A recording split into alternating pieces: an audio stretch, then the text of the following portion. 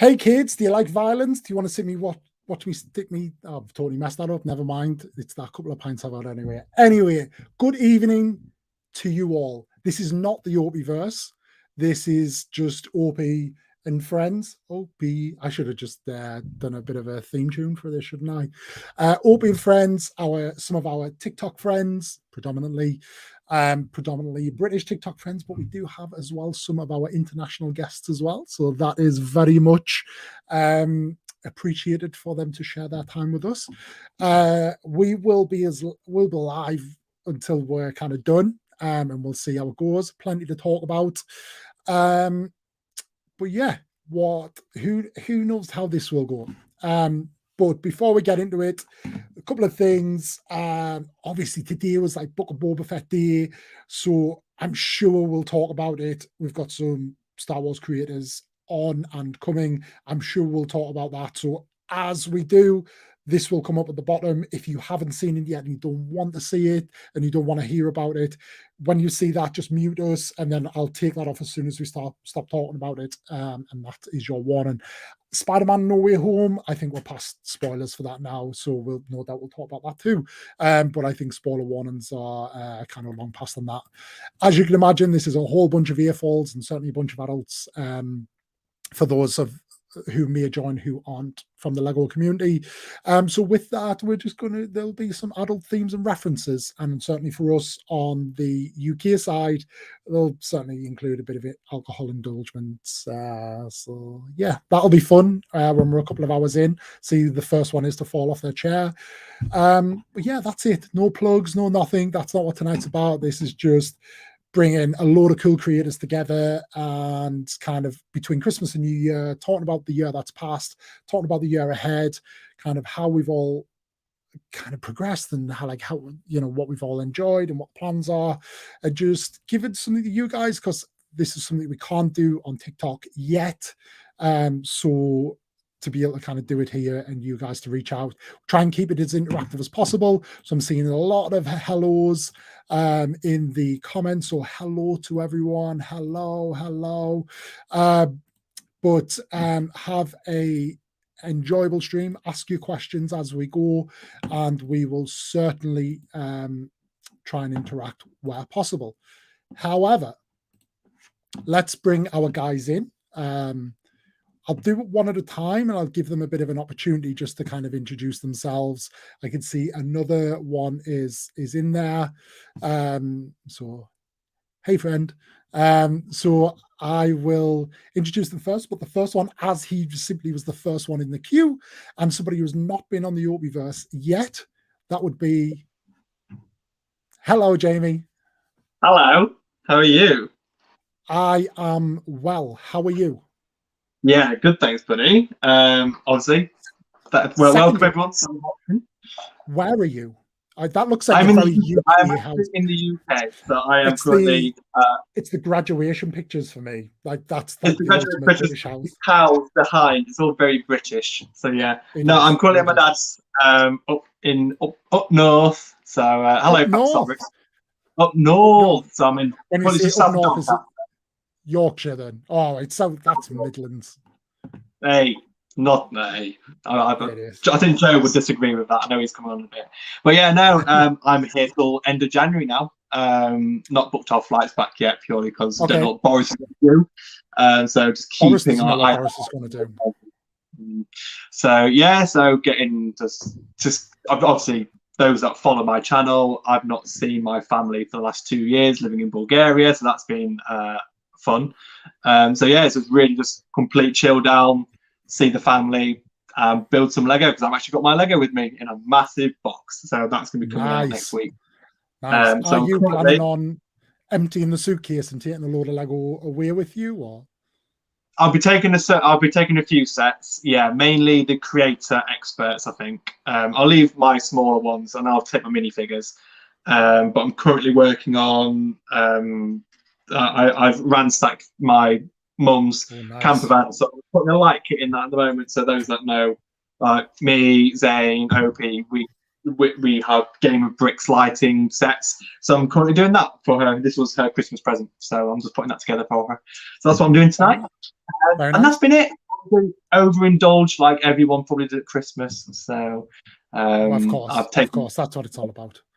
Are you currently on indulging the tonight? show. I will Sherry? be. I'm having a sherry tonight, so I need to go grab a glass once the other boys come in. So I'll grab a drink. But here's to you, Opie. Nice. Merry Christmas. And Merry Christmas to everyone in the chat as well. So. Merry Christmas, everybody in the chat. Yes, well, very nice indeed. Very nice indeed. Plenty of time to talk tonight. Next up, another non-Obiverse viewer, guest, is Mr. Mac Bricks himself. Mac, caught you off guard there. Hello, you're on mute. Good start. Oh, you're on mute there. I've got you. Hello. Yo. Hello. Yeah. Good evening. Definitely caught me off guard. Be prepared. Be prepared. How are you doing, mate? How's it going? I'm all right. Yeah, enjoying the holidays.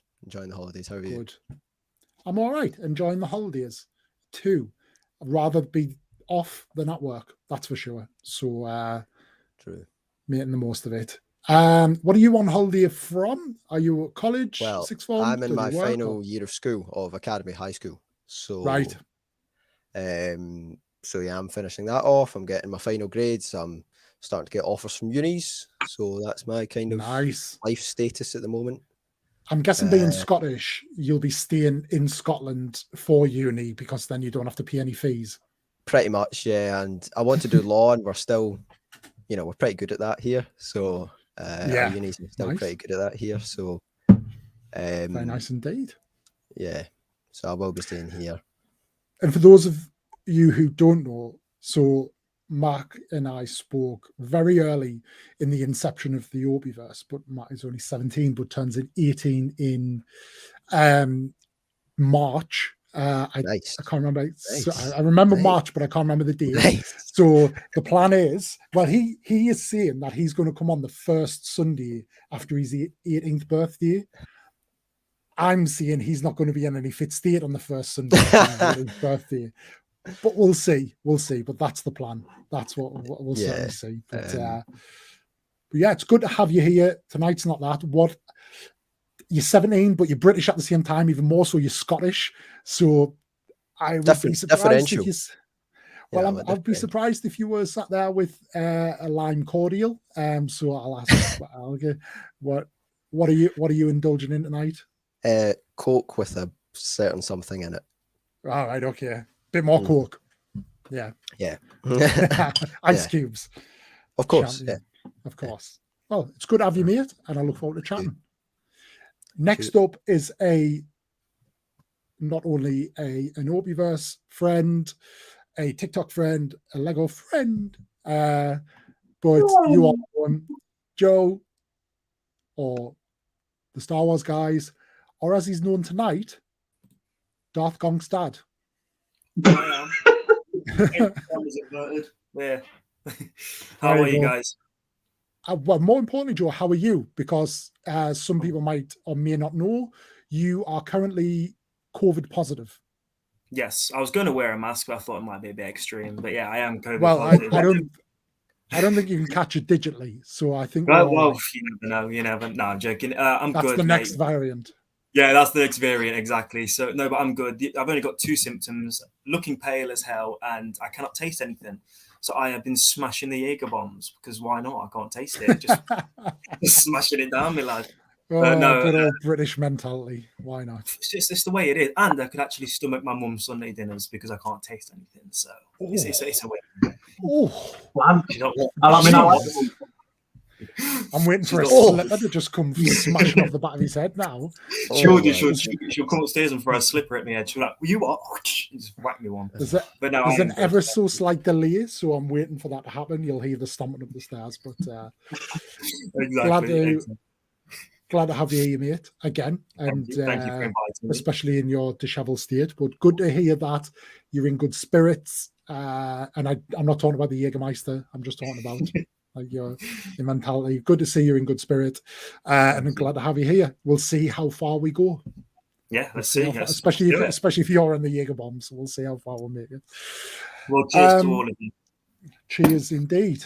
Next up, a very recent friend of the stream, a recent guest. I can see him currently now stuffing his face. Actually, so you're all going to see him stuffing his face with strawberry laces as well. We have Harvey or Darth Walker. Harvey, how are you, mate? I'm good. Well, actually, today wasn't great. Oh, everything right. It's not good. Got my club card vouchers. This is a very terrible story. This is the most British problem ever. Right. I go to Tesco to get the Guardians of the Galaxy game with my Tesco club card vouchers. Mm-hmm. It's out of stock. So decided to cut my losses, go and get a meal deal. Sandwich I wanted, out of stock. What's your sandwich choice from the meal deal? Well, I just really fancied a beef and red Leicester that today for some reason. Okay. Random, but that was the option. Yeah. Then I had a tin of my 2Ps. Went to go and change them at the machine. Machine full. Can't have any more change in it. So then I go to the bank, put my money in. Then I go to order the Boba Fett helmet, which has been in my basket. Go to checkout, out of stock. So I would have just went back to bed and woke up tomorrow and started it fresh. Sounds like by 12 o'clock the day was a write-off. Yeah. Well, I put some new shelves up and rearranged my stuff. So have Netflix been in touch for the rights to the story yet? Yeah. Yeah. Well, I don't think I'd sell to Netflix because they don't give you royalties on when you get the streams. Definitely right. Maybe if Warner Brothers reached out. That'd be good. Could see that. But I think it's fair to say then that can of Magners is a much needed and well deserved drink today. Yeah, it's all I've got. How many are you on? I don't buy drinks. Well, I've only had one so far, but I've got like 7 or something. Fair enough. This could get interesting. Jaeger bombs, mysterious Coke drinks, sherry. Coke with Pepsi. Oh, that's a dirty combination. Oh no, it is actually Pepsi. Sorry, yeah, it's not Coke. Sugar. Oof. Yeah. No, Pepsi's better though. So it is better. I agree. Right. Well, I'm going to take that as a cue to bring out our next guest because he is shaking his head profusely at this. But Mr. Block Studios, see what you've got to see. I'm gonna just take a sip of my beverage right here. Yeah, I'm feeling the same. I was biting my tongue. I was just like, see, I will drink Pepsi, no problem. But if I have a choice, I choose Coke. But my wife religiously will not touch Pepsi. Like if it's like Pepsi products, she will have water. Like she will not touch it. Is there a reason she's just not like it, or I don't know. I think she just doesn't like it, honestly, which is weird to me to hate something like that. Like honestly, it's not even really that different. One to me seems like a bit more acidic than the other, but that's kind of it for me, at least. I don't know. I just think it's funny. It is indeed. It's oh well, never mind. The Coke is better. Forget about that though. How are you, my good friend? How was your Christmas?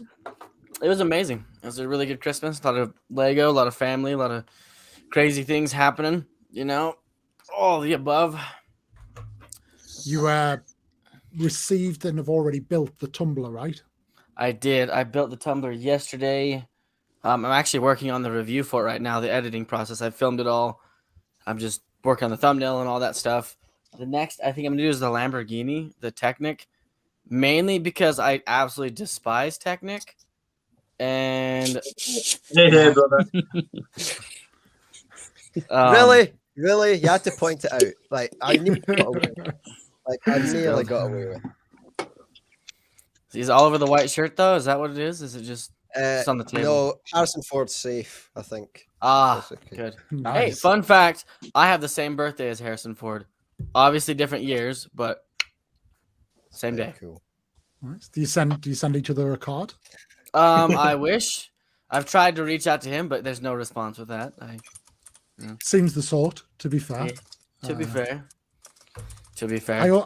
I also think if you send Harrison Ford a card, explaining you're sending a card because you share a birthday, offered your address for him to reciprocate if you wish, he would happily put your card up and just ignore you and wouldn't even acknowledge you publicly. He would just be like, thanks for the card, but what do you want? Yeah, what do you want? Like, I totally agree with you. He does seem like that kind of guy that's like, huh, interesting. Fair play to him. I suppose when you've had the career and the money he has, then why not? Why not? Yeah. But I appreciate you being here because I believe it is like middle of the day and you have to rush off at some point to go and pick your brother up from the airport. So always the issue we have with kind of cross-channel streams, but it is a pleasure to have you here. But because of that, that's why your Coke is 100% Coca-Cola, no added substances that you care to admit to. Yeah, I will not self-incriminate on live stream. Well, that makes a change because I remember the days of you terracing around the streets of Utah live streaming, and which ultimately got you banned. Yeah, I did. I got kicked a couple times. It's aggressive. It was good fun though. It was good. It was fun. We got breakfast. We drove. We got coffee. I mean, I did a whole bunch of burnouts in front of cars that were driving like jackasses. You know, I forget I can cuss on this stream too. I forget. Yeah. Speaking of which, our do you want to get it out now in the next 5 seconds before he's gonna lose his fucking mind as soon as he gets here? So with that, I introduce to you Mr. G-rated content himself. You may know him from Studbuds, along with Cian. You may know him from Instagram, but most likely you will know him from TikTok if you are part of the Lego TikTok community. Some might say he was the guiding light when it all began and kind of led us through the darkness, and we all emerged from his light. It's becoming quite sexual now, so I'll stop. But I give you Mr. Matt Mellish. Good evening, good afternoon, good sir. Good evening, good afternoon. What is up, gentlemen? And Zane, all I have to say is G-rated content. Oh, that's fucking rude. Opie, that was so poetic. Thank you for that. That's very kind of you to say. But I am just drinking Gatorade today. Not sharing any adult beverages. Normally, I don't do that online anyways, but well, that's fine though, because for you, I know again the issue you have is it's like 3 o'clock in the afternoon, and you don't want to waste your day. Right. It makes the day better. What are you talking about?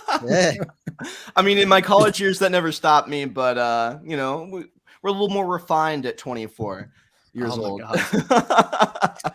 The difference is, Zane, he's not married yet, so he doesn't feel the need to drink midday. Yeah, I think I'm between the two of you. You're older than me, aren't you, Opie? I am. I think the only person that might, and I think we've had this conversation, but I think I'm still a little bit older than Jamie. Oh, see, but I've got more white in my beard than both of you, which is depressing. Are you 30 already, Luke? Am I 30? I'm 36. Oh, yeah, you're a lot older than me. All right, fuck you. So, out of curiosity. Bye, Matt. So I'm guessing you're 20. I'm guessing you're 29 or 30 now. Then 29. Let me guess. I'm going to guess. It's 36.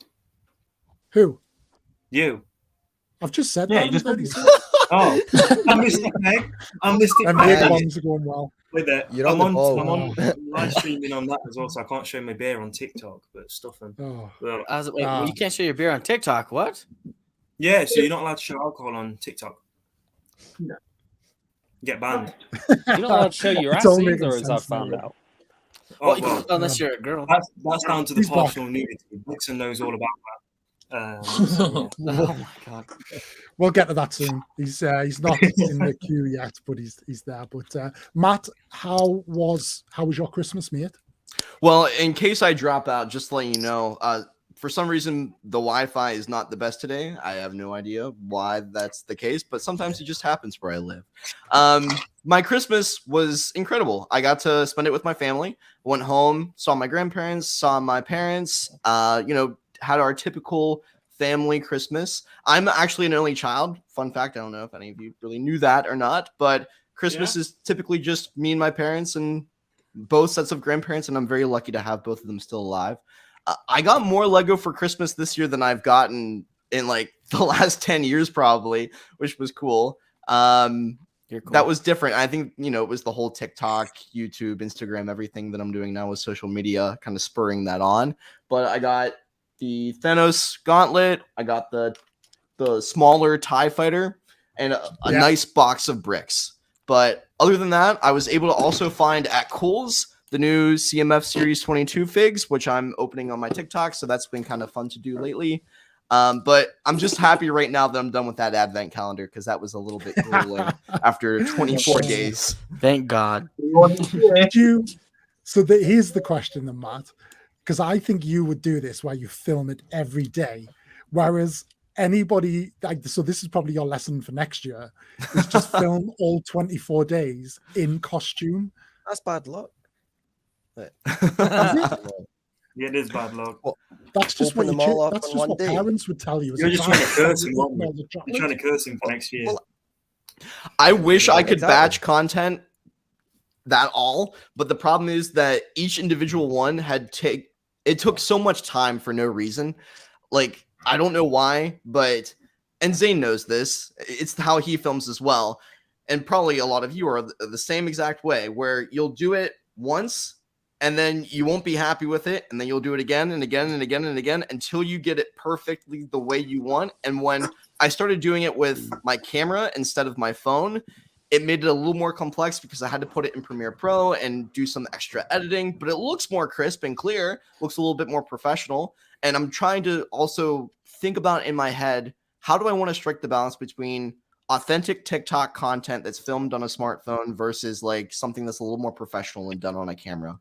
So like I've been kind of like in my own head thinking about how do I want to strike that balance. But right now, doing it with the camera takes a little bit more time. So that's why I can't necessarily like batch it all at once. Plus, like I have personal things going on in my life that I want to attend to as well.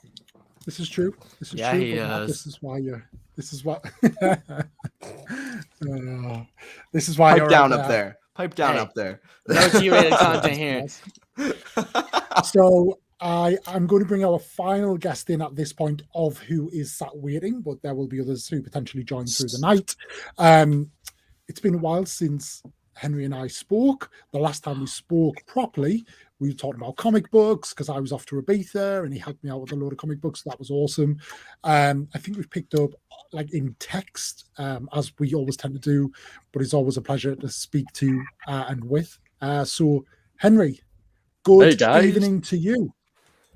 Good evening. How are we? I'm very well. I'm very well. It's Good. It's a bit of a other than our two American cousins here, who we will adopt, but it's a bit of a northern takeover here. Is it? Well, you've got Jamie. Where's everyone from? Just shy of Doncaster. Right. So Max up in Scotland. Harvey, where are you? That's just north. Grimsby, just north. Grimsby. I mean, Joe's Midlands. He's like Derby. I'm Nottingham. Nottingham. No. Definitely me. Nottingham. Don't ever say Derby again. Sorry. Don't tarnish my name with that brush. And then, so yeah, it's a bit of a northern takeover. Then Matt, are you classed as the North in America? I suppose you are for Yeah. Northeast. I'm from good old Pennsylvania, USA. Yeah. And then Zian, are you classed as the South or are you classed as the East? I'm a West. Southwest, more Western. More. Right. Go ahead. What I think was quite funny is, so you're like, I always associate Utah. You've got the Salt Flats.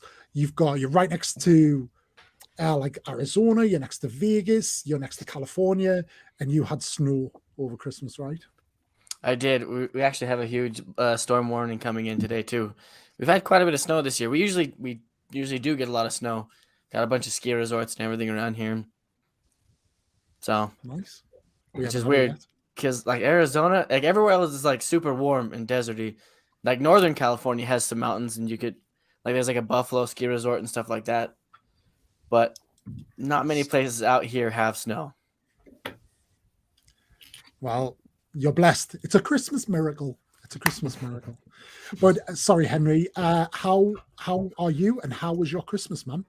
I'm good. I'm good. My Christmas was great. I got Lego for the first time in 3 years. In 3 years, I haven't got Lego, but I got the Home Alone house this year, and I am building it at the minute. And it's such a good set. It's such a good set to return on. I love Home Alone, so I'm loving that.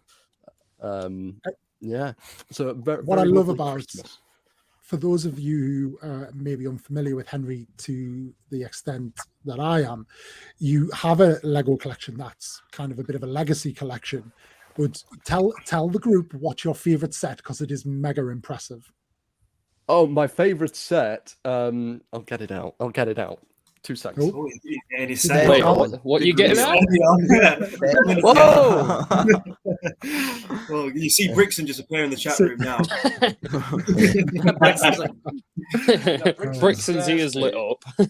Honestly, he's a mint. He really is. He's unreal. I swear, I'm not overcompensating. Wow. It's so big. Very thick too. I mean, why? I mean, That's me. That's my concept. That. So, Matt, are you a Lord of the Rings fan, Matt? I am, but I'm not super like knowledgeable about it, like as much as I am Star Wars or Marvel. I didn't grow up with Lord of the Rings. Same with Harry Potter, but it's been something that I've kind of gotten into later in life. I watched them all at once at a friend's house, a few years back. But it's just, Zane, are you okay? Dude, I have you have something to say? I have a Harry Potter wand that controls my TV. All right. How can you not be? See, I got it for Christmas.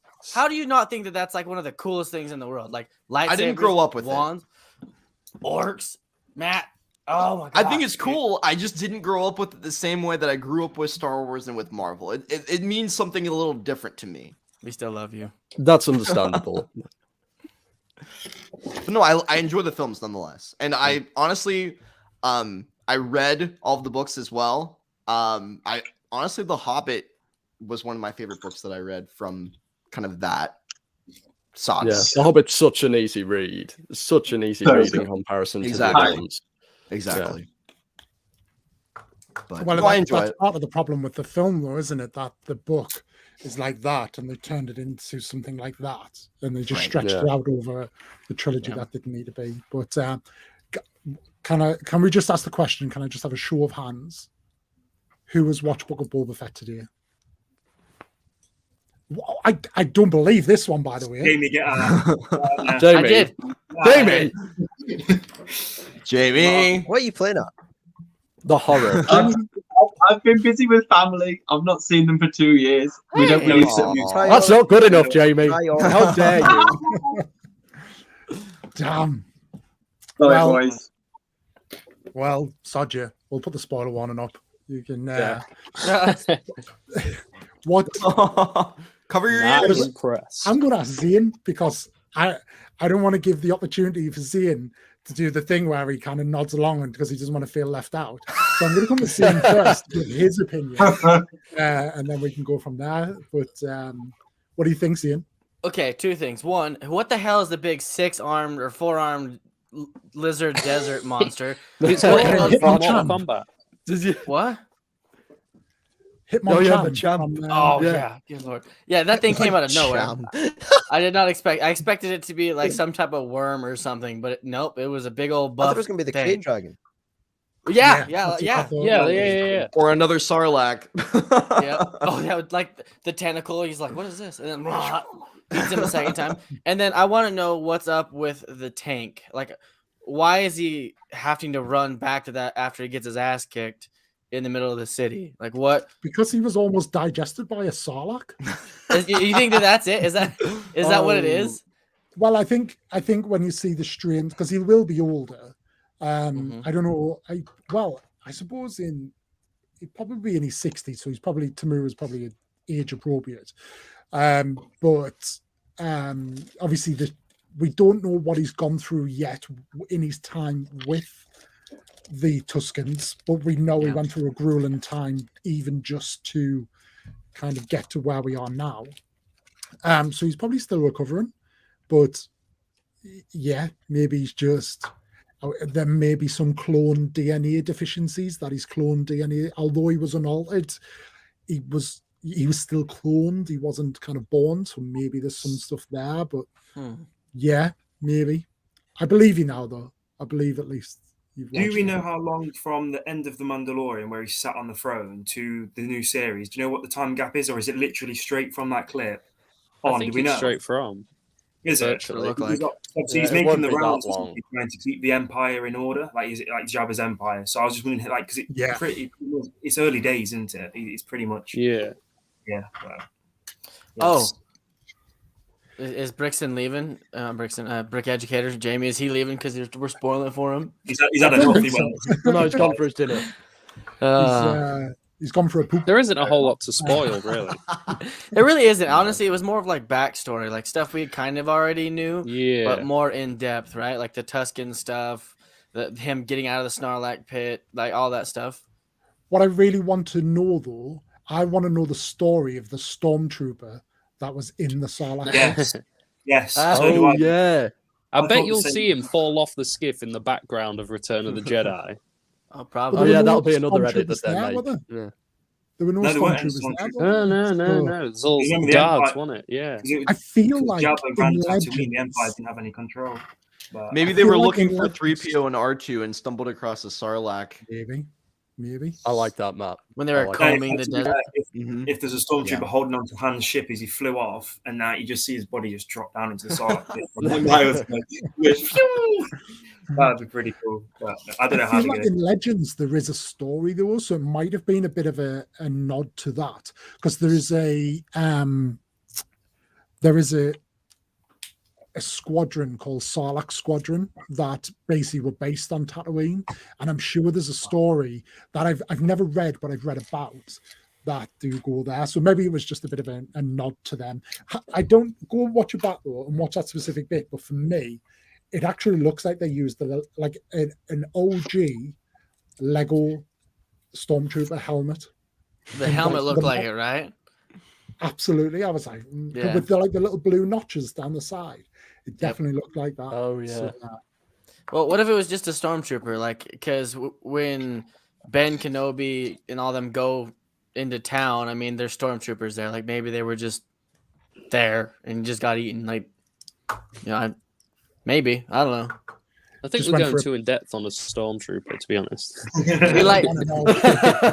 Some guy in the studio was like, "We've got a stormtrooper. Let's just call him Bob, and let's just shut him down." Yeah. Bob the stormtrooper. And that's the thing about Star Wars fans, right? We always want to know the story behind why something as minor to the overall picture as that is. We want to know why he's there. What is his name? Yeah. What is his number? Why is he there? It's a spin-off. Waited so long. It had 40 years to plan this, so why would they just randomly chuck a stormtrooper in? Like they've had literally 40. Is it 40 years? Yeah, I think it's about 40 years or something like that. Like they've had that long to plan that scene, and then it's a bit weird just chucking a random stormtrooper in. But we'll see. Well, someone who might have an answer is another one of our Star Wars informants, our next guest, who has literally just dropped into the lobby there, and I'll bring him in. It's Darth Veritas. Hey, hey guys. How are you? I'm doing good. How are you? We're all right. I'm sure you caught the back end of that, but we're just debating why there was a stormtrooper in the Sarlacc pit. If you have an answer. Intense debate. Your guess is as good as mine, really. I mean, oh well, you're no good. I want to know if he was able to take the oxygen thing from the stormtrooper. How come the stormtrooper was dead, but Boba wasn't? Oh, I didn't notice that. I don't know. He grabbed the hose and. Yeah, but just because he has oxygen in the vent doesn't mean that the guy's alive. I mean, Boba was knocked out for a while too. Hey, if we're gonna question why the hell a stormtrooper's in there, like a side piece, then like let's question everything. Whacked his head on the way in It's or not- something. Was he just asleep and Boba just fucked him up by pulling that thing out? Like he's like, hey, you'll wake up, maybe not. I don't know, but I'm taking Maybe he this. just had a heart attack or something. He just fell in. Ah. We noticed that the stormtrooper it wasn't even digested all that much, so we don't even know how long it was even in there. Plus, also, even if it was like if the stormtrooper had been dead for quite a long time, the oxygen isn't going anywhere, so the oxygen will just still remain in the tank, all for Boba to just go ahead and grab for his. What if he was looking for Vader? Because like Vader and Boba work together. Oh yeah, Ooh, that's a good one. We're just going to get a. This is so Finally, intense. Boba. This is insane. Rest of the entire- stream is just about This the is stormtrooper. unbelievable. The entire can't show, wait and for we're the stuck on the spin-off first of 5 this. minutes. Yeah. What are your opinions on CT 4673597442? To be fair, that was my favorite part of the episode. Like that first beginning Yeah. bit of him in the Sarlacc pit stealing that. That was my favorite part of it. Yeah, And I it's feel really like reminiscent way. the dream sequence was really good at straight away. It was just like boom, boom, boom. There's 3 questions that we all wanted answered, and they're answered. So then at that point, we're all able to just relax and be like, right, okay, let's see what it gives us, because now I'm interested in what I don't know. And I'd need to go back and rewatch the trailer, but I think we got about 50 to 60% of the trailer Definitely. footage, which I love that we've done that. So what a day. What do you Merry think about the mayor or whatever, his assistant dude that came by? Like he's like he kept doing that. I wanted Boba to just shoot the him. Like, audacity is what I shoot thought. him. Yeah. But this is the thing though, isn't it? Because this was my prediction beforehand, and I do think they're building Boba up to be the nice guy, to be the good guy. Yeah, he hesitated against that Tusken. Yeah. Didn't he? Yeah. They're doing that. Like they are making him the good guy. Are they doing that to kill him off and give him a hero's death? I genuinely believe that could I've heard happen. that. I've heard a lot of theories about that they're trying to give him a hero's death rather than him just falling into a Sarlacc pit. Well, exactly. People have said he signed up for more series, but the good thing with Tamura is he can probably play like any one of 200,000 characters and another million on the way. So, He is literally the most creative character ever. Like he's got so many opportunities. He must have woke up here when he found out his character was going to be a clone and be like, "I'm set for life." Like, can you come play Rex? I'm on my way. Can you come play Cody? Oh, I'm on my way. Like, you see, it's such a. It's you can get a fresh cut and play a completely different character. And he's got I wanna some see- turkey as well. He's skin down. If you've noticed, he's not as. Well, he's bald. yeah. Not as No, funky. His belly I is. really need to see him with that bleached blonde hair, though. His belly. Yeah. Stick a tattoo on his face. He's sorted. He's a different person. no, yeah, he done well. And I couldn't believe it, but I can never remember her name, but the woman who plays Fennec Shand. Like she's Ming-Na Wen. 58-year-old. Yeah. Really? Get out. What? Yeah, she Yeah. is incredible for her age. She's ace. She's stunning. Jesus. Everything she's What? in, she always remains completely active in. It's always something like Oh, whether it's doing yeah. her own stunt, she just remains constantly active. And I think that's just really contributing towards her youthfulness. She It's posted just her got... reaction to the episode on Instagram. Oh, really? Yeah. All right. Wow. No, it was good. Right. Our final kind of immediate guest is here. So I'll bring him in now and then we'll get going. I've never had 10 people on stream. I've never seen 10 people on stream before, so God knows how the layout's going to go. But Can you do 10 people? We look like the Brady Bunch right now, but 10 is the max. limit. 10's the limit, so we'll see. But, Try that tight fit, Opie, where they're tighter faces. Maybe it'll help. yeah, we'll get him in. We'll play around with it. Yeah. Do the If Harry not, I'll Potter just books and we're like, if it's rubbish, it's last one in, first one out. So we'll just kick him out anyway. But it's the regular viewers of the Opieverse, certainly the early viewers of the Opieverse will know him from there as my kind of right hand man, not like that. And if you do not, you will know him as the mayor of Brixtonville. maybe on Instagram, or just It's Brixton from TikTok. Ah, Mr. Brixton. Brixton. What do you Sorry, think? I'm late. I had some business to attend to. By the way, ooh. to further establish, so Darth Veritas, you're in the north as well, aren't you? I am. So are you York area? Just because I saw you were. Yeah, pretty much York, the outskirts of York, but York. Oh, same. Right. Hello. Hello. But Brixton's like just outside of London, so he's like the only southerner in here. So you're outnumbered. The north is taking over. The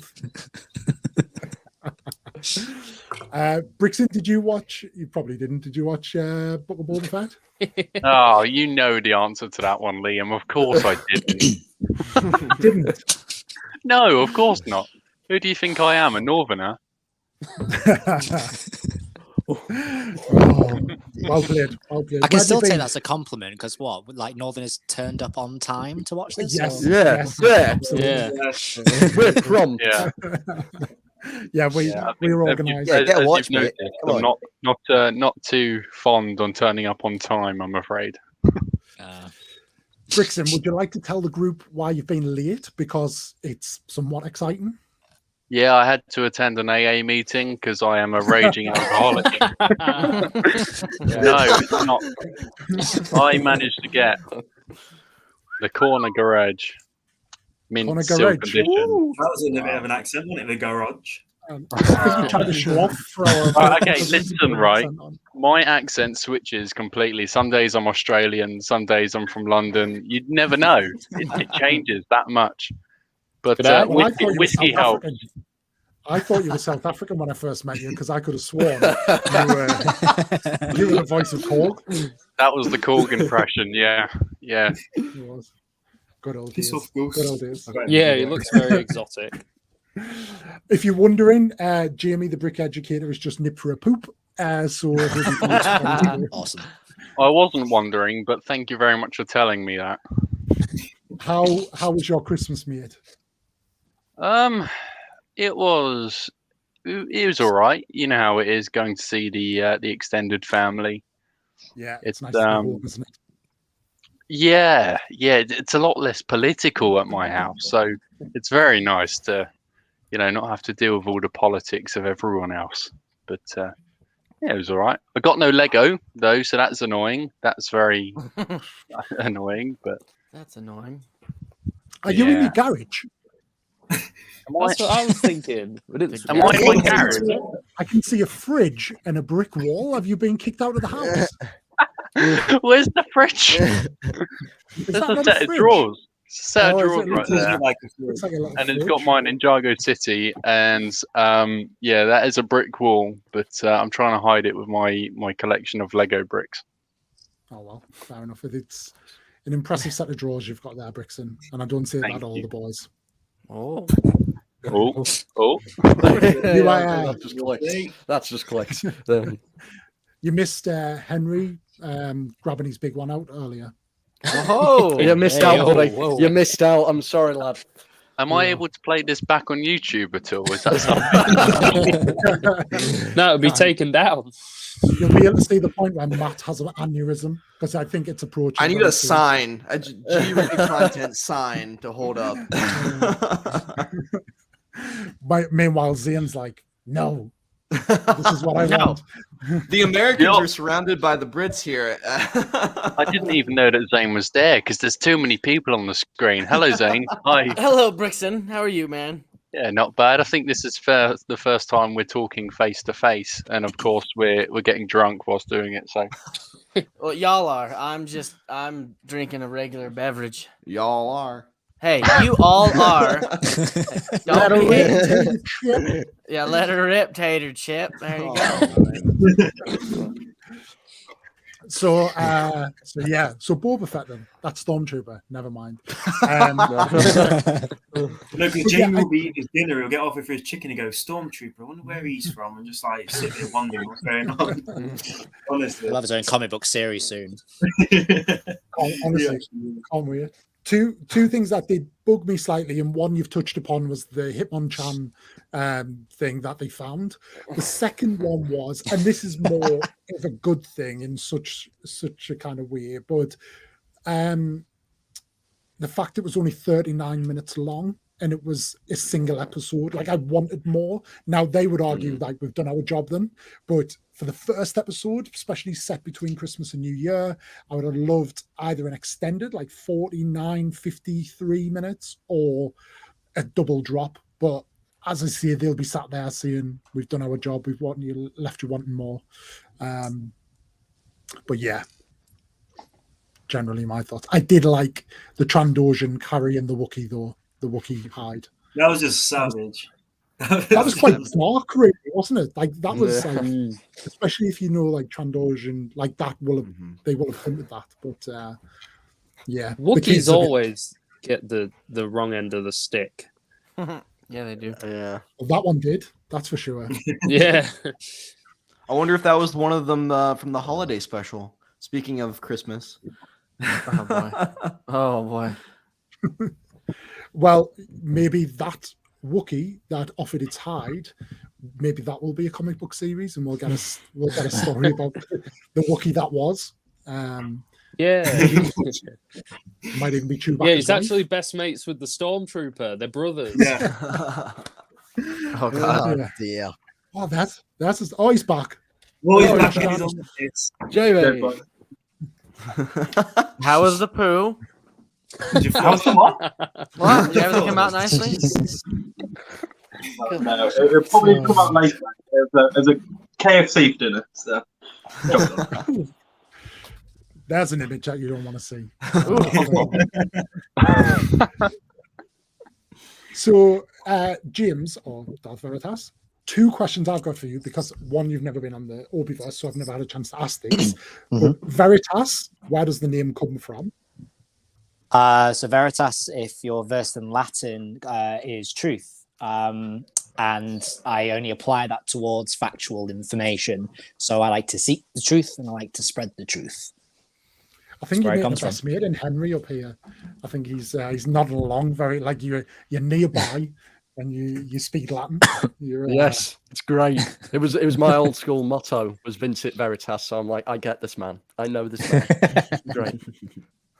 It is always impressive because I go into other people's lives and I'll just say hey, and it's astounding the amount of people when they see Darth Veritas and they go, oh, Dark Lord of Dark Lord of Truth. That's interesting. I'm just impressed that like there's so many people out there that just pick up on that instantly. So it's good. Yeah, Nice. I'm not one of those. I had no idea. no, I'm with you. I'm with you, uncultured. definitely. I don't know what they're on about. The second question is, I know you have a lightsaber because I think if not one of them, if not your best video, but certainly one of your best, you wield the lightsaber where you play as your daughter and the whole using that. I love that video. Yeah. But what merch are you into within the Star Wars world? And more predominantly, are you a Lego collector in any sense? So I'm very fish out of water. I'm not really a big fan of Lego. Dun,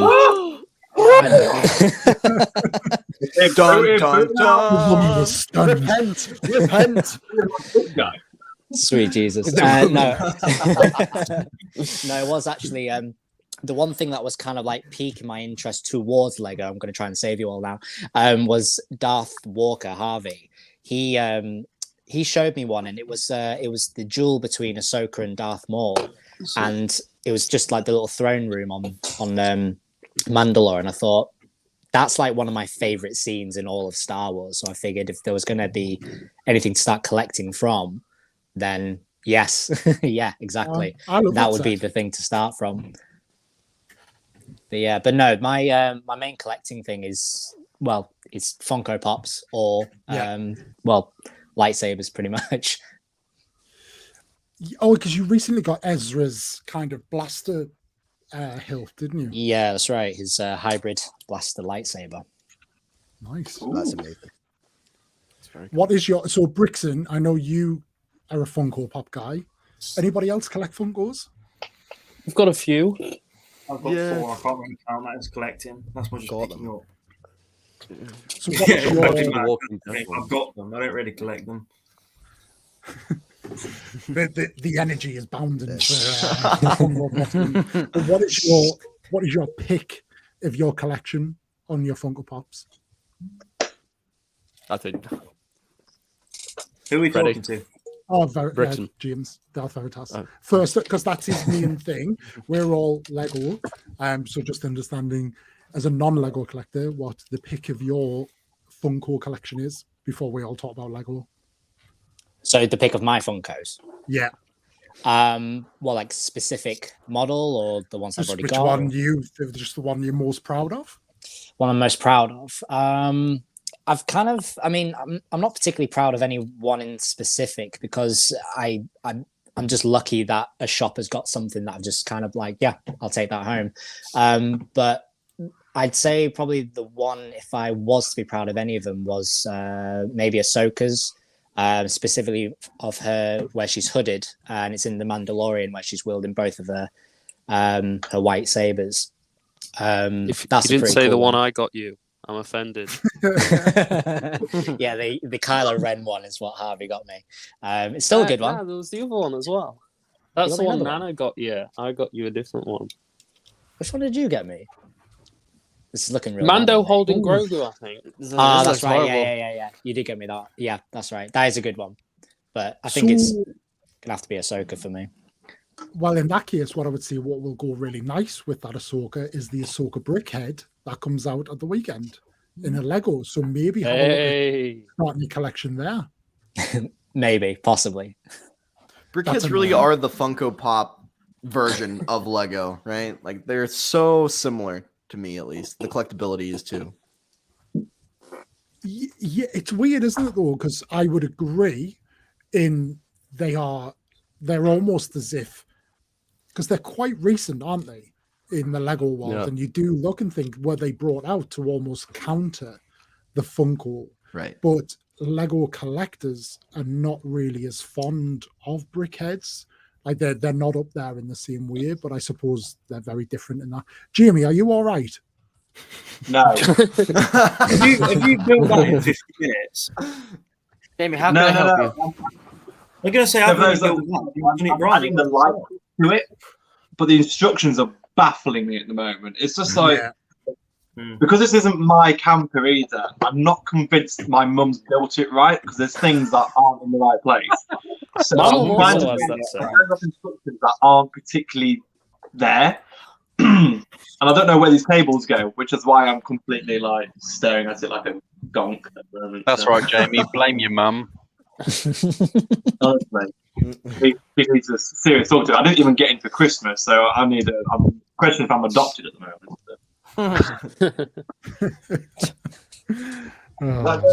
Oh, it goes.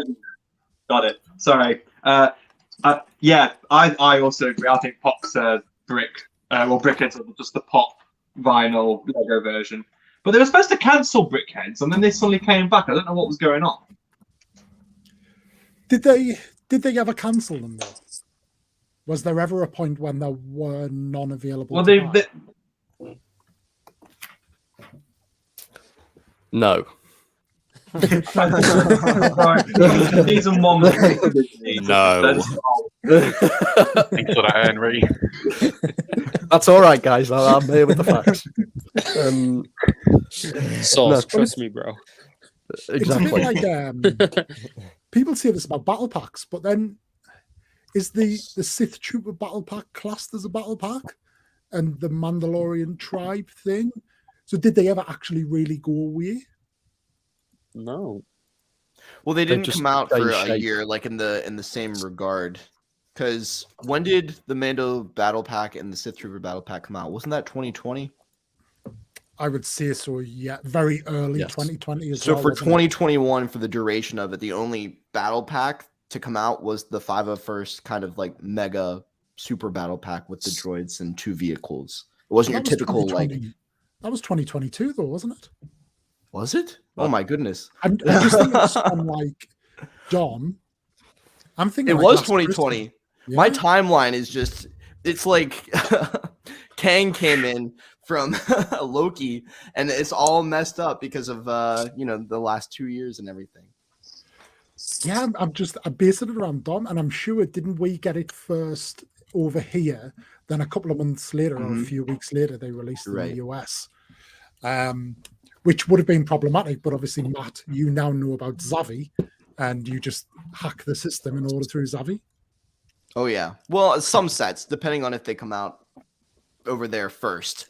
But yeah, I mean, like for the Benatar, the Guardians of the Galaxy Lego set ship, and the Endgame Final Battle, I was able to get those two months before they came out in the US because they came out in the UK prior to the release here. So it was nice to be able to get those and build them on a live stream and have everybody asking, where did you get those? Yeah, ultimate flex, but I would just cry thinking about all the points that I'd lost out on. Doing it that way, but yeah, I do that quite often, so never mind. Are you all right there, Brixton? Yeah, I just opened day 13 of my advent calendar because I've been so behind. I feel like Christmas is over, bud. I know. I just got I was so underwhelmed by the advent calendar this year that I just stopped doing it. You know, you can just open the side and just take the sleeve out and just that ruins if you wanted, you just tear it open. That ruins the fun. I've just Surely done day you've already 13. ruined the fun by opening door 13 on the 29th of December. Tomorrow I'm going to do day 14, okay? So where was the fun? You just said it's like, oh yeah, I'm not going to open it because it's like no longer fun. But you can take it out from the side. No, that's not fun. It's under the sauce. Well, today was a minifigure, so it was okay. But every other day, it's been a bloody buildable thing, and that's just crap. This is coming from somebody who's a city builder as well, so actually enjoys building. There's nothing wrong with that. Yeah. You mean you're not going to do that TikTok trend where you make the mini build and then you throw it across the room and it turns into the big build that crashes and you do a drop test basically of it all, one after another? Never, absolutely not. You know what I'm talking about? Matt, do you know how many sets I've already got to rebuild? I have a lot in my backlog as well. No, these are rebuild because I've dropped them. Oh. He also, whilst everybody was building over Christmas, Brixton was disassembling sets and putting them away. He is the Grinch of Lego TikTok. Wait, are you does anyone else here disassemble sets after they build it? Like store them in bags somewhere? No. I don't usually, but I just have no space for any other sets, so I'm having to disassemble them. Yep. Jamie. I'm going to the store today specifically to buy more shelves because things have progressively moved to the floor. And I don't like that. Tell them I'm in the chat and said hip. Tell us, Brixton. Hip. Guys, this guy's in the chat. Hi. Says hello. Sorry, no, he says hip. My bad. So before we jump on a level properly, Hip Hop Anonymous, now that we don't really know a lot, and it is because of a lot of the trailer footage has been taken, 5 episodes to go. Anybody want to make a bold prediction of how Book of Boba is going to go? He dies, episode 3. Rest is just the sidekick. Everyone dies. Stormtrooper takes over. It's flashbacks. Yeah. I don't care what happens. I want Mando to fly in. Even if it's for 10 seconds. I want Boba Fett in a fight, and Mando just comes in his jetpack and kicks ass. Even if he goes afterwards, I just want to see that. Yeah. I mean, like Boba don't exactly need a supporting role because he's a badass himself. But I just think it would be cool just for Boba to come in, for Mando to come in and just kick some ass. And then it'd be nice to see him without Grogu as well, because he's not babysitting. He can do what he wants. Zane, you turned into a cat. Hey, someone's work phone. I promise I'm not a cat. I don't know what I pulled a Jamie. Hold on. Oh no! Wow. I think by the end of Boba Fett, he will have kind of gained power of the crime syndicates around him that are kind of not trusting him the same way that they looked up to Jabba and feared him, but he's going to use his charisma and his warrior ways in a sense to kind of win them over and win their respect over. And then we'll get a call from Mando via a hologram saying, I'm reclaiming Mandalore and I need your help. And he brings all of his forces in to aid him in doing so. That would be sick.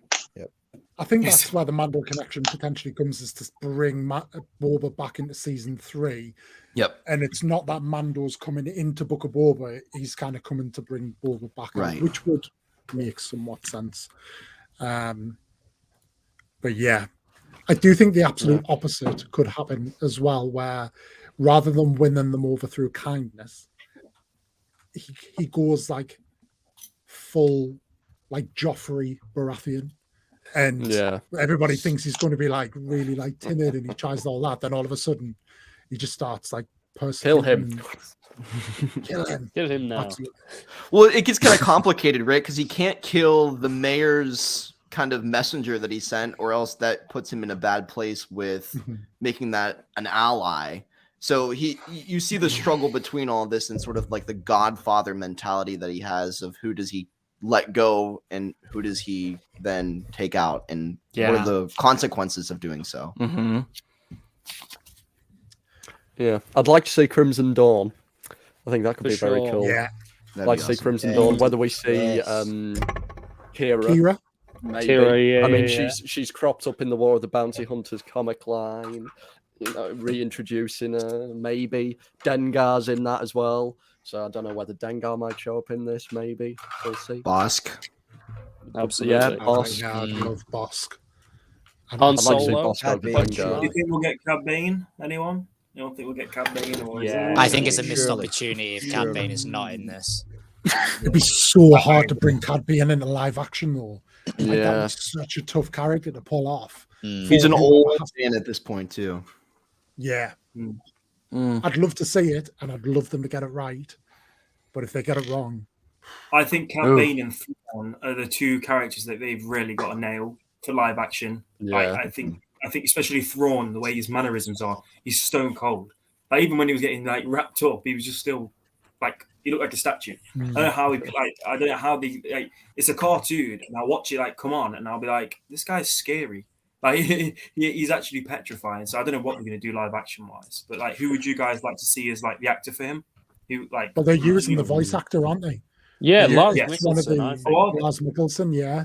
Yeah. So and he has a good physique for Thrawn as well. Yeah. And I think He'd have prosthetics anyway, so the face doesn't really matter too much, I think. yeah, I just think it's more his build, because Thrawn is quite slender, isn't he? So and His is cheeks too, are like so- that. Yeah. Like, Very gaunt. Yeah. But Helps if the skin is Yeah. blue. Benedict as well, but I Cumberbatch would don't be know. perfect. Yeah, because his face already looks like that.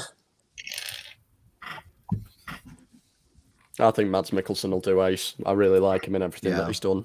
So Mads is Lars's brother, and I was Lars is gonna the say, voice actor for Thrawn. Zane, you So haven't Mads- seen Rebels, have you? Nope. Oh, you're not missing much. Oh, Oh, Yeah. shots yeah, fired, yeah, baby. What did Shots he fired. say? Mackle pie. Right, enough of that. So after Yeah. we talked about Thrawn, and I've the got some Bookfaster's kicking in now. There's only 3 good episodes of Rebels, and that's just Twilight of the Apprentice, and then the Tatooine one where Maul dies. Twin Clone Wars Sons. has to have an essential Twin series on Sons. Disney Twin Plus. Sons. Come at me, bro. Mac, Can you I'm kick in your it? Clone corner, Wars mate. has to have Rebels. an essential Opie, series on Disney are you gonna?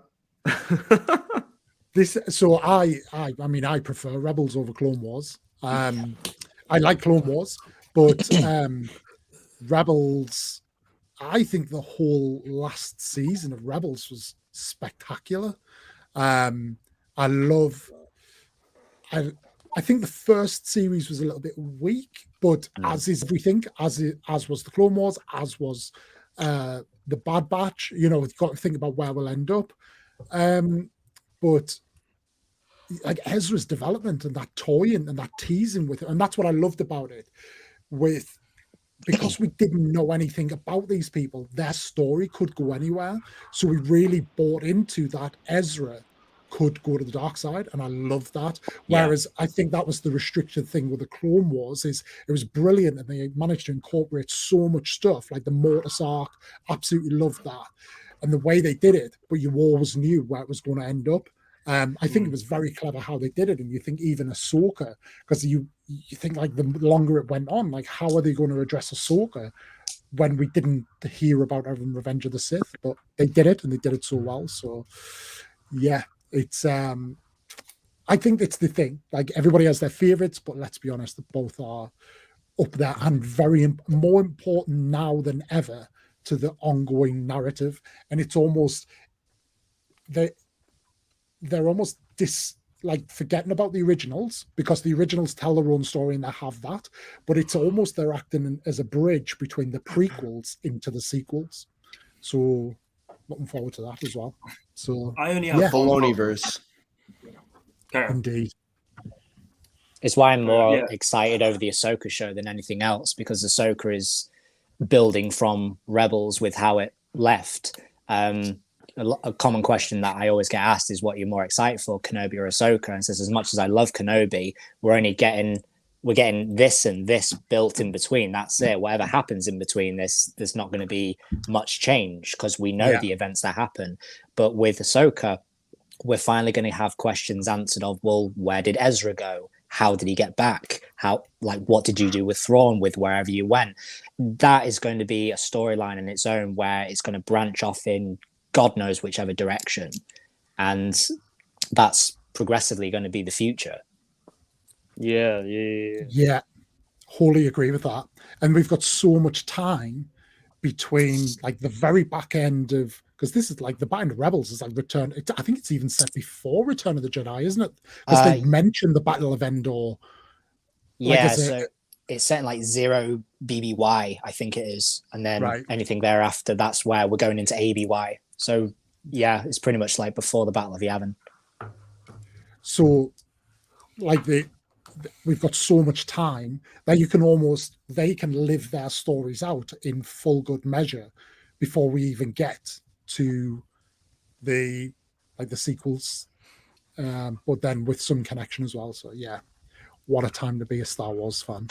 Disney killed Star Wars though, guys, as they see it. I think it's hard to say whether they did or they didn't, because we'll never know what Lucasfilm would have done. So you never know. Well, that's the thing. You can assume, but you never know. 20 years. So... I try not to think of that, and I always refer back to this. Like, as much as I love like the originals, I always have to remind myself that when George first wrote A New Hope, it was apparently terrible, and his wife rewrote it.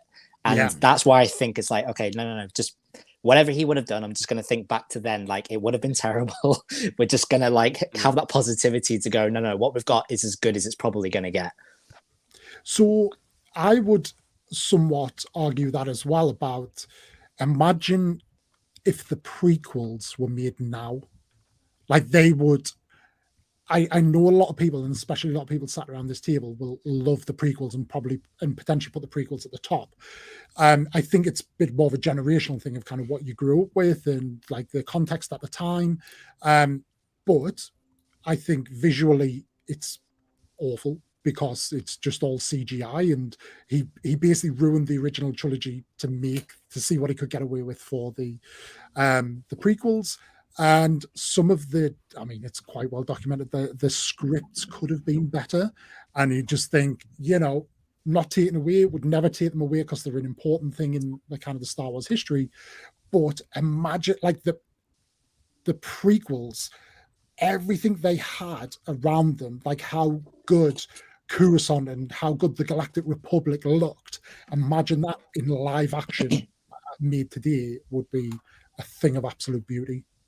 But they didn't know that, did they? They thought that CGI was the pinnacle and you couldn't get better than that. So yeah. Well, they pioneered it.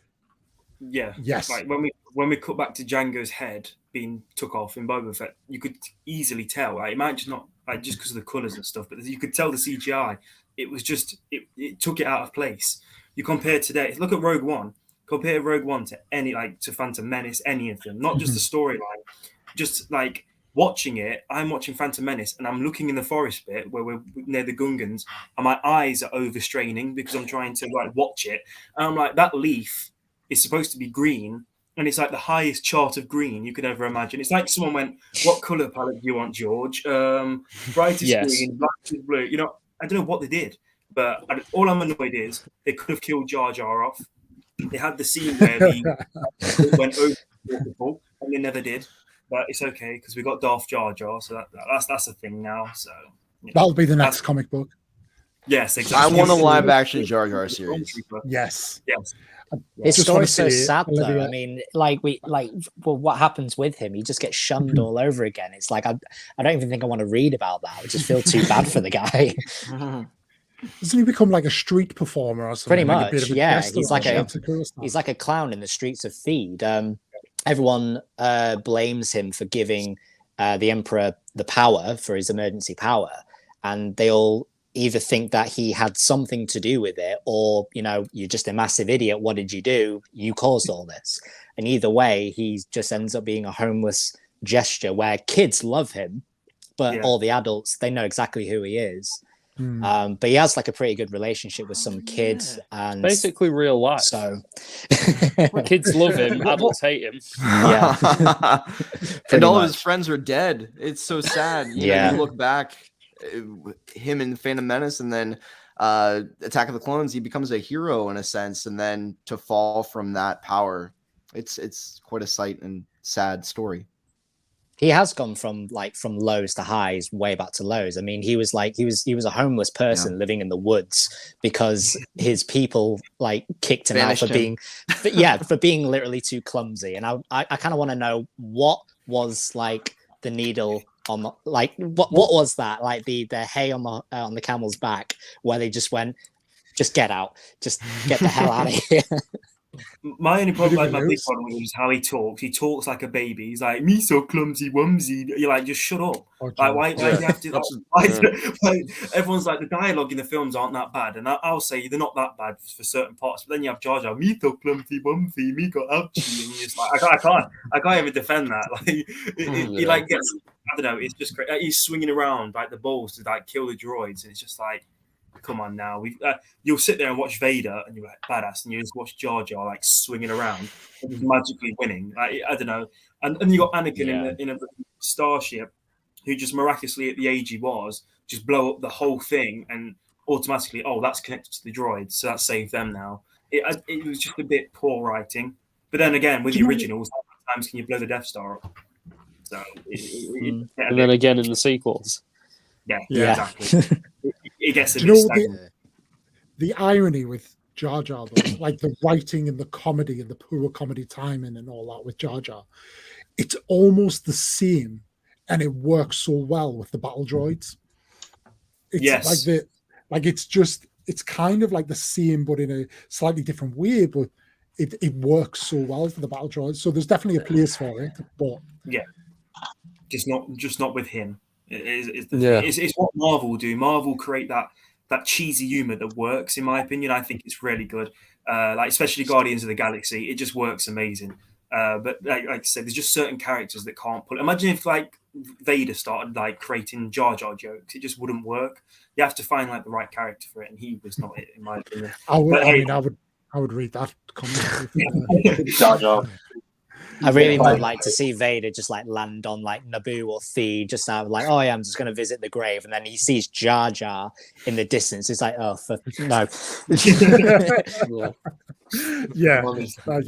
That would be fun. That would be fun indeed.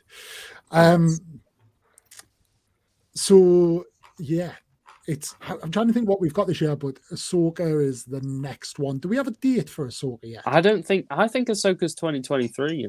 I thought it was 23. Yeah, Kenobi's the next one. Oh, sorry. I would say Kenobi, Bad Batch 2. Yeah, are the next ones. Yeah. Well, they've speculated Kenobi's in the second or third quarter. Yeah, so potentially May 4th, Kenobi. Yeah, pretty cool. That's what we're hoping for anyway. That's what they're speculating, but there's nothing confirmed. That's just what they're going for with May 4th.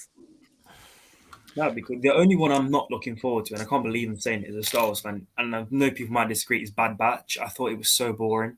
I literally, it's the only Star Wars thing apart from Visions that I had to force myself to watch. I was like, I need to watch it because it does somewhat go towards a storyline, but I just thought it was mid. I completely agree. Went to a better stage now.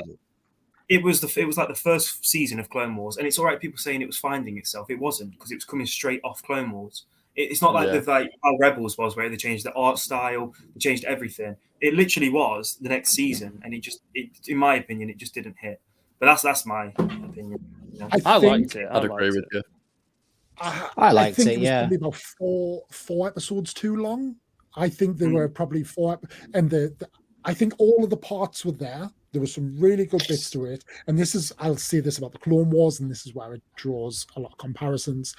I think the biggest letdown for me was that it just didn't tell the story of all of the characters, and that's what Rebels does very well, is it breaks the characters off into different relationship groups and lets them build their own dynamics, whereas they didn't do that. They just focused on Hunter, Omega, a bit of Wrecker, and then Echo basically saying, yes, I'm Echo, when somebody has to Echo. Well, I thought it was text obvious. just non-existent.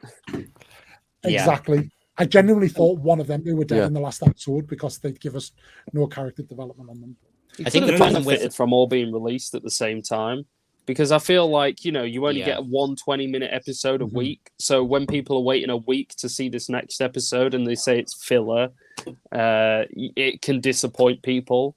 Whereas like Clone Wars, I'm sure there aren't many people who would watch Clone Wars as it was coming out back in the day. And I'm sure if people watch Clone Wars as it was coming out back in the day, they'll probably feel the same for the most part. But because we're used to Mandalorian with an hour a week with insane story progression in each episode, people treat the Bad Batch differently because it doesn't have that, because it's only 20-minute cartoon each week. I think the thing is with the thing is with Clone Wars is that it's anthology. So even if you've got, I don't know how many episodes are on Clone Wars season, 20 episodes or whatever, if there isn't really filler, because each story arc is like 2-3 episodes long. So you watch them 2-3 episodes and then it's done, on to the next one. Whereas with Bad Batch, you get, I'll be honest, I remember the first 2 episodes of Bad Batch and the last one. Everything else just kind of merges together, and I don't think as well. I don't know. The thing is with Bad Batch is that Crosshair was good. The development with Crosshair was great, but all of the good development things could have happened in a much shorter space of time, and that's why you start feeling lethargic with it, because you're just not getting anywhere. I agree with most of these points, if not all, but I think the one I agree with most is Harvey, is that if they had been just a big drop on the day, you wouldn't even think about those bad episodes because you would have moved so quickly. Nobody would have been talking about those bad episodes. It was a bit like Visions. You had some people, does Jamie just not want to be here? I mean, he's rage quitting with that camper van. But I think with Visions, there were people who just didn't like it and openly say, I didn't like it. There were then people who enjoy it, but and I was one of these, I enjoyed like 3 or 4 of the episodes. The others I didn't enjoy, but that's fine. I just put them aside, and then you talk about the stuff you really enjoyed. Now, obviously, it's a bit of a different example because they were so disconnected one to the next, but I think that would have happened if they dropped Bad Batch as a whole. But it was probably the biggest thing they'd had in quite a while, considering it had been like 6 months since Mando season 2. And I think that's the point. Get Star Wars to a point of what Marvel is at now, where you have kind of monthly releases. Although we're not getting anything Marvel till Multiverse of Madness, right? I think when you look at the Bad Batch, though, they didn't really say where they wanted to go with it. I mean, if they were going to say to us all, this is a limited series, like this is all we're going to get of it, then yeah, rightfully so, we're going to feel disappointed with, the final episode as such. But because we now know that they're actually progressing the Bad Batch further, I can now look back at that and go, even though there were filler episodes, it now makes sense that there were filler episodes because they're extending it. They're probably going to try and keep this going for quite a while. But the only bad thing about that is you need to kind of keep the audience engaged. And I think if they told us from the beginning, actually, we kind of would like to go like maybe 4 seasons in, maybe 5 seasons in. So if I knew that from the get-go, I'd be all like, yeah, sure, we got a crappy filler episode where nothing happened, but I know I'm going to get 5 seasons worth of stuff, so I'm good to go with that. Yeah, I feel like you can't say I was bored during any episodes of The Bad Batch. I feel like at the very least it entertained me for 23 minutes. Well, Clone Wars had its fair share of filler that everybody just forgets about over time because there were so many seasons of Clone Wars and so many good arcs. I mean, we had the droid arcs. We had one droid thing every season that were like, or a Senate episode, which as I've grown older, I've appreciated more and more. But there's something for everybody in the Clone Wars, and it's that anthology series like you were talking about. Bad Batch has filler, but it also has good stuff. That first episode blew me away. I enjoyed the last one. The Ryloth stuff was great. Like, it has good highs, and I think over time the rest will just fall to the bottom. Yeah, and I totally agree with that. And Rebels is the prime example of that. Yep. People reference, okay, first series wasn't great, and I think that's the thing. But I do think potentially Bad Batch Series 1 was better than the first series of Rebels, but you just have all the rest of Rebels to think about, and the Ryloth arc. But it had so much more to build upon as well. And I am excited for where it goes, and we'll see. But yeah, we'll see. Are you all right there, Zian? I am. Conscious that you have not. What have you seen of the animated series? As far as like Bad Batch and Clone Wars and all that stuff? Clone Wars, Rebels, yeah. I've watched everything but Rebels. Honestly, after growing up on the originals and the prequels, it took a lot for me to step past the live action to the animation. And have you guys ever seen the original Clone Wars Cartoon Network? It's amazing. like I saw brilliant. That is so good. It was horrible, but looking past just the animation style and actually paying attention to the storyline, I finally was able to get into the Clone Wars, and I wanted to see Bad Batch, so I had to watch the Clone Wars for Bad Batch because I wanted to be able to understand it. But then I finally get used to the animation style, and then here comes Rebels, and it's changed again. So I hear great things about it. I really do. It's hard for me to wrap my head around. Like the gun, the blaster, lightsaber thing. I get it's cool, but at the same time, it's like kind of weird for me. I feel like people are a bit like, yeah, it's a cool concept, but I think the fact that it doesn't stick around probably serves it well. And then it just becomes like a cool nostalgic piece. That's kind of what I think, like a one-time thing. But I think for you, though, seeing like you used to the prequels and certainly the originals, Rebels, well done, GME. It feels like that's been quite that's well earned. Woo! I'm so proud of you, Jamie. Yeah. I don't know why it's got flashing lights. I don't like that, and I'll say that in the review. It's like That's a hippie weird. van, There's a hippie van. They're having a rave. There's some weird stuff about it.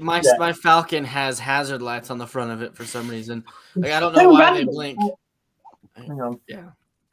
There's the blue flashing lights where there's no flashing lights, and then the Volkswagen thing glows red like Rudolph. It's a police van. That's why it's flashing blue. It is a police hippie van. Maybe it's supposed to be in the blinkers. Also, the battery pack's not working. Oh, I'm done. There you go. We've got him back. But yes, Zian, I would say for somebody who's a fan of the originals and the prequels, it's a great connection between the Clone Wars because it advances Ahsoka's story. But then it's really built around the Rebel Alliance. It's it introduces Princess Leia. And then you get teasers of others as well. So, and if nothing else, you need to see Maul's arc come to fruition. Yeah, that's. I've seen. I've seen the clip where Opie Wan kills Maul again. Like they do. Spoiler alert. Oh, okay. It's been out for a long time. If you haven't seen it, it's kind of like me. It's your own fault. Like I've seen that I've watched the videos about how Obi-Wan like changes his fight style in a bit, to kind of throw Maul off. And so I've seen like that's interesting, but again, it's just my own personal hill I have to get over. The animation, it's like it is hard. See that fighting style then helps with the fight with Vader. You know, like later on, like you can't expect him to be doing this with Maul if later on with Vader he just like that and he just gives himself like that. So it kind of like works in sync with it. But yeah, it is a bit strange because I thought that I was like, so we built this massive tension up. He's finally gone Kenobi. He's found him and he just got clapped. Like I was like, huh? I was like, is that it? And then I realized I was like, okay, maybe it makes more sense because he got to like have like some reconcile with him just before he passed, if you know what I mean, because he was talking to him, his arms and stuff. It wasn't just like, oh, your head's getting chopped off, you're done. Like it's like how they did with Django. It was just like, yeah, it's the perfect amount of time between them, I think, because I mean, if it was going to be elongated into this really long drawn out fight, I'd be all like, yeah, it's going to be awesome, don't get me wrong, but I think for the arc of storytelling, especially when we're looking at someone like Maul, he is obsessing and over finding him, and when he finds him, it's over just like that. Because even though he's been planning and he's been preparing for all this stuff, it's still his arrogance that's getting in the way. He's looking at his stance, like you pointed out before, and he says, well, I'm gonna pose like Qui-Gon, and his arrogance is like, well, I've done this, I got this in this, it's easy. And then he just ends it all just like that, all because of all through that obsession he's overlooking a very simple strategic move, and I just think it's beautifully done. He's blinded by his selfishness because Obi-Wan also has, you know, all this baggage with Satine and what's happened in his past, losing Qui-Gon to Maul as well. And he's let go of it all. And that's also what is able to give him the clarity to see past his own selfishness, something Maul cannot face, and to win super quickly. So does it give a good arc to Maul? Because I always felt like Maul had he was just taken out way too fast. Absolutely. He was an amazing character. It's under the sauce. It's under the sauce. It's from Chicago. Have you guys ever watched the like the documentaries and stuff about Maul, like how they came up with him, how his horns were supposed to be feathers, and like all this stuff? Like there's just so much behind Maul, and then episode 1, they just kill him. You're just like, what? Well, they cut him in half. Obviously, they kill him now, but I mean, growing up and you watch that, and you're just like, what? He's not the bad guy? So I don't know. I hope. Is that why they tried to make him like he came back, didn't actually die? Yeah, it's great. It's perfect. It's a perfect ending. It's a really good fight. Well, it's not even a fight. It's perfect. Maul is considered one of the best Star Wars characters for a reason. Yeah, that's one thing I won't knock Rebels for, is the Maul stuff, because I think it's done perfectly.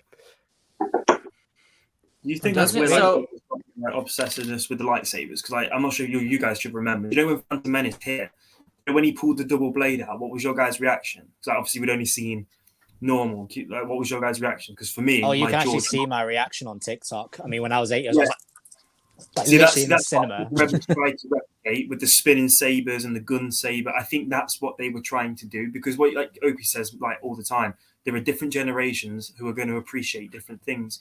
So for them, it won't be Maul whipping out the double saber to go, oh, that's all right, we've already seen a flying saber that was 20 times better, in their opinion. So I think that's flying saber.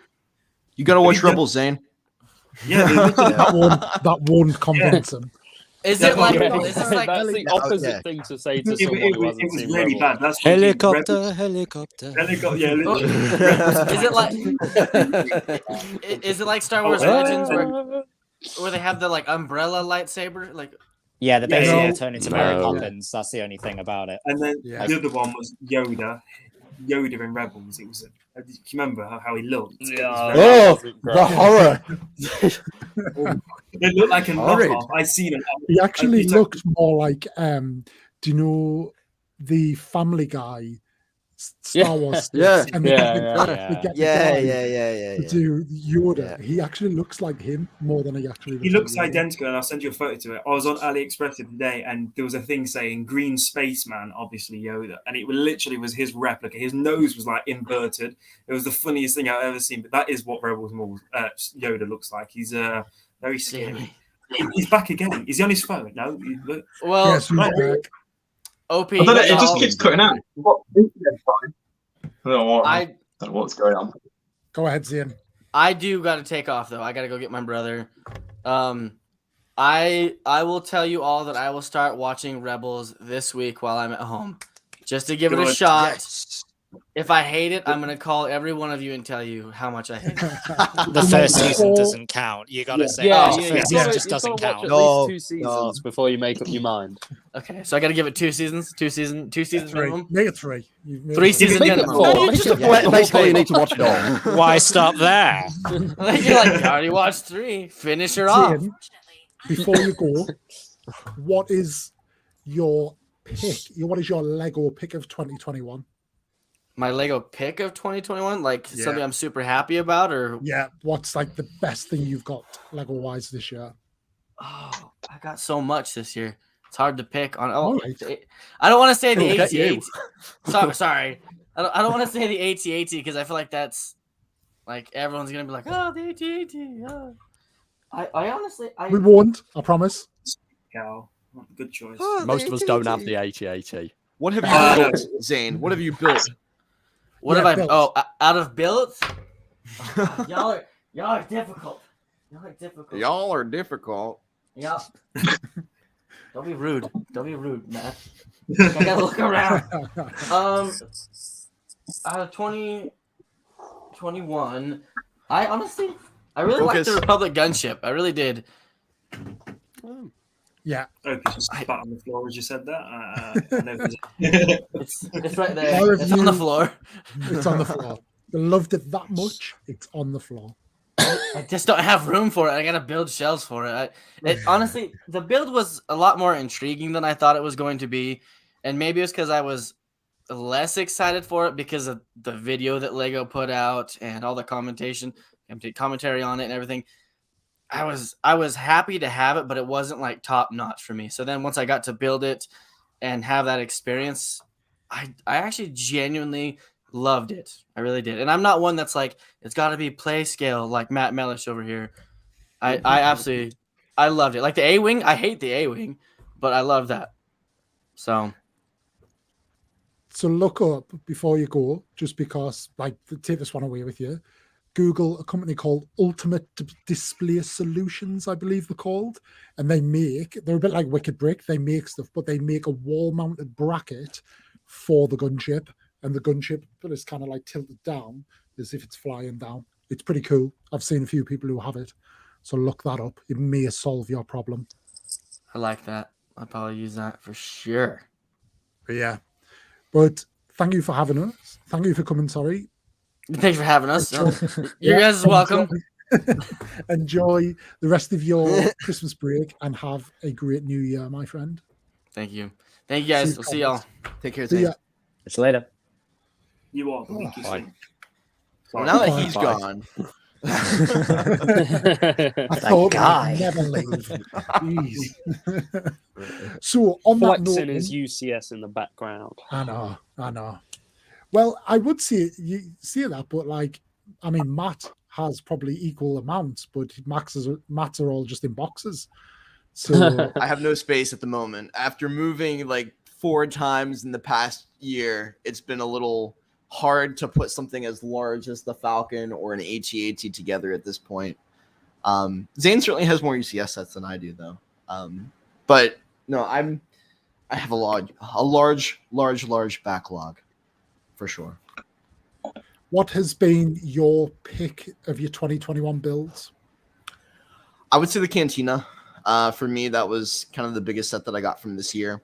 I really did also like the Benatar Guardians of the Galaxy ship. Like, that one surprised me for only 150 or so. I forget exactly how much it was, but it's a really solid build and it has a nice stand that comes with the set.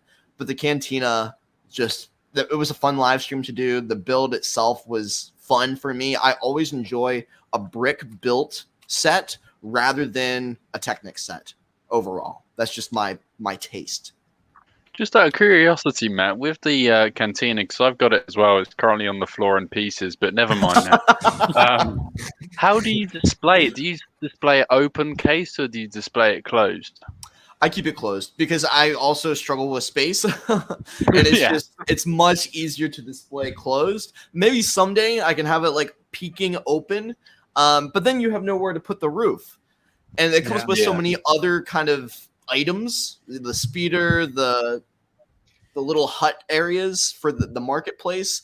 It's like I kind of want them contained, and I want to create my Tatooine scene. And then if I'm going to show it to someone, then I can take it off the shelf and open it up and kind of show it off to them. But no, it's sitting here all closed up on the shelf.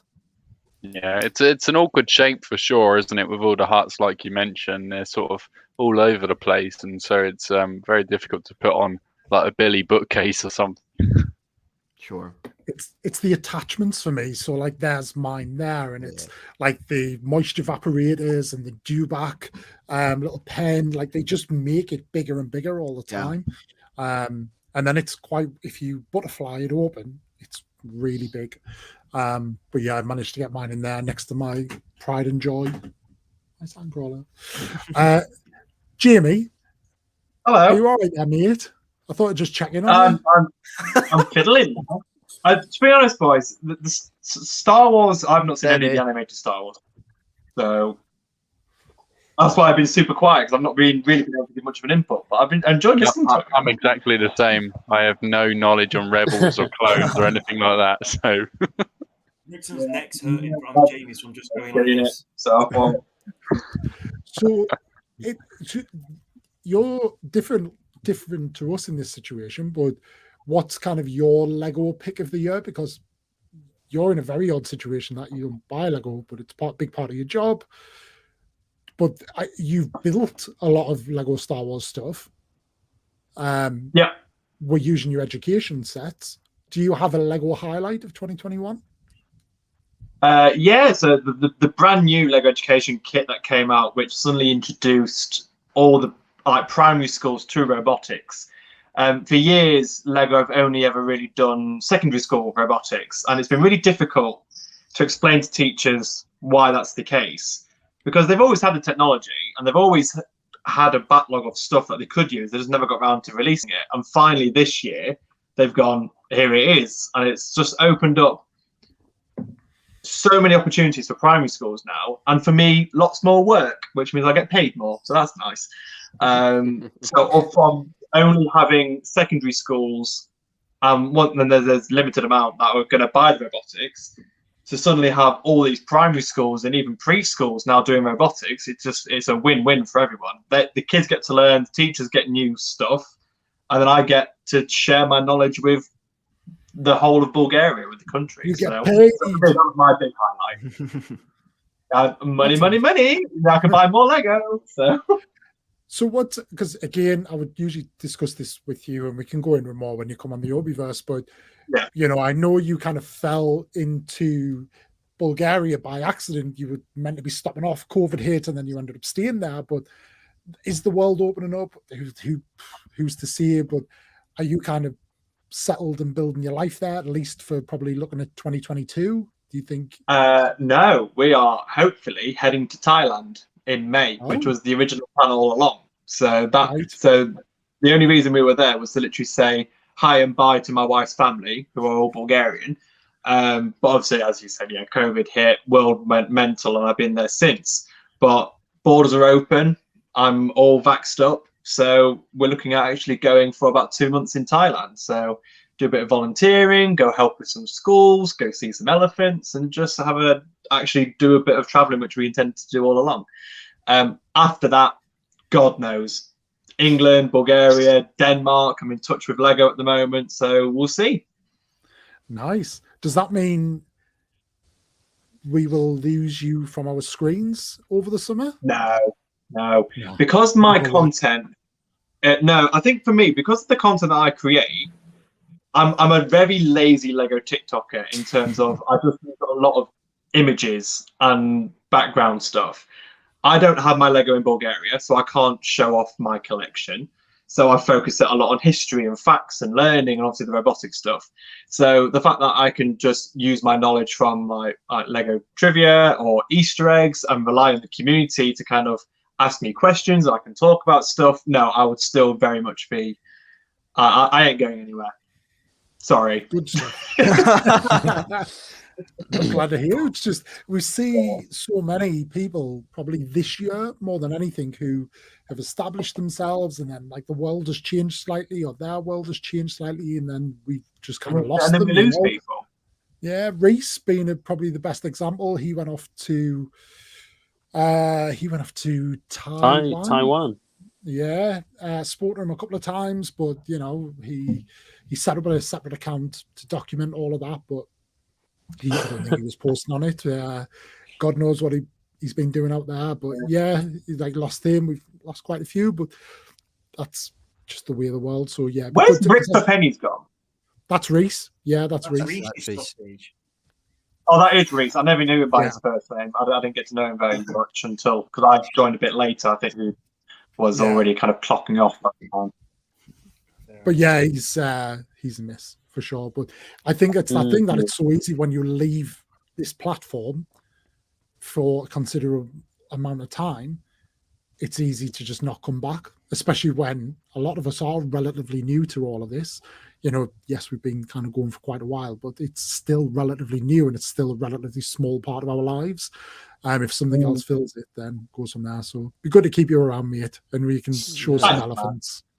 And then you can do a robotic elephant out of Lego. No, have you not seen it?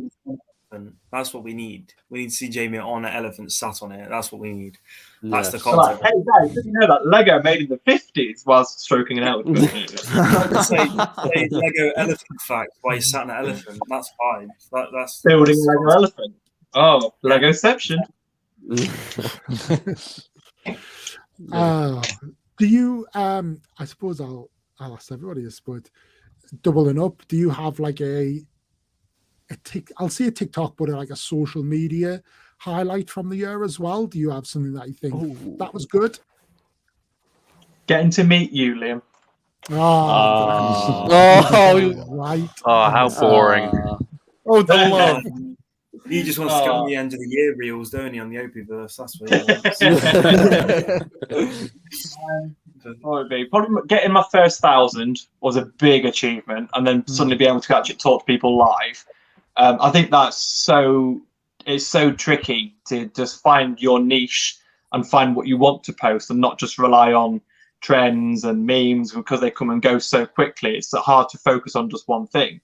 So being able just to talk about, like, I know, apologies everyone for spamming your comments by tagging me in the video, sending you videos. I know early days I was very guilty for it. But it's just how you kind of get your name out there. And yeah, getting the first 1,000 and then 50, then obviously 100K last month. It's been an absolute whirlwind. And I can put it down to certain factors of that stop animation video that I shared. Fully hands up, did not know it was going to go viral. I didn't consider people wouldn't check the comments since I tagged the creators in that. I got a lot of following from people thinking that I created it. I put my hands well into the air, made many, many videos saying it's not my video. I apologize for any confusion. And I still feel guilty for it because there's amazing creators like you guys that are still waiting for like this thing. I was very lucky with that and learned from it very hard. Like after I posted that it went viral, I was a couple of days away from deleting my account altogether and just calling it a day. Be like, these aren't genuine followers. I feel really bad for it. I then put a friend's only video out there saying, I was basically asking, what should I do? So number one was I took the video down, deleted all the analytics from it as well. So that's when it all went a bit pear-shaped. But then people stuck around and I used that to my advantage to then just hopefully teach new people and teach people that I found the account through that video. So yeah, I think that was probably my biggest thing was, building the audience, but then also having a massive learning journey through that and knowing how TikTok is a bit of a cruel mistress sometimes, and people don't always take things at face value. So yeah, that would be mine. That's a good way of putting it. Yeah, she is a cruel mistress indeed. Yeah, but we like them cruel. That's how we like our mistresses. So. But yeah, never mind. But yeah, I think it's one of them, isn't it? It's just like it is what it is, and it just like you kind of look at. You've moved on, and to be honest, it did catapult you a hell of a way, but you've continued to catapult onwards from there, regardless of that. So, like, you're not kind of where you are today just because of that video. Yes, it gave you a bit of a leg up at a certain point. It tore you down a little bit when you deleted it all, and it messed with, because I think it was Matt that was saying you should never delete a kind of a video that's going. No. It'll just mess you up. But you know, you've continued to build, and obviously the big thing for you is, as you see, those 1,000 followers, because your lives are just a big part of kind of who you are and what you do. Brixton's Brixton's gone. He's done him with the stuff The flag's amazing. Jamie, that wasn't your video. Brixton's done. Yeah, Jamie, if I may, quickly, I don't want to sound like I'm sucking up to you out. But I will say, I didn't follow you because of this new stop motion video. I hadn't a clue what you're on about, if I'm honest. No. Yeah, just a real sound bloke. And that's why people follow you. Like, you've obviously never had spam in your comments. I'll have like 15 messages. I'm like, oh, this will be great. Oh, no, it's Jamie. I think Victor needs the crown, because I met Jamie through Victor. I woke up one day, I had 26 messages from Victor Briggs. Brick Educator, Joe, follow him. Brick Educator. I'm not sure. In fact, we need Victor in the comments one day, because I'm assuming everyone here knows who he is. Surely, I'm surprised surely he's not. Yeah, him and Spawn are just they're just always here. Victor what? Victor Briggs. Hang on, I think I do know this fella. Maybe. Was my very first mod, and he was, and then after that, his goal in life, I think, was become the mod for every Lego TikToker. He lost his shit when he became Epic Bricks' mod, and I think then he stopped at that point. He's like Thanos. He completed the gauntlet. He was just like, I'm done. I'm the only rest. Yeah, I don't know where he's gone. I don't know if he's I spoke to him the other day. Was here on one. Yeah. So, and just going back to your question, Opie, about your favorite video moment. I'm just going to end my TikTok live, because what I'm about to speak about got a video banned. So let me just end that quickly. Right. Oh, God, so my video, and most of you will probably know it. Did anyone? It's going to be quite rude, so I'll just say it aloud. Did anyone see the video where I got Grogu's knob out? Like, no. Did you see it? Yeah. I don't think so. I wasn't expecting that, if I'm honest, buddy. Is there not one of your pinned ones still? Yeah, it's my pinned video. So I literally got. Grogu hasn't got genitals, right? But I made a video where he basically got his knob out, got taken down, and I had to message TikTok saying it's been reported for nudity. I said the man hasn't got genitals. I said it's just a toy, and then I was literally having a one-on-one conversation with a person saying, "Is like there was like, but it's nudity. You lifted the robe off." I went, "But he hasn't got any balls. How's it nudity?" Is he classed as a minor or not? So would the FBI get 44-year-old? The Grogu's in my sister's room, because I just banished it because we kept getting me banned. Sorry. This is your video highlight of TikTok. This is like your highlight of the year. As part of the year. Well, it got so many views. It got so many views. It was my first ever viral video. It got 44,000 views, and all I thought was, I was in bed one day and thought, you know what would be funny? If I just get Grogu's knob out. Yeah, you know what would be funny? Let me just whip it. Listen, the lads will fucking love this. The lads will love this one. Exactly. So he's so he's got like a robe. It's the sideshow one, so it's quite detailed. And I was like, it would be quite funny. And I did it, and it got taken down. Like I said, I was arguing. Was it a cucumber? No, I was going to do a cucumber, but then I thought it might be. It was Yoda minifig. The most best is I put an 18+ sign over where his balls would be. But for about a split second, it comes off, and you just see I can't even explain what he looks like. You have to watch the What, video. He sorry? looks like a green chicken. He looks like a green chicken underneath, and I put like an 18 plus It comes size. up. That's what she said. Yeah, exactly. But yeah, So that's just- my highlights. It was my first viral video. Grogu got his knob out, and I got a video banned and reinstated in the same day. Boom. That's my So claim. just so you know, Hey, Joe, good on you. you've Can't just fault you. you've just, if there was ever a chance of you going on Stud Buds, that's probably done now. There's a reason why I ended the TikTok live, because at least with YouTube they're a bit more. But if I'd have said that on there, I'd have been banned before I even finished the word knob. Honestly, it just Joe, you're my hero. You're my hero, Joe. honestly, this isn't just a plug either. Go watch the video and you tell me I if it's will. worth getting banned for nudity, because he just looks I'll like go a watch chicken. He's got no genitalia and it's smooth. It's just smooth. But that's my Okay. All right. That's enough Oh of my Grogu's God. knowledge Thank now. you for the That's graphic enough. detail. I can't wait to crop this section, make a short out of it, and post it as a TikTok. So next year it's going to go Stormtrooper from the Sarlacc comic. Then it's going to go Grogu nudity comic, I'm guessing, because they're going to use that idea. They've got to. But yeah, no. But next person, go on, please. Is it like where you open Horror. the comic book up Grogu and like, hub. big like Yeah, poster we falls get a out of pop-out Grogu one. just like posing? We'll get a pop-out book. You open it and boom, you got a cucumber in your face. But, yeah. If you call him It's, by his like Disney name, isn't that the child's knob? That's a bit. Oh yeah. Oh, Whoa.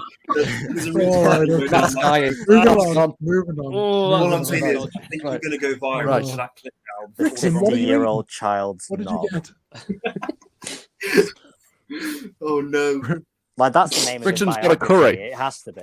Yes, Rickson got an Rickson's- Is that a curry? yes, Bryn. Aye, Brixton. aye.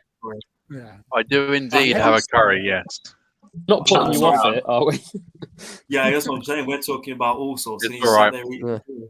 Yeah. God I've heard bless him. I'm worse, intrigued. Joe. What has been your highlight of 2021? Oh, me? Henry. No, I we'll was let you going eat to your say, curry. I'm going to continue eating. Okay. This curry. Okay. I've got two. One of them. So easily one of the highlights of doing TikTok is like meeting people who obviously watch your videos. Girls in Right, so nightclubs. yeah. Well, I don't know if you guys have heard about this. Mr. Loverboy. Yeah. Yeah. Well, I went to Comic-Con. All right, and No, you we kind haven't of heard about expect- this. No, all right. So I went to Comic-Con, met loads of people. It was great. The best fan, it's so weird. The best interaction that I've had with someone who watches my videos is I was on a date in York with this girl who hadn't a clue about my TikTok. Didn't know. So I'm walking through town and I'm just chatting to this girl. And this lass steps out of the street and it's like, oh, excuse me. Are you the guy from TikTok? I'm thinking, get in there, in class. Are you the guy from TikTok? Yeah, I am. Can I get a picture with you? I'm like, get in, yes. And this girl who I'm with's just there like, Gushing. what is this? So, take the picture. Oh, great to see you, whatever. And she's like, what the hell was that? And she was like, I just said, well, I do all right on TikTok. I do okay on I'm TikTok. famous. So that was probably my favorite like interaction with someone who watches my videos. But no, I think TikTok was a weird one for me because I kind of just did it as a bit of a laugh, as we all kind of do. And then, I was going through a bit of a rough time. Things started doing okay. I thought, well, I'm enjoying this. Like, might as well crack on. So I do, and it's just been lovely because I don't know if any of you, I know a couple of you will follow me, but all of my videos, I kind of pride myself on being very me as such. Like, I don't use sounds, or I don't. Well, I rarely use sounds or anything like that. I just kind of talk about my passions, and I don't know. It's been lovely to have people accept that, and big me up about it, and it's done wonders for me to know that you can be yourself and just and that be good and accepted and make people happy. And that's the reason why I keep doing it, is because I seem to have a constant stream of people who I recognize now in my comments, you know, asking how I'm doing and how, you know, I just, it's great. It's just such a lovely community, and I'm lucky in that I've avoided most of negativity. Most of the negativity. It's nice. It's a lovely place to be, and it's great that I've been able to connect with people like you guys, because, and I don't know, that's another one to highlight, isn't it? I mean, you guys are all over the world and all over the UK, and I wouldn't have met you otherwise. And it's nice. It's nice. It's very nice. You know, Henry, when I first found you, because he was up a ladder in your window. He's frozen. He can't reply now. He can't reply. That's it. But I think Brixton found me before and then told you. Opie. Yeah, he did. Yeah, he did. Because when we first started the Opieverse, I'm not trying to brag, but I found him before all of you. So when did you find me? I found you like months. You was on like he brought the ladder. Ish, but unlike Brixton, I weren't in up a ladder. I was just watching you on TikTok. You weren't looking for thirst traps or anything. His face says, that's how he was looking at you. See, that is the exact reaction when he sees He's literally looking up here. He's literally looking at you like. You've missed. Sorry, but this is the best impression of Drax I've ever seen. Oh, he's gone. Is what's he called? Brixton's got like an obsession with the Drax and humanity. You see his last post or whatever it was with a Funko Pop. That like you would start recording the box saying, "Who likes my new Drax Drax Funko Pop?" Just it does, yeah. And it was just, I was just like, and it took, because I'm not like a Marvel fan. Like I understand Marvel. I was sat there like, there's nothing in the box. I was like, what is he on about? I realized it's about Drax. I was like, I feel like an idiot.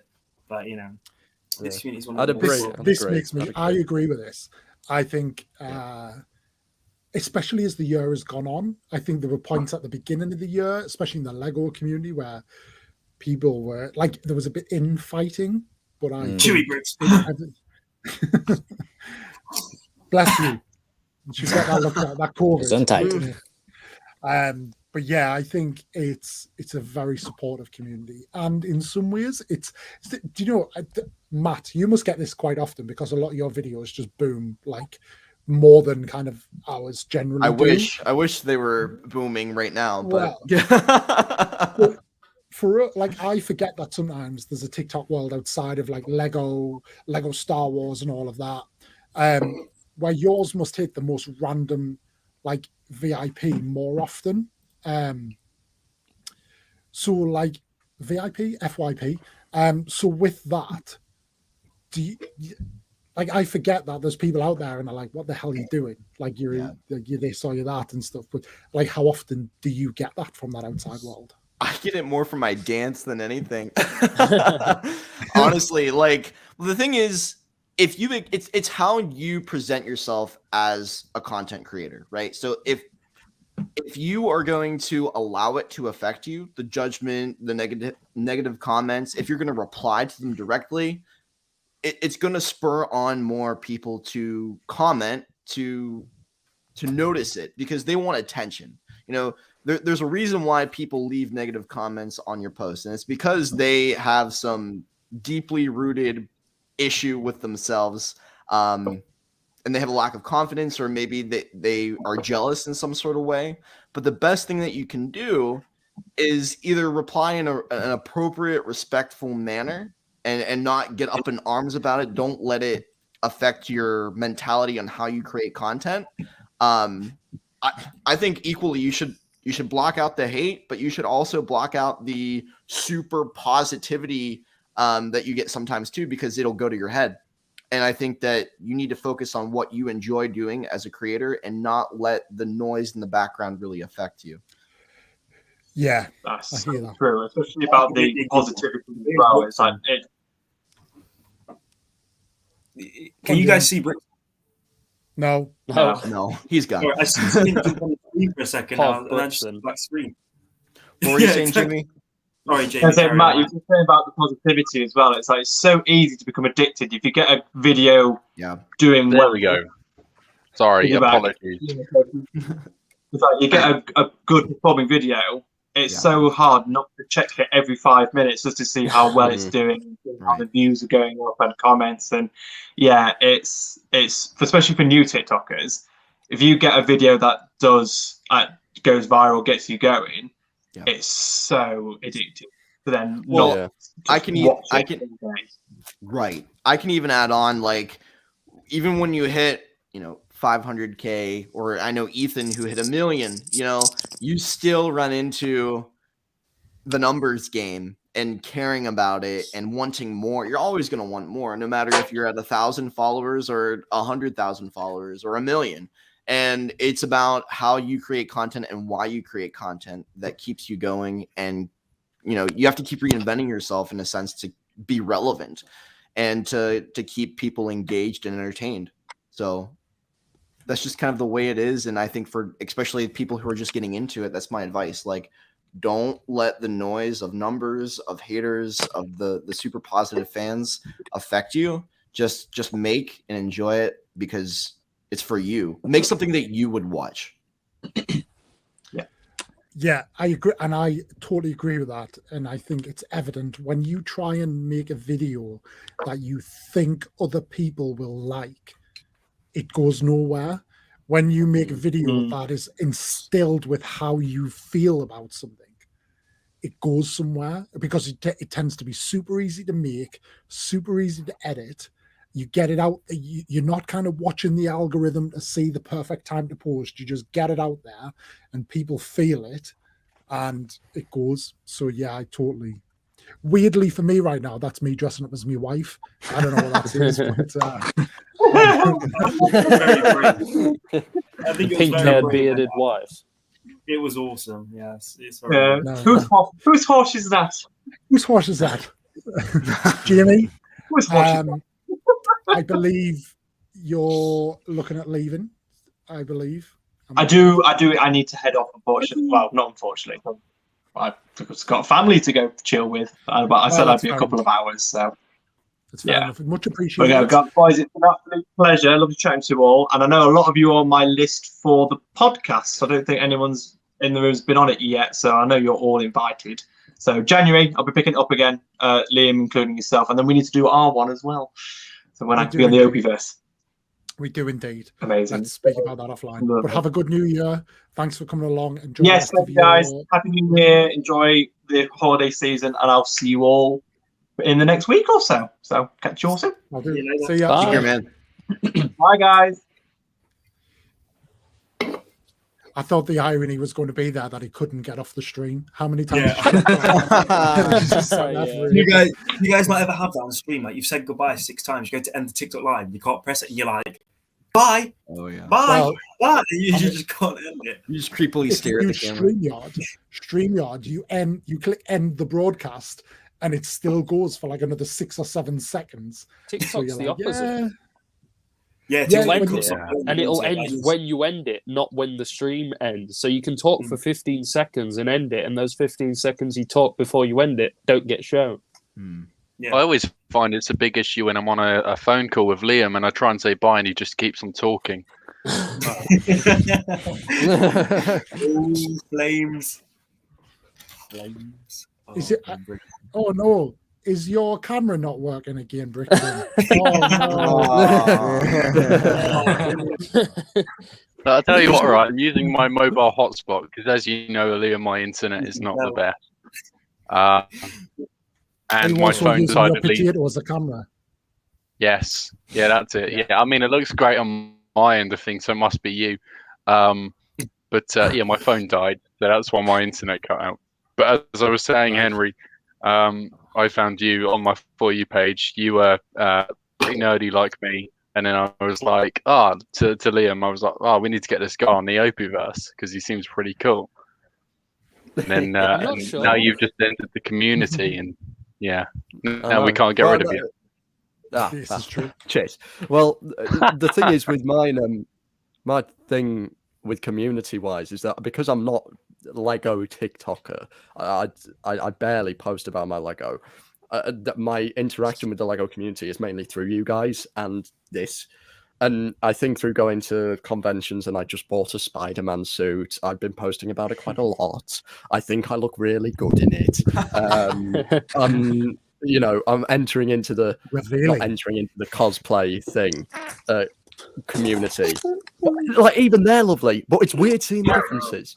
They're very different to the Lego community, and it's a bit full on. And well, I'm not surprised when you're wearing a skin-tight Spider-Man costume that it's a bit full on. The cycling shorts come in handy. The cycling shorts come in clutch with the Spidey suit. Just a little bit of a hint there. But yeah, no, it's lovely getting to know all the different communities. It really is, and then noticing the differences is just so much fun. It's just great. Yeah, it's lovely. So, because it feels like we diverged so far from your thing there, Henry. But two things you didn't say that I thought you might have said was one being part of Jason and the Technicolor Dreamcoat. I know you. Oh yeah. So I know God! That was... sorry, I thought we were talking about TikTok. Well, I didn't realize you guys. I know how proud you were of that. So cheers, buddy. Are you guys? Oh, stop it! Right. Actually, I've got a third one as well. So the one that I've just remembered is the fact that, and I know you couldn't make it, but it was still a very important moment. It was you were asked to audition for something, which was like a big moment for you. And I know you couldn't make it because of family commitments and all that. But again, to be asked to audition for something, that's freaking awesome and super awesome. And then obviously the third one for me was the I feel like I know more about you than you know about you right now. Was the you mentioned about Comic-Con and you got to go for free because of your TikTok presence. Yeah. No, mate, this is so nice. I didn't this is the thing with me. I don't realize how much people actually kind of care or listen. It's lovely. Your fans they know you more than you know you. Sometimes you'll forget a post that you make, but it lives on, and they'll have just seen it yesterday where you made it 2 months ago. Yeah, it's really lovely. But yeah, just if you don't know me that well, I kind of like an aspiring performer. I write music, I sing, I act, I do all that kind of thing. And I did Joseph and the Amazing Technicolor Dreamcoat a couple of months ago. I'm in rehearsals for Evita at the minute. I'm writing a musical for my Glee Club. And then I'm directing a couple of shows as well. I'm very busy at the minute, which is why I don't post as much recently. But yeah, I mean, like Opie said, TikTok granted me the opportunity to have like a creator pass at Comic-Con, which is the most surreal thing going. Yeah, no, this year's really done, has been good for me. And I'm going to make an end of the year video and I'll probably cry a bit, but yeah, well, that's what it's about, I guess. Matt, I wish I knew about that creator pass. Had to pay for my tickets. Matt, if there's one guy that can even come close on the mat dance. I'm sensing that now as well. Yeah, if you ever want to, try to perform the mat dance on the TikTok, if you want to duet my lovely dance that I've been doing for over 480 days by now, you're more than welcome to. But do you know he has no idea. If he makes it go viral the first time he does it, I will be astonished. It will happen. Yeah. That would be the end of the mat dance, and I would be pleased with that, to be quite honest. But oh my god, it's just clicked what the mat dance is. I know what the mat dance is now. Yeah, that's not the song, Harvey. That's not the song. No, that is the song. Kind of. The best is going to be coming from Harvey, probably. No offense. Oh. I don't mean it that way. I could never do it. No, the point of the mat dance is the funny thing about the mat dance is I've been doing it for so long, and I'm still not even good at doing the mat dance myself. So that's what's kind of fun about it. If you go back to the first day, it was not what it is now, especially. But I do have to go, gents. It was lovely getting to talk to you all and meeting some new faces, everybody. But to end it with kind of what we're talking about, my greatest part my fondest memory of TikTok this year, there are multiple. I think, well, considering all of social media as a whole, I did a fun live stream with the Cantina, which Opie, you and I got to talk a little bit more for really the first time on that stream. That was a great, fun live build that I did for nearly 12 hours. That was insane. It was just a nice community building stream that I had never really taken part in before at that level, for that length, and they're going to come back in 2022 for sure. I got 2 Millennium Falcons from the Lego store.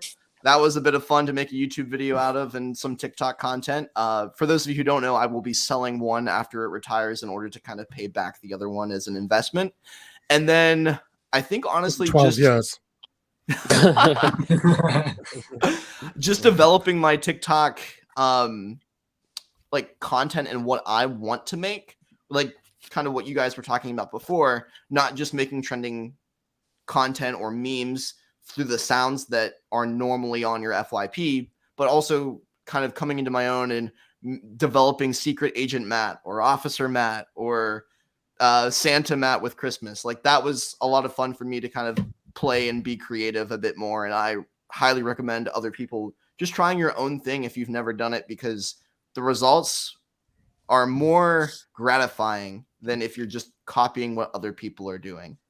And then just, getting to be on streams like this more often and developing kind of relationships with everybody in the community. And, I went from being a kid back in middle school, I was bullied for a while for liking for first not being the kid that likes what everybody else likes, which was Lego and Star Wars, and then liking it and then being kind of made fun of for that. So now having all these friends across the globe that I can talk to at any hour of the night about Book of Boba Fett, like you and I did Opie last night.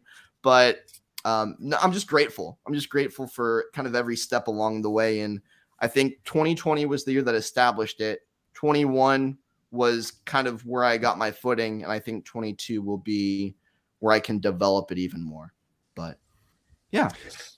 So what's interesting, Matt, is I mentioned this to you and a couple of weeks ago, the group, it was when Spider-Man came out and said, like, did we pick the wrong subject matter to talk about when we talk about Lego? When you see half of like Marvel TikTok being flown out to LA for the Spider-Man premiere. And I can never imagine Lego doing that for us. No. Even Star Wars, you look at Boba Fett, I suppose we haven't had a Star Wars movie in so long now, especially within this kind of TikTok bubble. It probably won't get one for a good while yet, but maybe not. But yeah, you've done well, and you've done very well indeed. And you still kind of, everything you've touched on there, you still act as the pioneer. Like you talk about Private Detective Matt, Officer Matt, and then Santa Matt. I mean, the amount of Velcro outfits in your wardrobe. Somebody's going to come around and be like, "Is that Lego?" Like what somebody would think if they came to your house. But it's what makes you, Matt, and that's why we love you. But thank you so much for dropping in. We will speak infinite amounts of the next year, no doubt.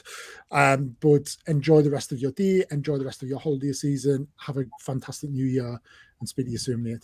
My absolute pleasure. Take care, guys. Great getting to talk. Have a good one. Bye-bye. Good to see you, man. There we go.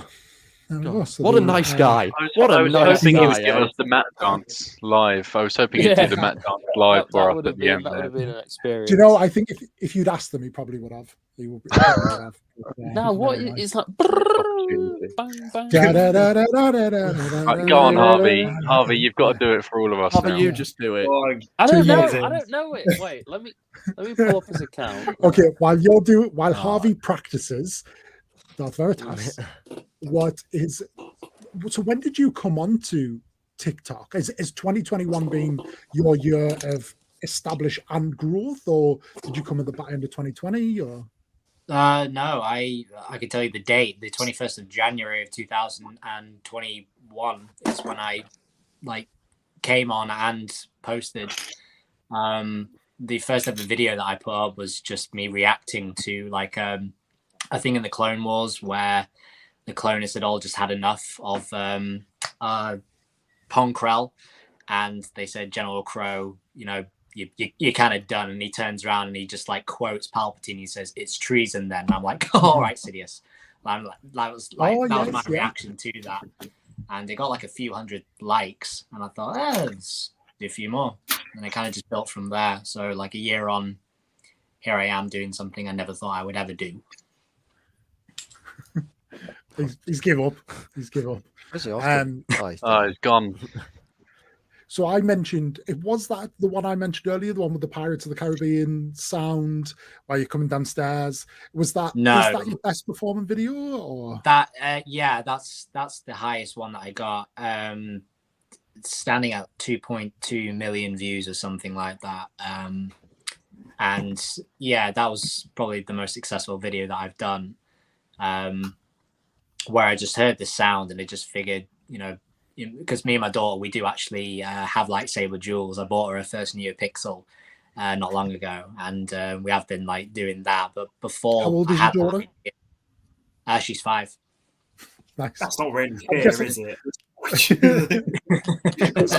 just yeah, it's fun to like reenact the Boba Fett scene where he comes in from Mando and you just do the backhand. But yeah, it's all that. But, we had like Harvey's mum, my aunt, bought me as a joke an inflatable green lightsaber, and I thought I'm gonna try and turn this into some kind of an opportunity and maybe do something with that.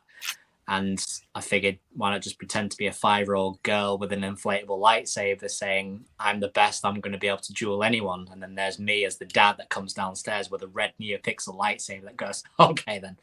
So yeah, I kind of just went from there. Is that the one that you're most proud of, or do you have a moment over 2021 in your TikTok life that, and it doesn't have to be a video, I suppose, it could be an interaction or like just anything really that you thought? Somewhat, yeah. I mean, there's a few that go into the category. I mean, there's that as probably my biggest accomplishment. My first video that did go viral was my reaction of seeing Maul take out his double-bladed lightsaber for the first time, and the tag was me as an 8-year-old seeing that and have like this overreaction in the cinema. So that was the first thing that went viral. And then there's just meeting like the really big content creators and having them follow me back, where I just thought they're seeing some kind of value there.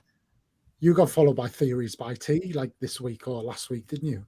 Yeah, Theories by T. I mean, he's actually commented on a few of my videos in the past. It's where a while ago I put up a big decoration piece on my landing, and it's just of having all three of, well, there's 3 of my favorite movies from one of each of the trilogy, and I decided that I was going to put like a 3D printed version of each of the protagonists' lightsaber up on there.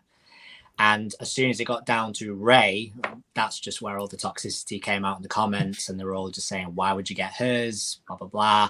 So I decided to just stitch the video of that to explain why it would be hers, because she is a protagonist. It doesn't care about whether you like her or not. I think that's just the only way you're going to complete that if you are going to complete the sequels. And then Theories by T popped in, and he was, "I can see you going up that, Harvey." He's getting it down. But yeah, Theories by T popped in there, and he was just sort of like backing it up. Yeah.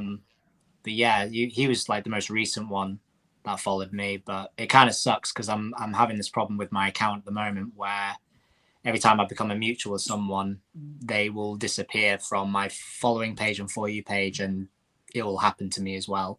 So I'm trying not to follow anybody right now. I like totally on that.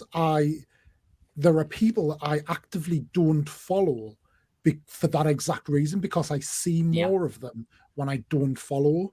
And that totally happens. It's almost like TikTok's like, we've kind of done what we want you to do, so we can start showing you other people now. And you're like, well, no, I kind of hit that follow for a reason. But yeah, that's painful. Yeah, it is. Because it's I'll go into, like, the only time I'll ever see people is if they go live. That's the only time I'll see them on my following page. So whether it's Harvey or Theories by T, I'm name dropping here by the sounds of it, but Darth Choco, I'll go into his lives and he'll even, ask and say, "Oh, you're still having these problems?" And I'm like, "Yeah, you know it." And Element 7, he commented on it was weird because since me and him became mutuals, he liked one of my mutuals videos, and I thought, well, that was only a few days ago that he liked that, and I've been having this problem for months. So I think some little things are like seeping through, but it's not often. Yeah, that sucks. It kind of like totally goes against what TikTok's all about. But then this is the thing with the conspiracies of TikTok, and they clearly have their own agenda and all that. At this stage, I am actually harassing TikTok as well. I mean, I'm reporting a problem in the app. I'm emailing them every single day. I'm tweeting them a lot of the time. I'm private messaging them in Twitter. I'm private messaging them in Instagram. And not one single response do I get back, other than a copy and paste robot that says, "Okay, we'll forward your feedback." I'm like, it's not feedback, it's an instruction. Fix it. Yeah. Give it a couple of weeks and you'll get a restraining order for it at post. Yeah, exactly. Do you know though? To be fair to TikTok, their moderators must see some stuff, because I see some stuff, and like before it's banned, the stuff they see before they ban it, like they must have seen. I mean, someone's seen Grogu's knob, so God knows what else. They are very slow. In fact, they are like non-existent with some of their reactions. I know Mac, when you and I first connected, like you were already banned. I mean, I don't know what you got banned for, but you just couldn't appeal it, and then it was easier for you to just set up a new account, and you've since why did you get banned? I had to make a new account. Well, I just got banned in my life once. I'm assuming someone just reported it, and then I tried to report it as a problem and stuff like that, and just the same replies. I tried them on Twitter, and that's when they actually replied. But again, it was that, as you were saying, copy and paste message. So I just decided to make a new account, and thanks to your help, for instance, for tagging me in one of your posts or putting me in the comments somewhere, Opie, I think I managed to get my following back and much more than I had before. So yeah, you've had some good videos, though, haven't you? You've had some videos absolutely boom, and they've served you well. Yeah, no, my most viral one has 800k, something like that. So, and that was like a trend that I actually nicked from this guy, and I got more views than him. But to be honest, it's always the case. There's no original content on TikTok. There'll always be someone who comes out and is like, "I thought of that." But, exactly. No, so I'm enjoying it. Good. Good. Do you have a proudest moment in all of that? Well, I enjoy coming on this. Like, I wouldn't say this is this is probably one of the proudest moments. Go on, say it is. Coming on this sort of, just meeting everyone, having this community. The ego boost. Oh my! Yep. Stop.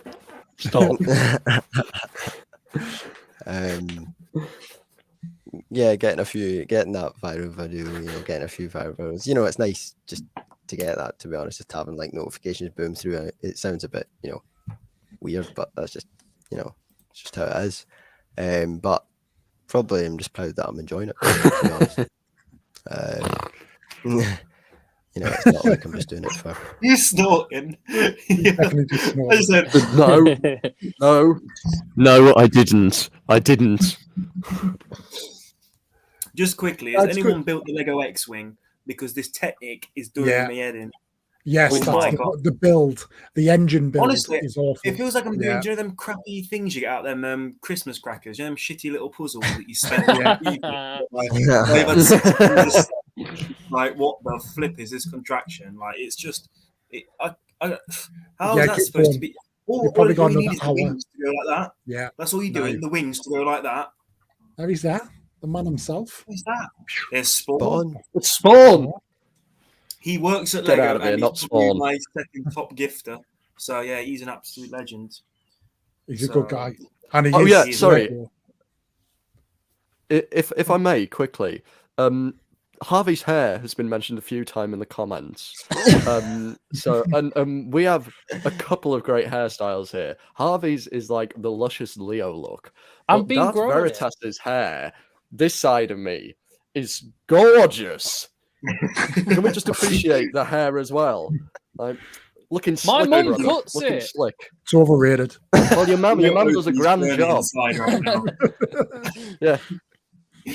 Oh, I'll no. let her know. I'll let her know. Mom. Well, I don't To be think fair, she's cut Harvey, the your most mum actually recent cuts my time, hair has as she? well. So this is all just like branding for your mum at this stage. Yeah, that's what I was saying. My mum cuts your hair, that you know. Yeah. What Well, is there the we name go. of the machine? Who knew This that? time? Well, there we go. Yeah, we're a good-looking group of nerdy lads. What can I say? Mm. That is true.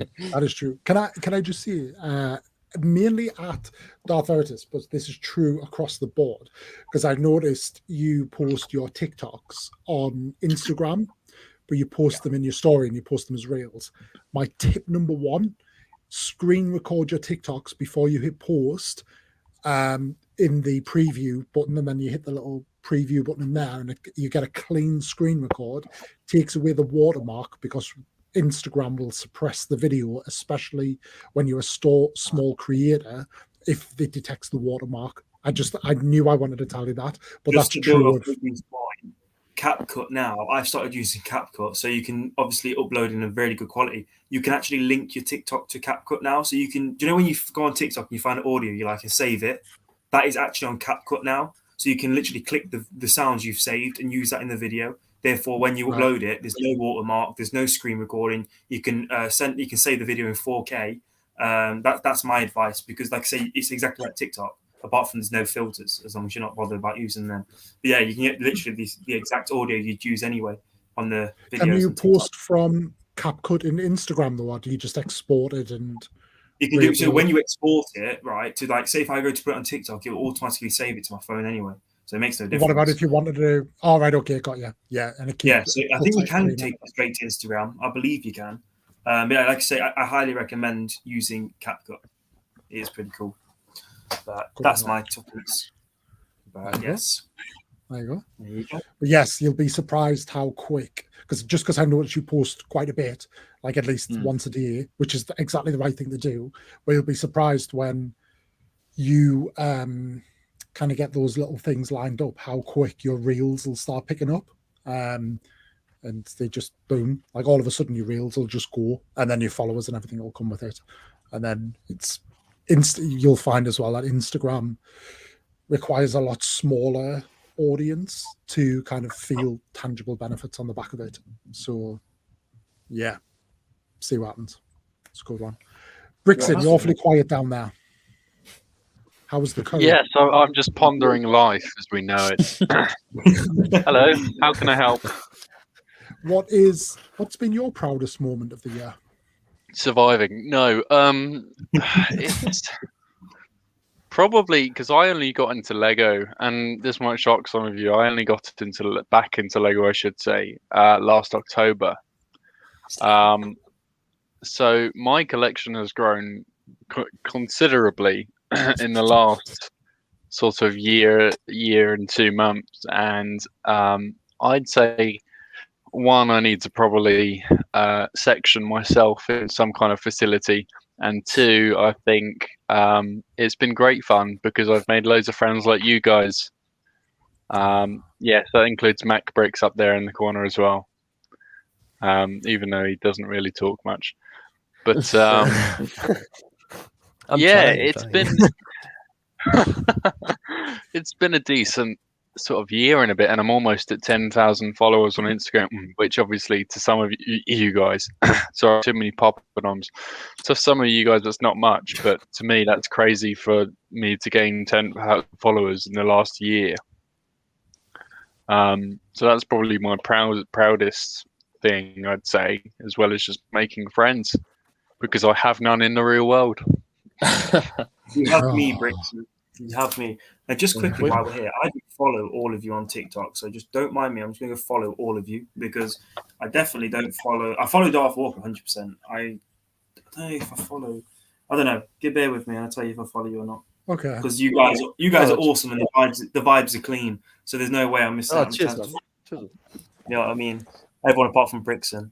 But yeah, hey, Cheers. I appreciate it. I was going to quit anyway. So Yeah, you Well, were. it's You like- disappeared for a while. yeah, I some days I just get like, oh, I can't be bothered with this anymore. Back in, I believe it was September, I disappeared for an entire month and nobody noticed. Nobody verbally noticed. So it was kind of like, oh, that's all right. I'll just disappear when I feel like it. But yeah, I think I'm going to be here for the foreseeable future until eventually I get told not to buy Lego anymore. Cheers, whoever that was that sighed there. I really appreciate it. Beautifully done. Beautifully done. Yeah. James, we're going to say something. Yeah, sorry. I was just like, I was only going to comment, and I'm not dissing this, but like the quality of the voice that's coming from Brixton, I just want to hear him say one thing, and that is, "This is what it feels like to chew 5 gum." Wait, is the quality good then? Is that what you're It's good suggesting? for that quote. Yeah, definitely. Yeah. Say it, Okay. don't be shy. Oh, wait. No, wait. let's not go through the. Oh, Oh, no. um, He's on the screen of shame. I'm gonna probably choke from like the poppadom in a second, but this is how it feels to chew 5 gum. Yeah, that's Stimulate your it. senses. Beautiful. Awesome. Beautiful. Honestly, You know what, so, right? I found out the other day as well that I can do a pretty decent Kermit impression, but only when I am in the mood to do it. It's really are you in the weird. mood? You But don't I'm not in the say that mood if you're today, not in the and mood. I'm not in the Don't mood say to That do is the most Korg either. stupid thing to say, Brixton. You know what, I right? can do it. No. Only if I'm in the right mood. I'm not in the mood. I'm not in the mood. I haven't got the right Like, shoes don't- on to do a Kermit Don't impression. ask me to do the impression. Please don't ask me. Don't make me Same do it, Brixton guys. never does it. But I can do a great one. Do What it. you'll find is it's Don't still make me show my amazing Kermit impression. At 2 Oh, a.m. in no. the morning, you get a voice note on Instagram from me of just me being Kermit the Frog. Look, it'll just happen Wire randomly. there? Yeah, exactly. Are you the Omegle guy who just sits there with Kermit? What, with the, With the pig? cucumber. Oh, that Kermit's amazing. That Kermit is amazing. Yeah. That's There's what I a took little something inspiration for for Grogu. That's Yeah, the go for it. inspiration for Grogu to get his thingy out. That's Why, what I why are thought we of. still talking about Grogu's car? Why are you still talking about the child's knob? Let's bring the Listen, you mentioned Stormtrooper back. Yes, let's bring the Don't run it Stormtrooper like back. Why? Yeah, come on. Right. I don't think we spoke about that enough. Rabbit hole. He really Yeah. did. Oh, so I'll Anywho. I'll round this off and I'll kind of see this section that's been going on for an hour about kind of highlights and all that. But do you know what? It's hard to see where the year started because I suppose I got on quite late last year and all that, but just the following I've kind of amassed across all is naturally brilliant across like kind of 3 platforms, and to start my own kind of YouTube stream is really cool and all of that. But I think it's those that but like you were saying, Darth Veritas, in that it's that kind of recognition from others. So Darth Choco had me and Matt Mellish on his podcast with J. Kev Parker, and like that was really cool. And just like literally 2 weeks ago reached out to Theories by T to invite him onto the Opieverse, and he's like, yeah, definitely come on. And it's those kind of moments that it's all relative, isn't it? Like we see our own following, but I don't think we ever really truly appreciate our own following because we're always looking upwards at what other people are doing or what's the next step, like what's the next milestone. But we forget that others kind of look at it for us. They people see us in that way, which is really cool. So yeah, I think those the kind of little things are the things for me that just kind of always keep me motivated and just kind of make me smile. Did you hear that? Again, it all comes back to the community, doesn't it? Did It anyone does, see Yeah, I that? think it's- See what? What are we seeing? Ahsoka just fell off the shelf from like up there. She's trying to It must attack be you. a sign to put her in the bin. She was Were up there. She just fell Were you- off. Were you Yeah, over I'm still waiting dancing? for you to do the dance, Harvey. Are you ready? Are you well rehearsed enough to do the dance? I was going to say, Sure. come on. Every single thing is going to fall off that wall. Every Yeah, single one. I just put these shelves up today. She's supposed to be next to Thrawn, but she just fell off. Liam, can we put him on the full screen, please? I'll put her can. there for now. I'll put her there for now. Not you. I know. Like 2 secs. Nice If top. you don't hit the shoe afterwards as well, not shoes. Hey, I got it for Christmas. Yeah, it's good. Oh, Oh, oh. Watch your headphones, Whatever. lad. Yeah. do you know, it's Okay. like watching a toddler run away with their parents' phone. You see that video on TikTok where the baby's just running, he's like laughing as he's doing it. It's the funniest thing Yeah. I've seen. It's Are you ready? melting. Those whole shelves are Bearing in just mind we collapsing. can't hear the music as well. Can you hear that? It's time for. Can you hear that? Yes. Just a Yes. bit. It'll be still out of time, but yeah. So he can use it as an excuse. Are you ready, Harvey? He's muted.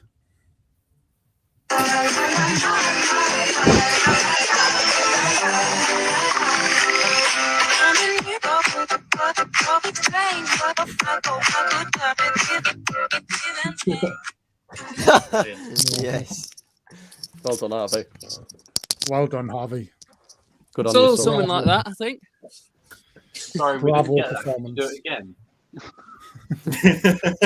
Do it again. I was walking my fish.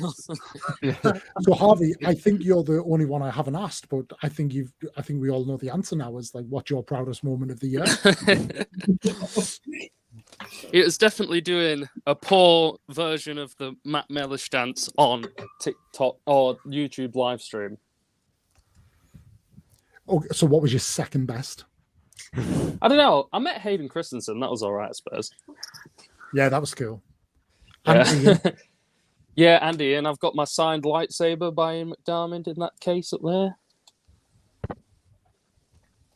I don't know what I'm doing here. There we go. Yeah, I hit 10K on May 4th as well. oh, that's cool. So that was That's pretty birthday. coincidental. Got the Lego Mos Eisley Cantina. Always a positive. Did you Yeah. enter the Creator Fund when you hit 10K? I did, but then I left it again after 2 months. Same. Did you believe that it was suppressing your views? Well, I heard a lot of people said it suppresses your views, and I did sort of think, I did notice a dip in views, but at the same time, I usually go through like a week of all my views are super high, and then a couple of weeks of them being super low, and then they go back up again. So I wasn't sure whether it was actually Creator Fund related or not, but I thought, you know what, I'm making like, maximum like £2 a day anyway, so may as well just leave it, because if it is impacting views, then I'd rather have the chance of higher views than an extra £2 a day. So I left it. £2 a day. How many Freddos could you buy for £2 a day, though? I don't know, because they're fucking expensive. A aren't day they? at this rate. Brexit. They're not I cheap. could buy a few packets of Space Raiders. Mm. Yeah, well, yeah, good shout. What flavour? I don't know. I haven't had Space Raiders in years, actually.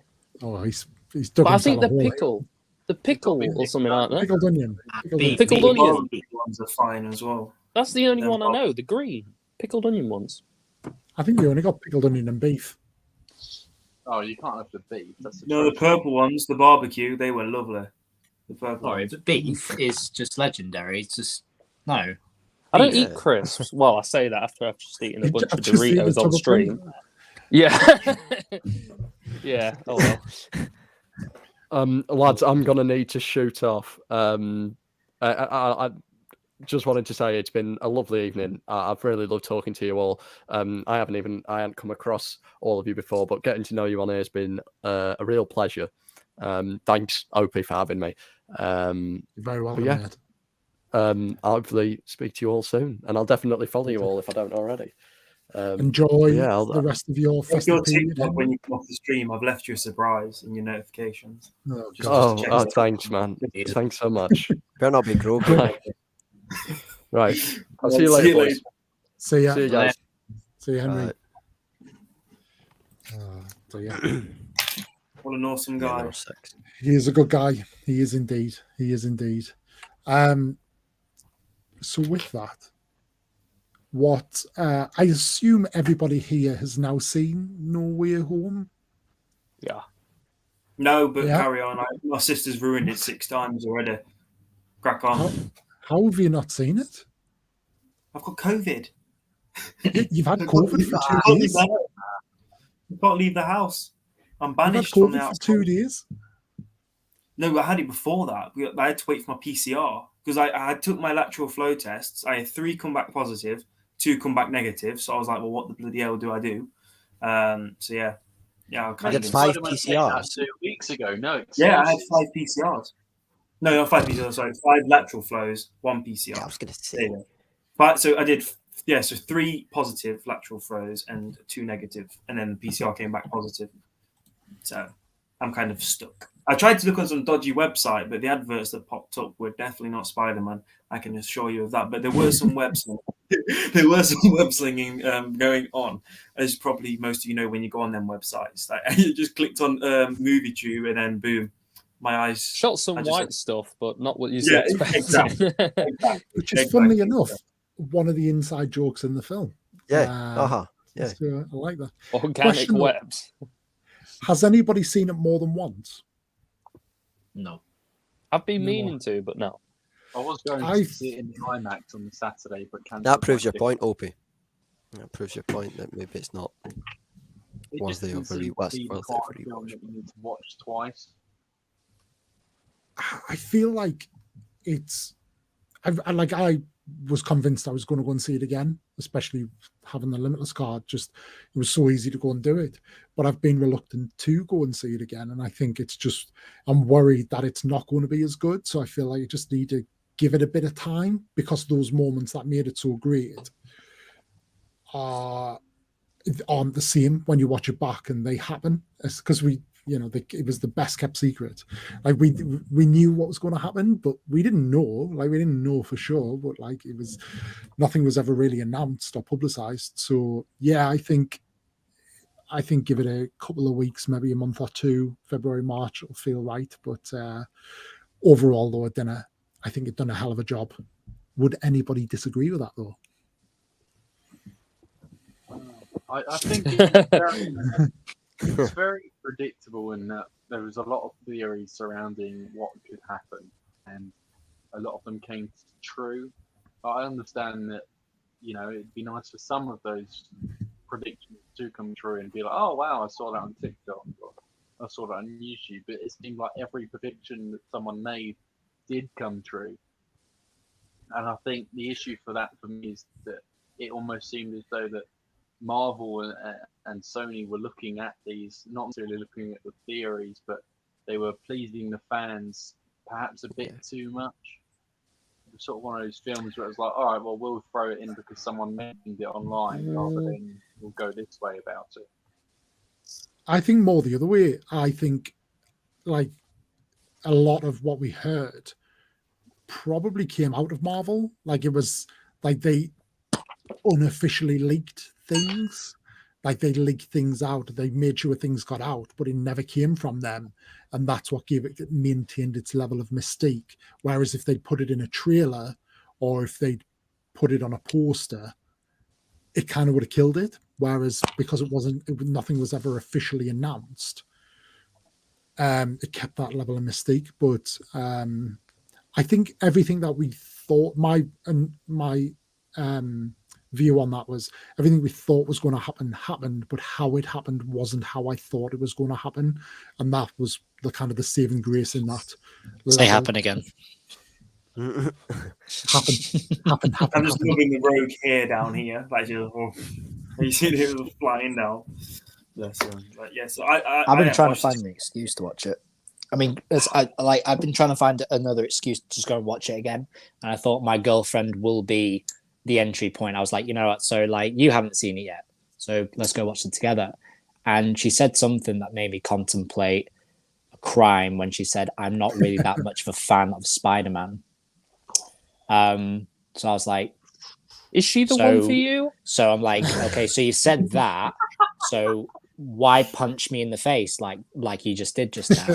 Like, why say that? So like, and I'm not kidding, while we've been on here, and I've just not had an opportunity to bring this up, while we've been on here, I did actually get a message from her, because she said that she promised her nephew that she would go and watch it with him, and he's only about 6 or 7 years old. So I get the message while we're all talking, and it's like, Spider-Man was just all right. I thought, who are you? Is that why you walked out of the room? Did you just go and punch a wall? Yeah, I went and punched in my cupboard. So I'll be going to A&E after this. So Punched your cupboard, right? Okay. Cupboard. Okay. I was gonna say had a Stella or something, and then it would be cupboard you'd be punching. Yeah. Absolutely. Slammed a couple Stellas. I did respond to her like while we were talking, because she just went, "It's all right," and I just swore at her. I'm not going to say it, but I was like, "F off." Just don't I think speak some to of them me. said worse words than that. You can crack on.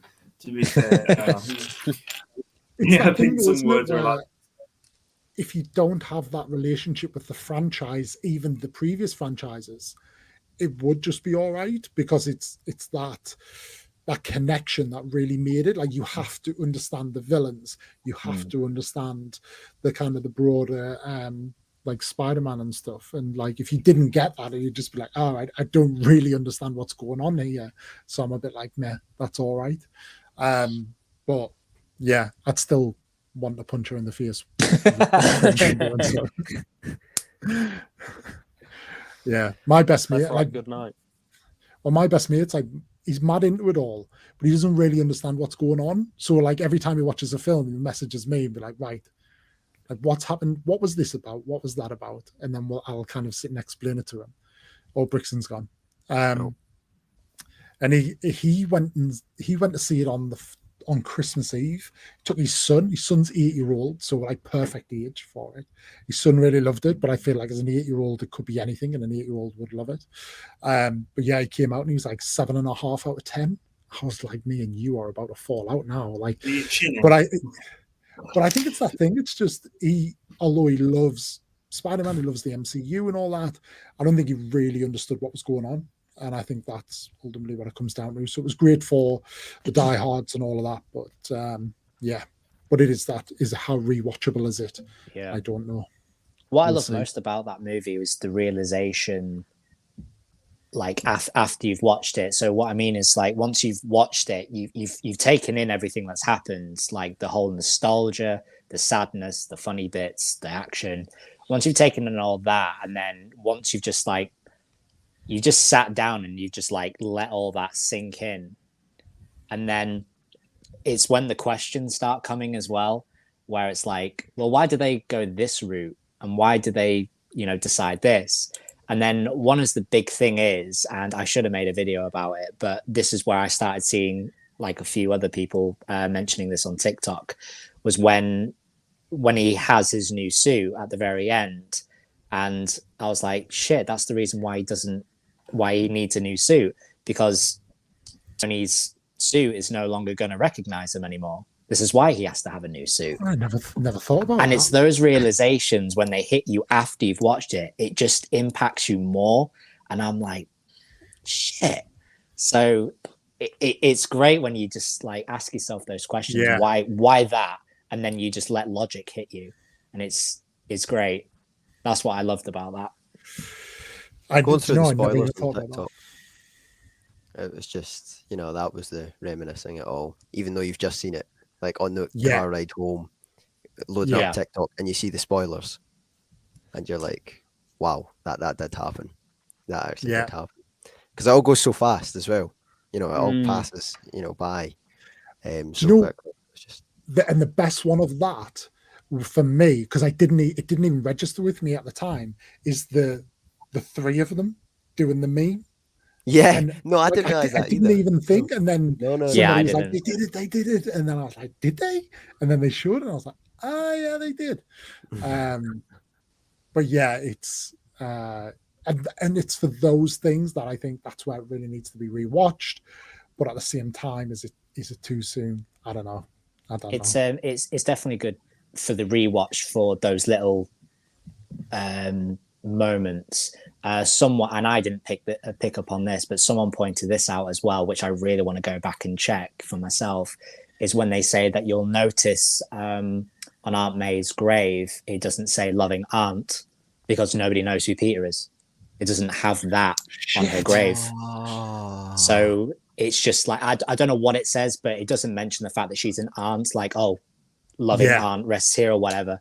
So that's not on the grave, and it just hits you even more when it's like he's really got no one, like at all. But playing off from that, then, because Doctor Strange's spell works on the basis: is it that nobody knows who Peter is, or nobody knows who Spider-Man is? Spider-Man's people know Spider-Man, but not Peter. Yeah, the whole thing is that everybody in the world is going to forget that Peter Parker is Spider-Man. So everybody is aware that Spider-Man is out there.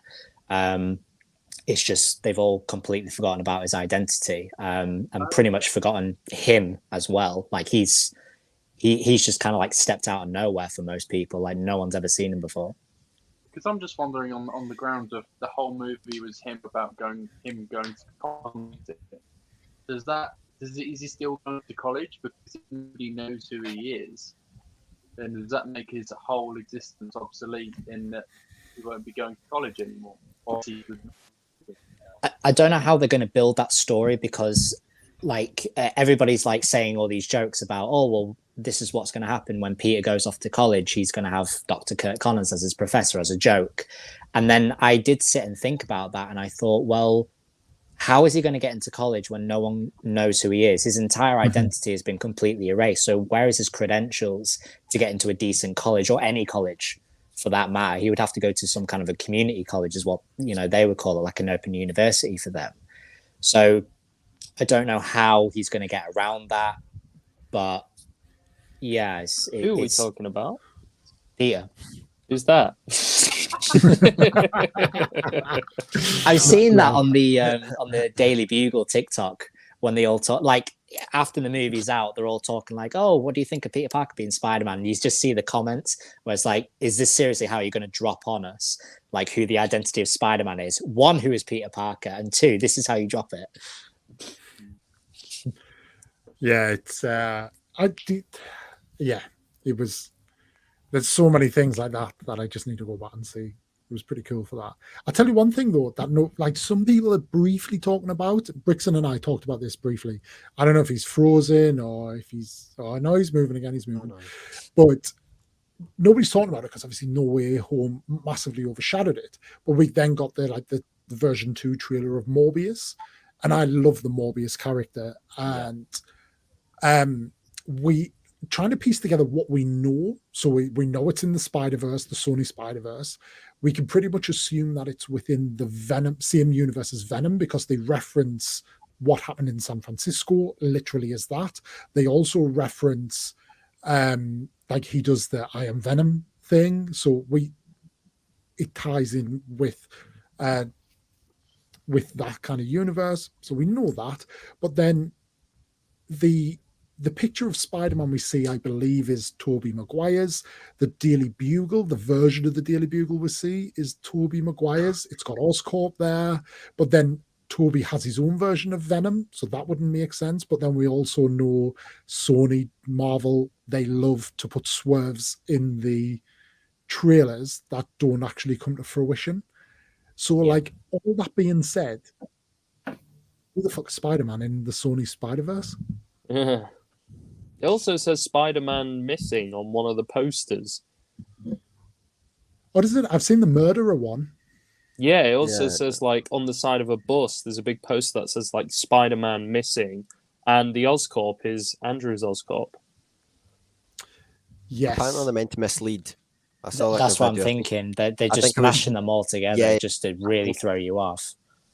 Do you guys know? I think is it H? Is that Joe? Just everyone calls him Joe. Yeah. Yeah. So he like I've started to follow him. I really liked his content after like No Way Home and stuff like that. But yeah, no, I think he posted a video on it just saying that it's basically just to mislead us and just to confuse us. We just don't know really. Well, they definitely have previous. I mean, they did that with No Way Home. There were not many, but the whole Doctor Strange casting the original spell, that whole arc in that mini arc there, how that transpired, some of the dialogue didn't conspire with how it was in the trailer to the movie. I think Endgame was it Endgame the posters? Yeah, They changed or they edited people in and out and stuff. So yeah, because you could see like in like one of the big battles in Wakanda, you could see like Hulk running with them, but Hulk wasn't coming out. So that so they really threw that in just to throw you off. Yeah, that's painful, isn't it? Because you just don't know what to trust now. You're like, but this is how kind of leaps and bounds ahead they are. And then obviously we, for probably the last few years, we've thought Sony and Marvel and Disney are all at like odds with each other, but actually how synced they've been and how much they've had all this planned out. But that's all I want to know. I just want to know who that Spider-Man is. But Andrew would certainly make sense. I can't see Toby doing a fourth film. I don't think it really works with Toby doing another, like with a different Venom, like how they would do that. But Andrew would. But I suppose we'll find out. I did something on Instagram earlier, and it was a screenshot from man of Andrew Garfield, who was the stuntman in his Spider-Man films. And someone commented, "Congratulations on the Amazing Spider-Man." I saw that. Yeah, I saw that. Yeah. So it was a stunt double or something. Yeah. And he said thanks. A third film for him. I wouldn't be surprised if that was just all fabricated. Like he just did that as a joke. Yeah. They're all in cahoots. It's really scary, actually. It's like Kevin Feige's literally just sent him a text and just went, "I want you to like put this up," and he's like, "All right, sure." 100%. Yeah. Like it's too obvious, isn't it, with how much like smoke and mirrors there have been. But then you also wonder how far out they are from development. Because I think I think it's been confirmed that Tom Holland's Spider-Man 4 is in very, very early development now. So I think it's basically being greenlit. Tom Holland has signed on for another 3 Spider-Man films. 3, yeah. Is he? But they really need to Yes, stop it's college years, isn't it? Really or is it independent years? Yeah. Yeah. Should be good. Who knows?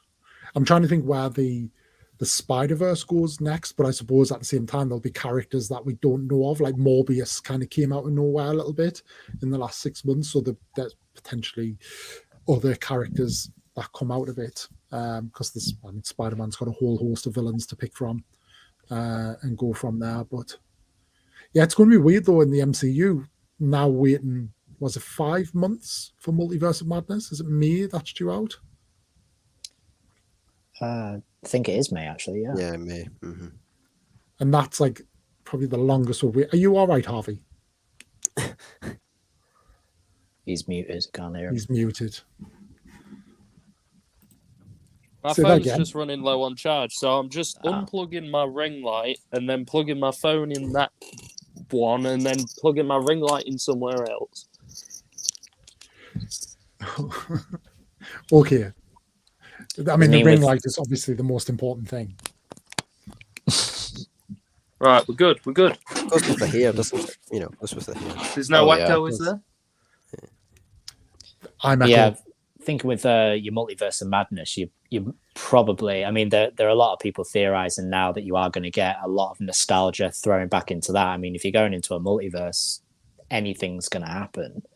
I mean, I put up a video of a theory of mine thinking that they're probably just going to throw in the X-Men just for shits and giggles. Yeah, I saw. Do you know, I had to go and Google that because I was trying to figure out, could that happen? Because I had no idea who owns the X-Men. So it made me go and Google that. And I think they do now own them again, don't they? They Or do, own them? yeah. So because they originally belonged to well, Fantastic Four and X-Men originally belonged to Fox, and then as we all know, Disney acquired those rights. Yes. So yeah, very real possibility. And so we know that because they've acquired those rights, that's where everybody was thinking WandaVision is going to be the thing where we might see the birth of the mutants because of what she had done by changing Monica Rambeau's, her whole genetic makeup by giving her abilities. So they thought, well, that was going to be the birth of the mutants, and that was going to be how they would introduce them to the modern MCU. But now with the multiverse, you can say any story. I mean, my theory was that they were going to that Wanda would have to go to a very specific universe, and because Doctor Strange has already said in Spider-Man that he knows frighteningly little about the multiverse, he's going to need America Chavez, who he'll probably meet, whose power is to move through universes, to guide him away from the dangerous ones and into the probable ones where she might have gone to. And my theory was that she would guide him into the universe that was the X-Men universe, and you would see Michael Fassbender as Magneto coming in, and like it was kind of like a little it was kind of like a little cherry on the cake to the House of M comic line that we already got in Wanda. We just didn't get quite the fruition of that, because in that version Magneto was good, he was a loving dad and all that. So I figured maybe you could add that in there, and then that way you can get that aspect that you couldn't due to the storyline that they went with. Yeah. And yeah, it's a brilliant way of bringing them in. I suppose it's that thing that we're so far out, like we just don't know, do we? And then talking about like what we see about trailers, like we did actually get a decent trailer for Multiverse of Madness, but again, it could all be in the first 20 minutes, like all of that, and then the film itself develops in a whole other way. I'm really interested by the Supreme Strange. Is that the one from What If? Seems to be, but then if it is, does that introduce Watu the Watcher, which then like that becomes a whole other thing as well. So yeah, I'm completely expecting that. Yeah, Watcher. It's a huge and missed opportunity if we don't get Jeffrey Wright, in live action as Watu. I just think that would just be amazing. 100%, and it's because it's canon, What If, and because of what we've seen, it almost feels like it has to be, because once he become the Supreme Strange, like he was watching him, so he would. Well, I suppose he doesn't. The argument could be he's watching without interacting, and all that. But yeah, I agree. It'd be a massive missed opportunity to not progress. I mean, he's notoriously known for getting himself involved. So, I mean, like, because they're traveling to the different universes, and like you said, because now What If is canon, there's no reason why we can't see Captain Carter. Like I would love to see Peggy Carter in full, like Captain Carter, like suit and everything like that. I would love to see all that just get mashed in there, even if it was just for a quick, like, second, like where we saw Darth Vader's castle in one of the What If's episode. Just that split moment where it just brings it into that reality for me is just all I needed. Yeah, I always forget about that as well, and I totally missed that until someone pointed it out. Yeah, same.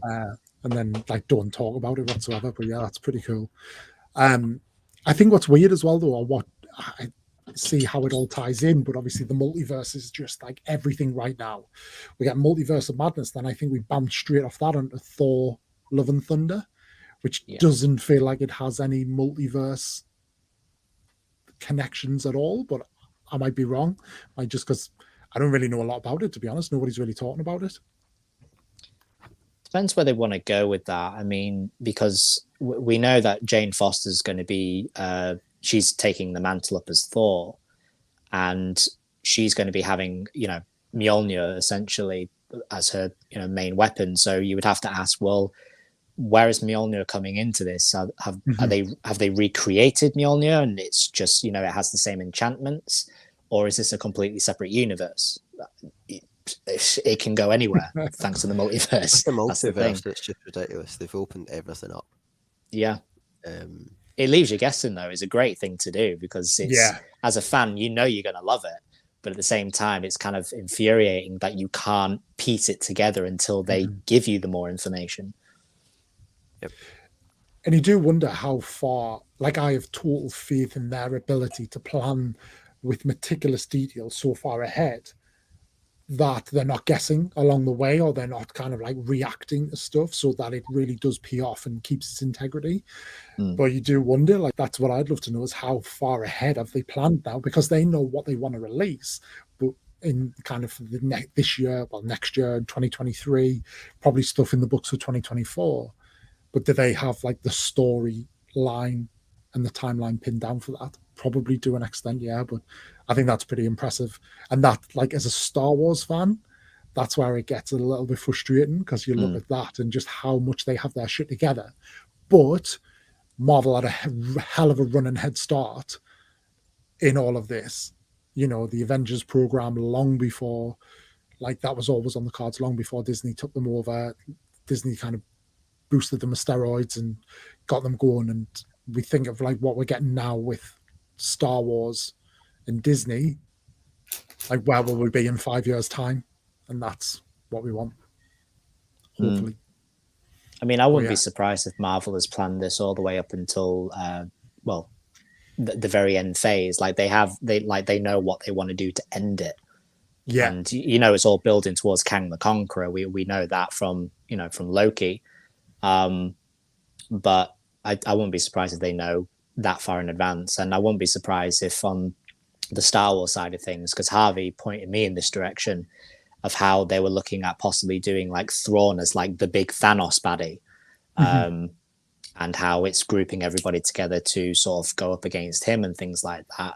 So I figured, well, I mean, they're in the same company now. They're all, going to be discussing things with each other and taking like pages from each other's books and getting that group together, because that's kind of what we want. We love collaborations from whatever franchise that you love, whether it's DC or Marvel or Star Wars. The fact that we see someone from one animated show that could come into live action, or live action into animation, or so on, we love it when they mix, because it's just more confirmation that, well, that kids show that I watched is actually very integral to this live action show or movie that I'm watching. And when you bring that together, it's just much more like I didn't waste my time watching that kind of moment. Yes, and I think that's been some of the frustrations as a Star Wars fan, is there's been, even like back to the prequels, and look at Clone Wars Series 7, like how long it took to get that. There's so many unanswered questions, and it was never clear where those answers were coming from.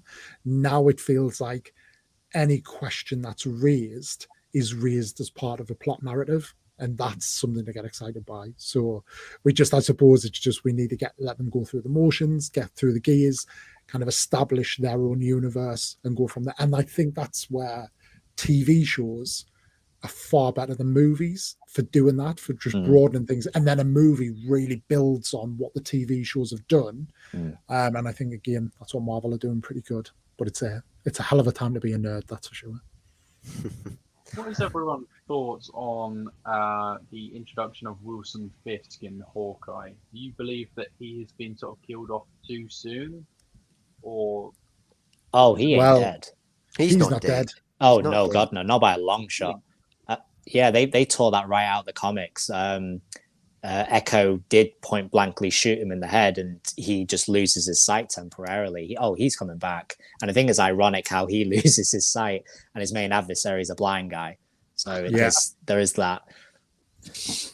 I'm sort of excited to see Jessica Jones and Luke Cage then, because it's been very clear that they're now introducing the Netflix series as part of the MCU with Matt Murdock in Spider-Man, spoiler alert, and now Wilson Fisk.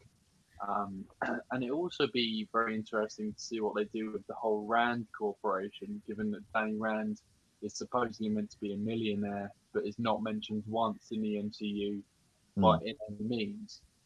So I'm wondering whether he's going to be a Batman kind of guy, and he's going to be, millionaire philanthropist at in the daytime, and at night time he's going to be roaming the streets as a ninja warrior. Yeah, it's interesting because when you look at Marvel MCU, they've never been very vocal about what they do consider canon and what they don't. Very much like Star Wars, George always used to say, well, if it's not part of the saga, I don't consider it part of like the main story. It's kind of like a legend or a story within the story kind of thing. But with Marvel, they've just always kept under the hood. It's why a lot of people were very they weren't sure whether or not Agents of S.H.I.E.L.D. should be canon because of the lack of mentioning Phil Coulson in the regular movies. Would be like, well, because they're not even mentioning that because of the things that's going on as well, why would it be? So when you look at like the Netflix side of things, because Willem D'Onofrio he has confirmed that his Kingpin is the Kingpin from the Netflix, then we know that Charlie Cox is the Daredevil from the Netflix show. So it then creates a spiral effect that, well, it has to be Iron Fist. He's also there. It's got to be Luke Cage. It's got to be Jessica Jones. The whole thing that happened with the Defenders, Punisher, it's all relevant. And yet somehow, like you pointed out, they don't even mention that. So how are you going to get around this? You can't just like have some nod where, oh yeah, something happened in the newspaper and they mention it and that's as far as it goes. I feel like there should be much more, considering that Rand is a huge multi-billion-dollar corporation and yet he's not mentioned once. It's a little. So I'm just wondering if they're going to draw a line at Daredevil and say, no, it's going to be that. And maybe some certain episodes were canon, maybe certain episodes weren't. That doesn't dive too much into something that becomes unrealistic to that storyline. Yeah, I'm interested to know what they're going to class as well in the MCU, because with the Punisher, he's a very violent guy. And I don't know if you've seen the TV, I can't remember if it was in the Punisher or Daredevil, where that prison scene, which is very, very violent. It's amazing. Don't get me wrong, it's a brilliant scene, but it is very graphic and violent. And I wouldn't see that in the MCU as being, something that they'd be too pleased with, especially given now that it's Disney. We say that, and then you look at a character like Blade, who is now in the MCU, who is known for blood and gore and all that, and somehow they're making something work with him. I've always said like that. I've gone back to the point of where if they can bring Deadpool into the MCU, then how is that going to work? Because of his language and his sex jokes and everything like that. It's perfectly funny in every way possible. But when we're looking at the MCU, do we keep him as an 18+ movie, but don't have his story so integral to the plot line of like the timeline of the MCU that kids can miss it without having to be all like, oh, but that happened in Deadpool, so you wouldn't know what's going on. So if they just keep it like not a standalone movie, but maybe follow on to the events, he mentions something that happened, but everybody else leaves him out, and he could probably even make a joke out of that, considering that he can, break the fourth wall. So you can do something like that with Blade and with Punisher, make them not a standalone movie, but not something that whatever happens in his movie is going to affect the rest of them. Yes, absolutely. I'm looking forward to it, to be fair, to see all of them come together and sort of fight. Yeah. Not to necessarily have a big sort of Avengers team up like the original 2012 Avengers, but to see them side by side would be pretty great. Yeah. I think what's interesting as well is just on the Morbius point is that they've split Morbius and Blade between the two universes. Like that, those two. Like my knowledge of Morbius is from the animated series in the mid-90s, and in that's how they introduced Blade to that animated series with Spider-Man. Brilliant, like total, like go together perfectly. But it's just interesting they've kept them apart. It's somewhat a bit of a shame, but at the same time, it's just the way it is, I suppose. But what I'd love to see from that series as well, for anybody who's familiar with it, is the man spider story, where Peter goes full mutation and turns into a full 8-limbed spider. Like that would be terrifying. That's probably why they can't do it in the MCU. They would probably have to do it with Andrews. But yeah, that was pretty awesome. That would be good. I mean, if you could have, I mean, I doubt that they would do it, but if you had like a Spider-Man variant that had that that mutation, because I don't think it was something that Peter did. It was just something that was progressively happening to him. That he just thought, oh, well, the extent of my being bitten by a spider is I can swing, I can stick to walls, I have spider sense. But it's like, nah, give it a sec. You're gonna get hairy. You're gonna get like a few extra eyes. You're gonna definitely get some more limbs and all that lot. But yeah, if they could somehow maybe do like a variant, I think I wouldn't hate it, but I can't see it. No, I just think it'd be terrifying for the kids. So it'd be terrifying. But a great way again to introduce Kraven the Hunter. But we know Kraven is getting. So is Kraven MCU or is Kraven Sonyverse? I think Kraven is. I'm pretty sure he's Sonyverse. He's the main adversary of Spider-Man, and they still retain the rights to all like Spider-Man villain-related characters. Which is why I think Morbius just fits into that category because he was a villain of Spider-Man before Blade. And like you said, Blade was introduced into Spider-Man to fight Morbius. At least that's how I think it went. Yeah. But yeah, you'd see him in the Sonyverse because it's Aaron Taylor Johnson that's playing him. Yeah. Who was playing Quicksilver. So, I mean, it would kind of be a little confusing if it was in the MCU that it was the same actor. So you could see him as like a variant, but he went a very different way. Right, lads. Yeah. Sorry to interrupt, but I'm going to have to bounce. So thank you for having me on. It has been a pleasure. Will we see the return of the man? He's been waiting 3 hours and 16 minutes to see that. Yeah, pretty much. We will indeed. We'll see him in March.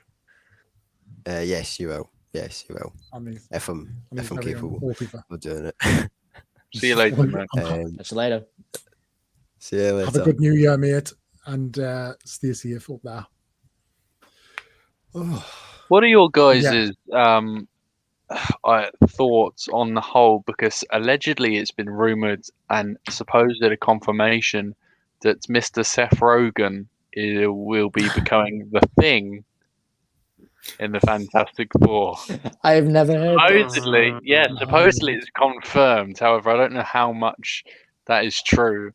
That Seth Rogen will be entering as the Thing. I'm sorry, but can you really imagine Ben Grimm just going? can you really hear that? I can't. I'm sorry. Well, no, but I can see John Krasinski as Richard Reed or whatever his name, Reed Richards. We can all see that, but apparently they're so. But I don't believe them because this is what Marvel does to us all now. But apparently Krasinski and Blunt have both said, no, we're not them. And we're like, sure. How long did Andrew say you wasn't? Yeah, exactly. Did exactly that. Honestly, they're perfect. I mean, because it's like, not only are they a couple in real life, they look just like them. They're torn straight out of the comics. They have to be them. But I mean, I'm not going to hate whoever they cast because they always get their casting perfect and spot on. But right now, it's them two for me. It has to be.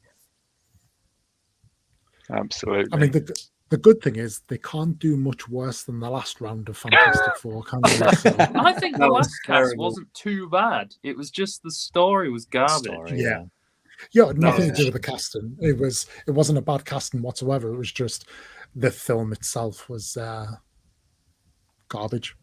Yeah, everything about it, like, well, it was what made me laugh the most. It wasn't like the complete waste of time that Reed Richards took by building a second machine to then never use it.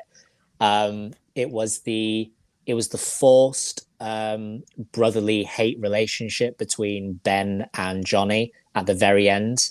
Like they barely spoke a word to each other throughout that entire movie, and then at the end is when they get their supposed their like little area that they're going to like do all their experiments on or whatever, that's when you see that interaction with them, that hateful brotherly love kind of thing between them. And I thought, nah, it's just like you should have had that progressively throughout the whole movie. That was going to be your saving grace. If anything, it wouldn't have made it a great movie. It would have made it a more tolerable movie, if anything. But they screwed it big time. Yeah, it was. Let's just forget about that one. It's it's painful when you see a franchise just like churned and then it fails and then they rechurn it. I mean, it's probably been a little bit while now, but yeah, it's I didn't mind the original lot. Like when the very first one with I can never pronounce his Welsh name. Is it Ian Grufford? Ian Grufford? Yes. Yeah, we'll just say yes. Yeah. So like I didn't mind that, only because I appreciated more of the accuracy of the comics. Like that whole bridge scene was torn straight out of the comics as well, about how they were introduced to the world, about how it was more a case of, oh, we're not really concerned with hiding our identities, we're more concerned with helping these people. And that's just exactly how it went. And then they did have to go into not hiding, but they had to sort of like lock themselves away from everybody because they did become insanely popular and everyone was like treating them like celebrities while they just try to figure shit out. But yeah, I love the accuracy on that. I always forget as well that Chris Evans is the Human Torch in that. Soups brought this up in one of his videos and I was like, I completely agree with this, where I don't think he mentioned Doctor Strange. I don't know why I've got him in my head, but like if they were like ever to travel the multiverse again, you would see like Chris Evans step out and everyone's like, oh my God, Captain America. And it's like, and he says nothing except flame on. And then it's that version of him. Yeah. And then he just goes and does something. I thought that would be cool, actually. Yeah. Yeah. What, maybe in a what if, maybe that's how it comes back around. Look forward to that.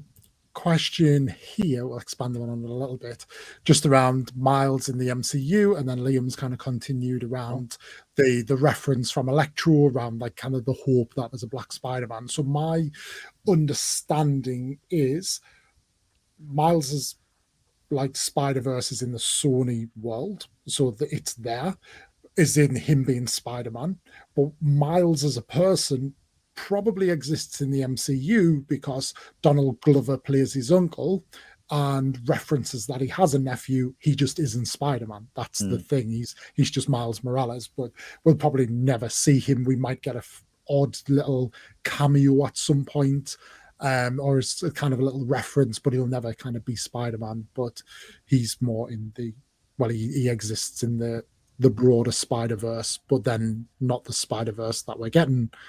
Like almost a variant of that, if that makes any sense whatsoever. So I don't think we'll get him in the MCU as Miles Morales Spider-Man, but I think we could get Miles Morales the boy in that respect. Potentially as well. I mean, there was a deleted scene in Spider-Man Homecoming, which me and Harvey have talked about before, and the deleted scene was it falls straight after when Peter leaves Donald Glover's character Webb to the car, and when he shouts to Spider-Man, no, come on, you got to sort this out, I've got ice cream in here, and Spider-Man just legs it, and the deleted scene part, straight after he leaves, Donald Glover takes out his phone and he calls someone and he says, yeah, I'm real sorry, Miles, I'm not going to be able to make it. And that was like the bit that they cut out. And I speculated this with Harvey, and I said to him, I think how it's more of a tease right now that Miles exists in this universe. Yeah. But if you say his name, Miles, all you're going to get from the fans is, well, you said Miles exists, so the next Spider-Man movie, we're going to get Miles. Okay, it's not in that one. Oh, so the next one, you're going to get Miles. So I think that they've purposely removed that to avoid the expectation of the fans, because as soon as you say a superhero's character's name, we're going to expect to see them hopefully soon. And when you don't, and we don't meet that expectation, the movie gets labeled trash. So yeah. No, I agree with that. And I think a lot of people still don't know who Miles Morales. There are Spider-Man fans who are simply MCU fans, so they wouldn't have got it. But those who got it got the tease. Like they kind of got that bit, so like that's probably enough. Like I like that. I like that he exists, and that'll be enough. Like you could, that's pretty much it. But yeah, I'm going to see this loosely. It's not like we're going to finish anytime like right this minute, but obviously we're been going for like 3.5 hours now nearly. But starting to look a little bit more forward. Joe, you sat there awfully quiet, so I'm going to come to you on this one. Thinking about 2022, whether it's I don't know, Lego, social media, all of the things we've just talked about. What have you got planned, and what are you most looking forward to? So my plans are very like what if at the minute. So some people know. I'm not sure if Brixton knows or anything. So originally, I just do a quick loop. So 2 years ago, I wanted to go into the army. Then I had a motorbike accident, broke my spine. Then I wasn't allowed to go into the army for 2 years because I had a severe concussion. February, I'm allowed to put my application back in. So I'm putting that back in. If that gets declined, I've been asked to do an interview to go into the fire brigade. So that's another what if. And if that doesn't work, then I'll just go back to my old job and just carry on doing joinery. So at the minute, everything is literally like this. So that's why this Christmas period, I have just been soaking in TikTok as much as I possibly can, because I won't stop completely, because I can still get things delivered, get my sister to record it, and I do a voiceover. That's the beauty of social media. But it just won't be, Opie's live, I just pop into his thing, because it's such an like an up and down thing at the minute. So honestly, I can't tell you what I'm actually expecting to happen next year. It's kind of like bad but good at the same time, because I'm looking forward to some surprises. And the main one is, if I do go in the army, it's going to be pretty cool when I come home. And I've been ordering all these months, and I walk through my bedroom door, and I just got boxes of Lego on top of there, and I'm just like, okay, that's cool. But like I say, honestly, I couldn't answer your question, but I am looking forward to the new Lego sets and I think you films. answered it. I think that's pretty exciting. I think there are more exciting things, well, there are more important things than just like sat at home making TikTok videos or watching TikTok, like for sure. And you're building a hell of a platform for potentially the rest of your life. So best of luck. I knew you'd had an accident. I didn't realize it was stopping you from going in the army though. So good that that's coming around, and hopefully, fingers crossed for you, you're able to progress through your application. Thank you. It's been a long ass wait. What are you? Do you have a career in mind in the army? Do you have I'm hoping for paratroopers, but I doubt it. But it's one of those things. I'd rather aim high and hit low than aim low and hit nothing. Yeah, you get what I mean. So like, even if I fail, at least I say I tried. So it's one of them things, you know. But it's like in life. I'll get to 80 and go, if I had applied, I could have got in. And it's always living in that doubt, and that's universal. That happens with Lego as well. The amount of times I've gone, shall I buy this set, the Batmobile, the old one? Oh, I'm not going to buy it. I seen Brickman Will live. He went, look at this set. I seen it. I went, I need it. Go to Lego store, out of stock. Never going to get it. So it's universal. It's like, if you don't take the opportunity while it's presented itself, I'd rather regret taking the opportunity than regret never taking it, because the brain's a dangerous thing. And once you've missed an opportunity, the amount of scenarios, it's like the multiverse, the amount of scenarios that will play in your head, you're like, oh, this could have happened, this could have happened. So I'd rather like put my hand out and get bit than not put it out and not get anything, if that makes sense. So, yeah. It might turn into a spider. Superpowers. Exactly. So yeah, that's basically me. It's just a what if type of year next year. Well, best of luck, man. Obviously, we speak often, so I will watch your future closely. Thank you. And just quickly, I'm looking forward to the Doctor dying, because obviously, if you don't know, Doctor Who fan, we need to get. In fact, it's not even the Doctor dying I'm looking forward to. It's the fact that when she dies, Russell T Davies is coming back. So the writers just. So yeah, that's. See, I heard that Jodie Whittaker has 3 more specials, so she's not actually going until October next year. Yeah, she is. So we've got 3, but the only problem is that I have anyway is we haven't had Dan as a companion for very long. So sorry to bore anyone with Doctor Who, don't know what it is. It's going to be very weird for a companion so quickly to be with a new Doctor, if that makes sense. Would that be about 5 episodes? He's been with Jodie. It will be 5 episodes or 6 for that, it's a very, very short time to go to a new doctor because we haven't even seen any chemistry built up. But we'll see what happens. We'll see what happens. I look forward to that moment for you as well. Oh, I'll be throwing a party. I'm telling you now, I'm sick of the writing. But we'll keep the lid on that thing tonight because I could go on for hours. I really could. So yes, we'll keep it on positivity. I'll just leave you on. We'll all leave, and you can just like talk to the audience. Absolutely ranting. But yeah, it's funny. Harvey, what's your 2022 looking like, and what you're looking most forward to? Hitting a mill on TikTok, obviously. Of course, yeah. Yeah. Nah. I don't know. Not a lot. I mean, there's a lot of content coming out. It could be that, like Kenobi. Yeah. Or... Well, I was highly potentially thinking about starting a lightsaber company, but that's highly up in the air. The confidence on you when you were telling me about this. Yeah, I didn't want to say anything because I didn't know if you were keeping it under the hat. The numbers came out right, and I was so hyped about it because I was like, I could actually make this work. This is sick. This is insane. But now I've sat with it for a while. I'm like, is it worth it? Because I don't know. Well, the way that you said before, Harvey, I mean, you said like you were going to, again, stop me if I'm saying anything too much that you don't want me to say. But when you said at the beginning, it was more like a tester type of thing. Like you were only going to buy a few in bulk and then start to sell them. And then you're going to sort of like gauge the response from those.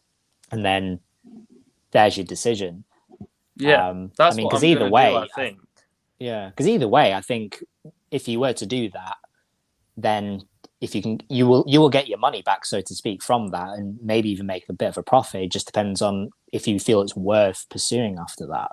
But yeah, that's the thing. It's like I know I can buy a small amount and just test the waters with it, but at the same time, it's like I'm always half expecting just randomly some massive expense to come out of nowhere, and then it's just going to throw a wrench into everything, and then I'm stuck, and I'm like, 300 quid down or something after investing like 1,000. Yeah, so it's scary because I've never invested that much into one thing before. So, in my opinion, it goes back to what I said. If you don't test it, and in a year's time, you see a TikToker, maybe Opie, stealing the idea, and you go, Arsenal, he took my idea of starting a saber company. He's making thousands, and I'm stuck here with, that was my idea. I come up with that. No one ever cares about the bloke who, that was my idea. They care about the person who actually cracks on with it. So it's up to you. Like I say, it's up to you. Everyone's different. Everyone's financial situation is different.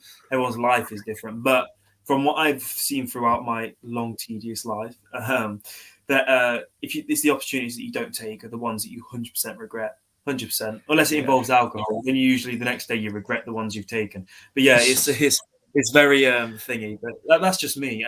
Everyone's different.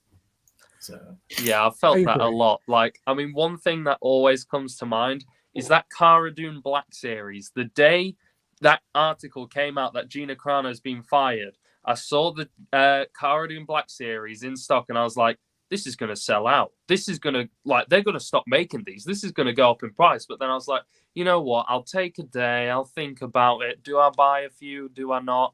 And then the next day I came back. They're all out of stock and they're selling on eBay for like 200 quid. I was like, why didn't I buy that phase was awesome. I brought, I swear to God, I brought the Walker set that she comes with. And 2 days after I brought it, she was fired. I brought it for 30-something pounds on eBay. 2 days later, it jumped up to 70 quid. So I shoved it in my loft, right? And I was like, I'll just keep it up there. And I was like, there's no way that...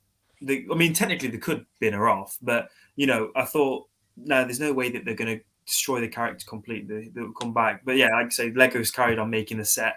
So either way, I've won because I've got the thing. It's upstairs in the loft. I won't make any profit, but I'll just build it because it's Lego and I love Lego. So it's a win-win. Black Series, if you brought it, you did sell for more. You collect Black Series, so you stick it on your shelf. But yeah, it leaves a bad taste in your mouth when you could have picked up on an opportunity and then missed. And worst case, you get stuck with a load of lightsabers. Yeah. But yeah, I think it's to reiterate and echo things that have been said there. I totally agree, but obviously never invest more than you can't afford to lose. But at the same time, almost go in with it, accepting you're going to lose it in a sense, and then anything you make back, you're not kind of thinking, okay, I'll pocket it. Like I've kind of made, because you're not going to make your money on your first round. But what you're doing is then see buy 10 and to test the water, they sell, use that money to then buy 15 or 20. And then it's when you get up to buying 100 in bulk and you're selling them, that's when you start think, okay, I can start to put some money in my back pocket now. But you know, I know it's 300 quid. 300 quid's a lot of money, but at the same time, like it could be more, and you know you can always make 300 quid. Yeah, or well, you just take the I was like, and lose the money straight away. Just do it. I was just saying, like the quickest way I did. So when I first started my account, I brought a ton of lightsabers, like master replica ones, and I've sold them, most of them now anyway, through Facebook. But what I did was I did a giveaway because I brought so much off the guy. He gave me a free one, so I did a giveaway, and I just wanted to see how pissed off people would be if they didn't win. Like, so obviously there's a winner, but I wanted to see how many people would be pissed off, so I could turn around and say to them, "Look, you can go here and buy it." That might be an option. Like, just if you're worried about taking losses, just lose the money straight away, like from one product. Like, I'm doing a giveaway. Whoever's pissed off that they didn't win at the end, you direct message them saying, "Look, because I'm sorry you didn't win, I can give you a certain percentage off or whatever," and then boom, you got customers. Because then you know you've got people who want it because they're pissed off they didn't get it. That's my That's tactic. a shout. That's a shout. That's what I did. Because I mentioned it on live, and there was 4 people who said they would buy one. So it's like, that's the thing, because I could get about 27 for about 1,000. So I was thinking about doing that, buying about 27 for 1,000. That's a small amount, and then I would only make about £60 profit on that. And that's if like everything goes smoothly, I would make about £60. So I was thinking about maybe doing that just to test it, and obviously if they all sell out real quick, then I would buy more. But timing is everything. It will or if it won't. So don't do it now, because nobody's spending 100 quid or whatever they cost a month after Christmas, because we're all skint. There's probably after Boba Fett, and it's very unlikely that we're going to, and I hope that we don't get any lightsabers in Boba Fett as well. So that won't trigger it. But you wait until May the 4th. Like if you got May the 4th and Kenobi came out on May the 4th, everybody's going to be like, I want a lightsaber. So like timing is everything on that. And the good thing going forward, I have lots of opportunities to do that as well.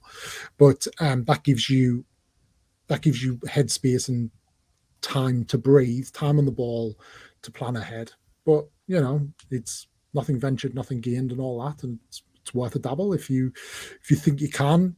It's, as Joe said, if you didn't, you'd always be wondering. But I if it fell through, £1,000 is a lot of money. But at the same time, it's quite easy to earn £1,000. Like if you really want to go and earn £1,000, you can earn £1,000. Opie earns that in one view on his OnlyFans. So it Yeah. really isn't. What you making on Creative Fund nowadays? Yeah, exactly. That's what I mean. So 23 pence a day. Oh, saucy. Good money. But yeah, keep us posted on that, because that's interesting. That'd be cool. And obviously you've got, coming back to it, there's a good community around you that I'm sure would help you kind of promote and push people into you. So yeah, best of luck for that. Brixton, Mr. Quiet, I know you've got like 1,232 plans at any given moment, but what are you focusing on? Yeah, well, I thought, do you know what, Liam? I thought in 2022, I'm going to start a lightsaber company.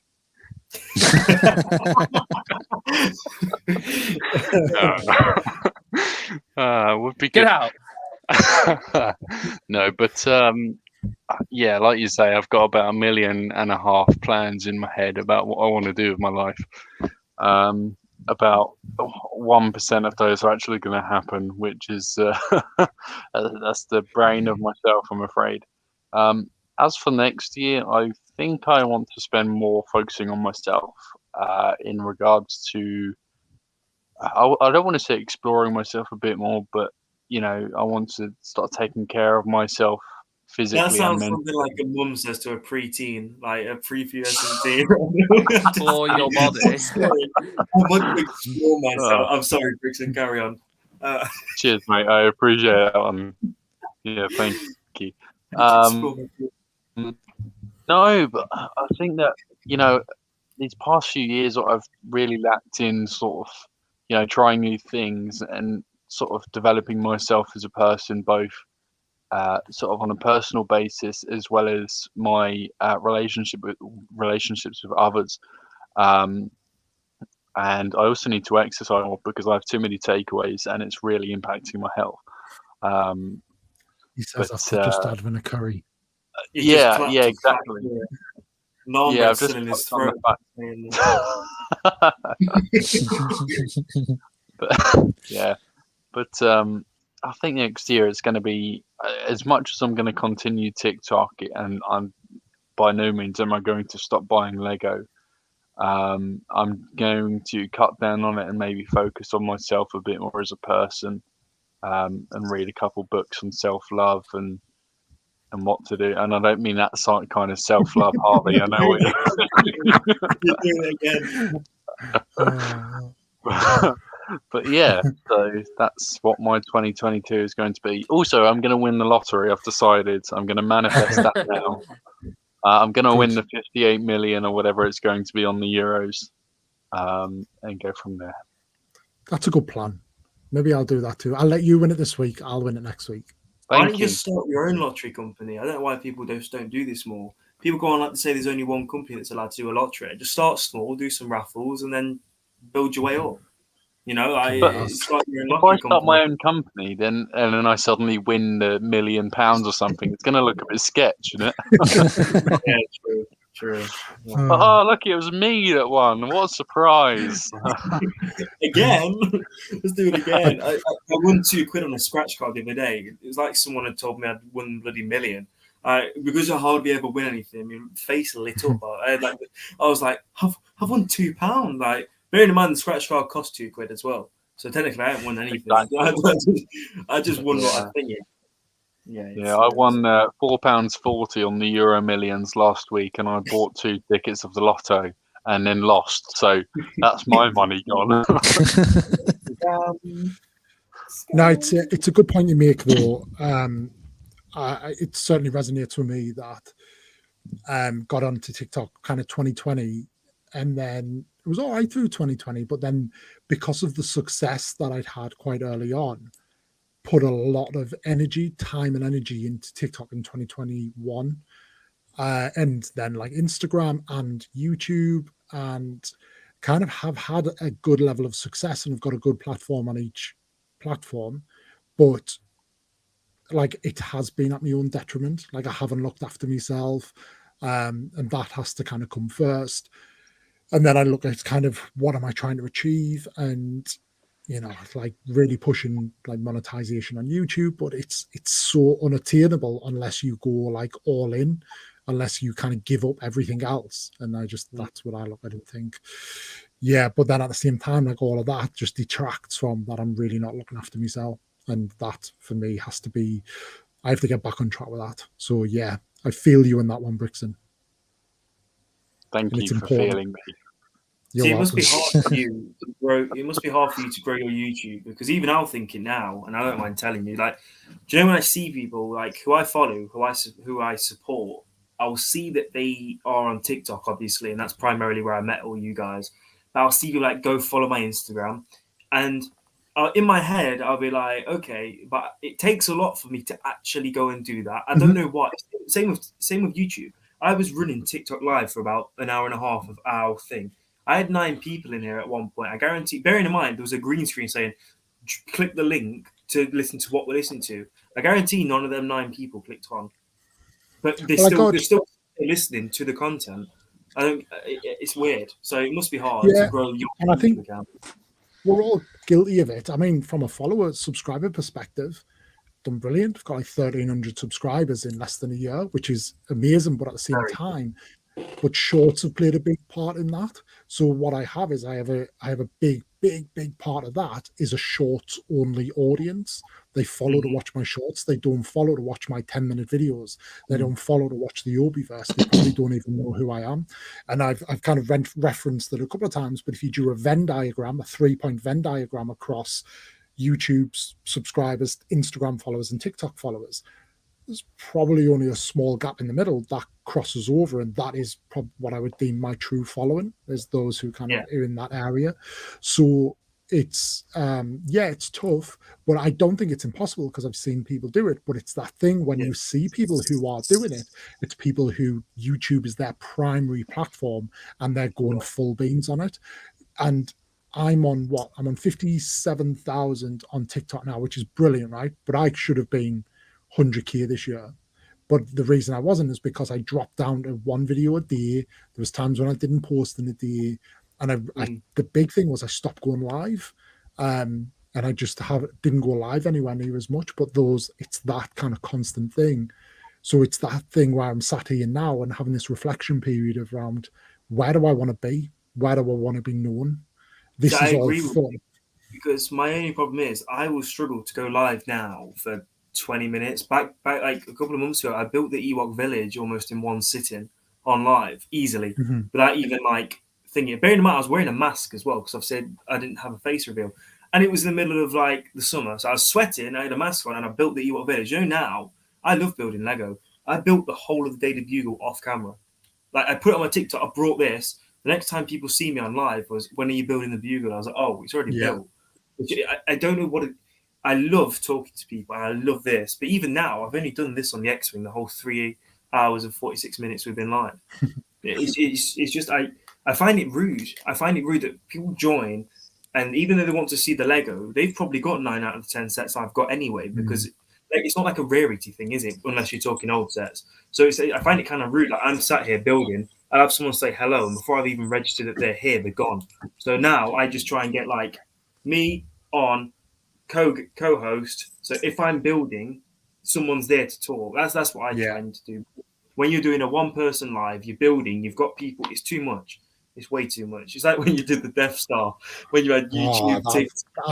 But that set is fucking awful. Like that specific version is like the worst. It's the bane of my life, honestly. But yeah, I somewhat agree, and I think what really helps, and that's why I like building live on here, because you can dual camera up and people can watch your hands. They can see it. People like to see that, and I really appreciate that. That's what TikTok needs to do better. But they are trialing this OBS, and you can stream. Some people can stream through OBS, and you can do that. And I think once they land that changes the game on TikTok. But we'll see and get to it. But yeah, it is like when you know what's coming, and TikTok are just developing and developing and developing. It is that question around, yes, you do need supplementary platforms to help, but you have to decide. When you look at everybody who's done well, Matt Mellish, who was on here earlier, has like 600,000 followers on TikTok, but he even has 8,000 subscribers on YouTube. 8,000 subscribers is crazy, but he doesn't really make any content for it because he's not ready to, because proportionately that's quite a small amount, and he's continuing to push TikTok to a point where it's like, okay, let's start moving people over here and doing a bit of that. But you never know when the right time is to do it.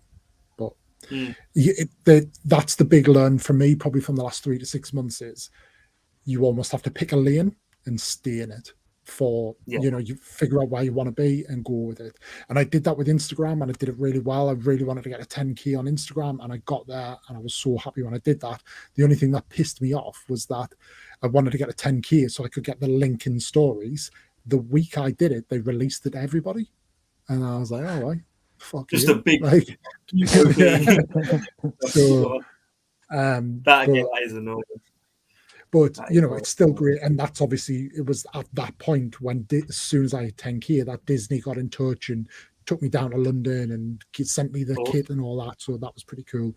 But this is like that's basically it. And the good thing is, to my point to James earlier on around screen recording, and there's nothing to stop you if you've got a TikTok, you know, posting it onto Reels, and it appears as a kind of, it almost looks as an original video, and posted onto YouTube if you're on there as a short as well. So pretty cool. But as per your point, Brixton, yes, I totally feel you on that one. I feel like as well, if you like, mental strength and mental health comes from a place of physical strength and physical well-being. So if you are looking after yourself, you're eating better, you're in good condition, you're training and stuff, it mentally helps you as well. So that actually appears back in return, and you feel then motivated to make content as well, and like your energy levels are up. So good on you in that one, mate. Yeah, absolutely. And like you say, that next year I'm not exactly going to become a fitness TikTok, but I'll certainly try and implement it, because if I'm posting about it, then it will push me to continue doing it. You know, and I think it follows on with the thing that if you go to the gym by yourself, by week 3, you're going to feel less motivated to go than week 1. Whereas if you go with someone else, you're going to continue pushing each other higher and further to, you know, to get to the point that you want to get to. So because I have no friends, I'm going to do that with TikTok. Do it, man. You're always welcome Accountability. to FaceTime you, Brixton, but I won't answer. But you're always welcome to ring. So, you're welcome to ring. But no, I get your point. It's weird, isn't it? How like all humans have that thing in. I don't care what anyone says. It's true. You see someone, you think, I want to do better than that. It's just like like human instinct. It can be anything. It's human nature to be sort of very competitive in everything you do. And I was saying this to Victor Bricks earlier as well. Sorry, going on a bit of a tangent here. We were talking about our collections, our Lego collections, and I was saying to him how personally I don't see myself that I've got a big collection. Just because I see everyone else's collections, you know, I see Liam's, I see yours, I see everyone else's, and I'm like, well, theirs looks better because it's displayed better, and it looks like they've got a lot more. And I don't necessarily see, even though I'm quite literally surrounded by Lego, that I've got a decent collection. And Victor, rightfully so, said to me that he thinks that I've got a better collection than him. And I was like, well, I don't see that, but if you see that, then fair enough, you know? Yeah. But and I think that's true of following. Like I mentioned earlier, you can get so hung up on like what's next or what other people are doing that you feel to recognize your own milestones and your own achievements. And when you do that, it stops being fun. Like that's when you know, like you hit whatever, and it stops being fun. But yeah, it's just do it for yourself. When you're doing it for yourself, it all gets a hell of a lot easier. 100%. Yeah. James, you 2022, so 2022 is like 2021 is your established year, and you've grown so much, and you've very well established yourself. Where does 2022 take you? I've not made any specific plans. From my content that I made, all I did was just memes, just nothing but, oh, that's a good sound, that'll be pretty good if Anakin did this, you know, those kind of things. But now I want it to be seen as something as a little bit more than just the funny guy. I wanted to make the jokes, but I also wanted people to see, oh, well, he actually does know what he's talking about. Like, I didn't want people to just sort of like pick up on like, oh, well, he's watched the movie. Everybody's watched the movie. So it's why I went into the facts kinds of things on Star Wars. And I thought, what better place to start is with Star Wars lightsabers, because they're a fascinating piece of machinery. And, you know, they've been in our lives since the 1970s. And everybody wants one, Star Wars fan or no. So I thought that's a great place to start on. Let's just talk about the characters and why they have those lightsabers. So I do want to venture more into the fact side of things, whether it's buildings, specific species, planets, events, all sorts. Definitely collect more lightsabers, for sure. Definitely collect more lightsabers. That's the best staple gun money can buy. That it just is perfect. I just love this staple gun forever. And that's one thing I did do my research on, this staple gun. They actually did design it specifically on a staple as well. They actually went into hardware stores and everything, and they did base it on a staple gun. So that's just another thing. How it gets jokes about that, but it's like, that's its origin. That's where it came from. Yeah. So yeah, it's I do want to get more involved in this kind of thing. This is the first time I've ever done this. So yeah, I wouldn't mind just going more into the fact side of things, stick with the memes because it's kind of like my origin. It's kind of how I started. Do more of this and just, non-TikTok related, see my daughter as much as I possibly can, have more lightsaber fights with her as possibly I can, watch more Star Wars with her as more as I possibly can. So just give it a good healthy mix. That's the way. At 5-year-old, does your daughter know you're on TikTok? No. I actually tried to put her on TikTok. I started off, which was doing well, and I'm still curious to this day as to how well this video would have done. I do. I'm not sure if educate is the right word, but I do indoctrinate Marvel around her. And I've got a downstairs toilet back there, and because I live in quite a small house, I decided that's going to be like my little novel room.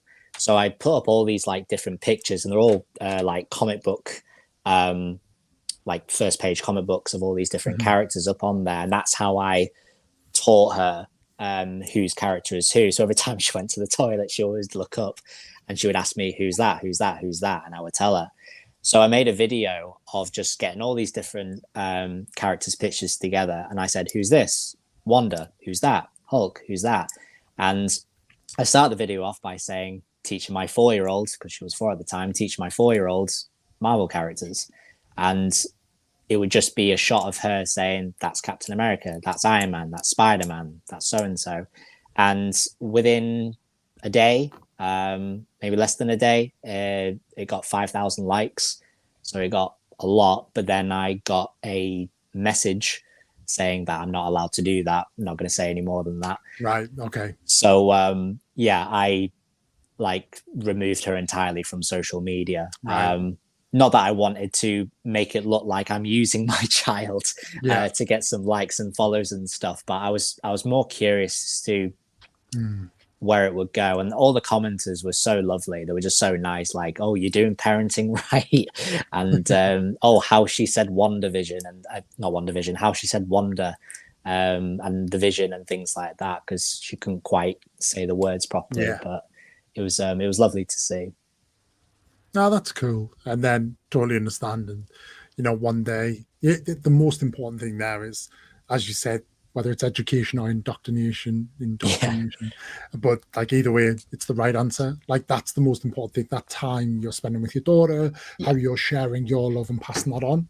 And at some point, I suppose that 4 or 5-year-old probably they might have heard of TikTok, but they're not kind of engrossed in it yet. But if you're still kind of doing this in a few years' time, that could change and she becomes part of it, which would be pretty cool. So but yeah, I could definitely encourage you kind of doing more of this, whether it's your own or there's so many kind of versions of this circulating. Choco does one, Seven does one. Hey, cheers, Joe.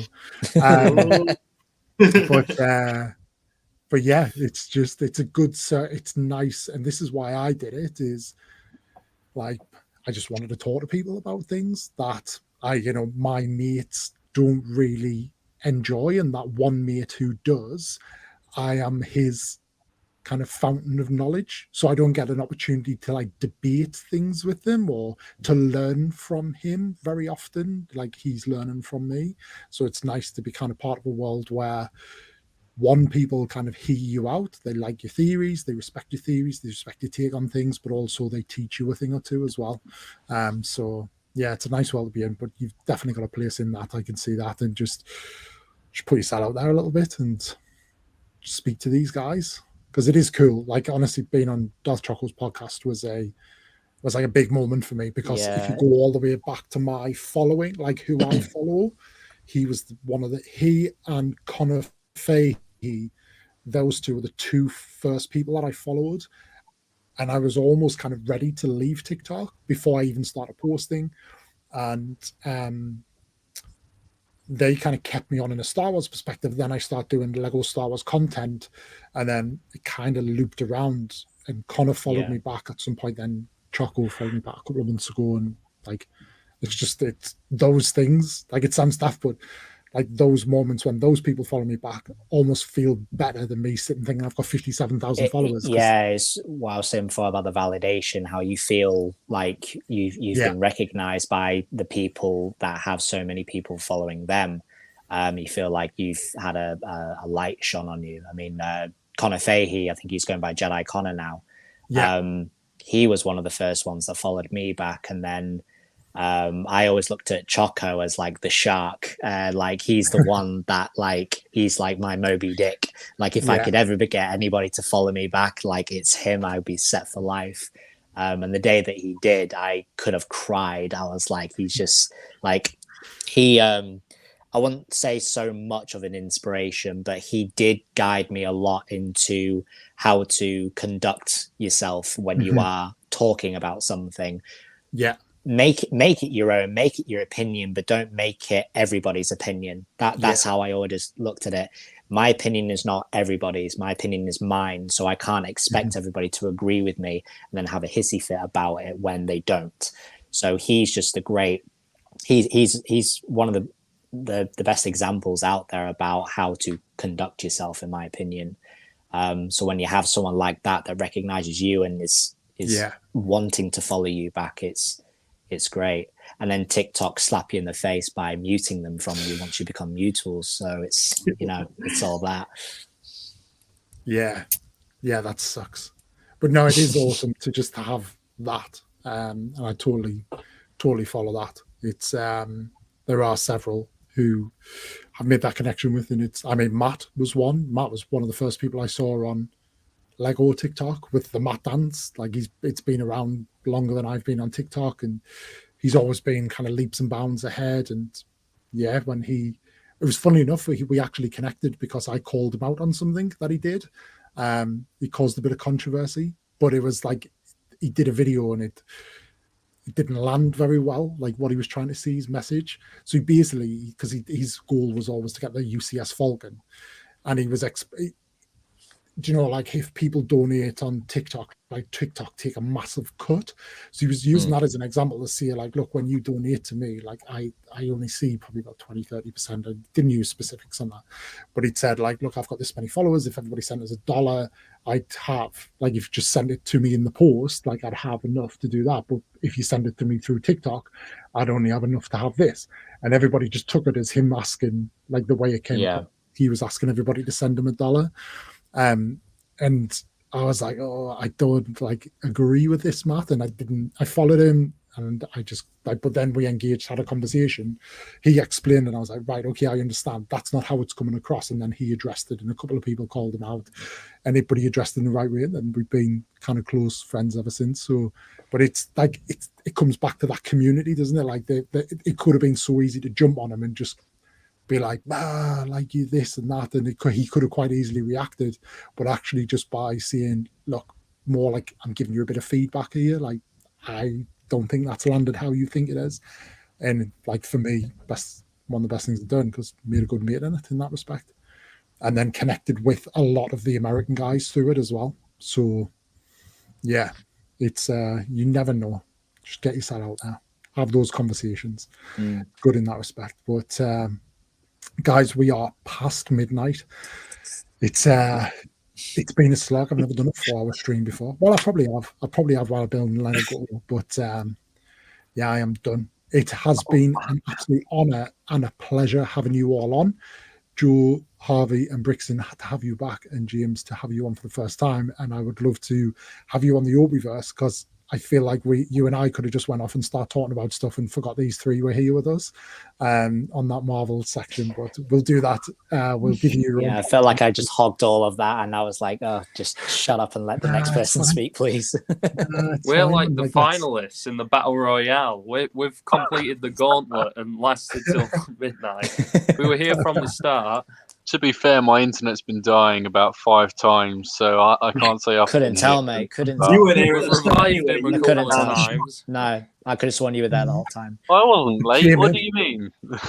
Got him back in the fight though. We You was dragged him late. to the You had a end. non-bread and curry halfway through. I don't think you even qualify as like in the race. I think you're like just I was going to say spectator. his Spectator, Wi-Fi yeah. came in on life Good man. support. So It's been all right We- while we've been talking. It's like, oh yeah, WandaVision's going to do all that, and he's like, "Let's fucking peel our rice. It's brilliant." This.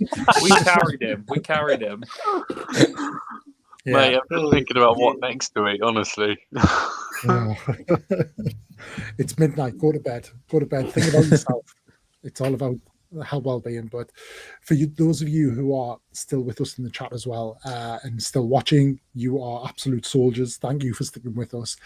Hope you've enjoyed this as much as I certainly have, and I hope that the guys have with us and those who've been before. Stick around. You will find all of these guys on TikTok if you don't know them already. We've got Darth Walker, we've got the Star Wars guys, we've got Darth Veritas, and we've got It's Brixton. But yeah, been an absolute pleasure. If I don't speak to you beforehand, have a fantastic new year, everyone. Hope whatever we're able to, whatever you do, as well. Hope everybody has a good one, and then that's it. It's back to January, life back to normal, and back to the dreary world of work and all that. But yes, have a pleasant and a fantastic new year, everyone, and then back to being as active as possible in January in 2022. Yeah. But yeah, thank you, James. James is a good guy. Thank you, James. You're always there, sticking around. Spawn has been sat there for 4 hours. And he's probably only commented like 3 or 4 times, but he just sits there quietly in the background. Do you know Spawn is a character itself to talk about, because the Spawn character is unreal, but we're not going to do that after a 4-hour stream. But guys, thank you very much. Peace and love to you all. Have a pleasant evening. Sleep tight. Love you lots. Catch you later.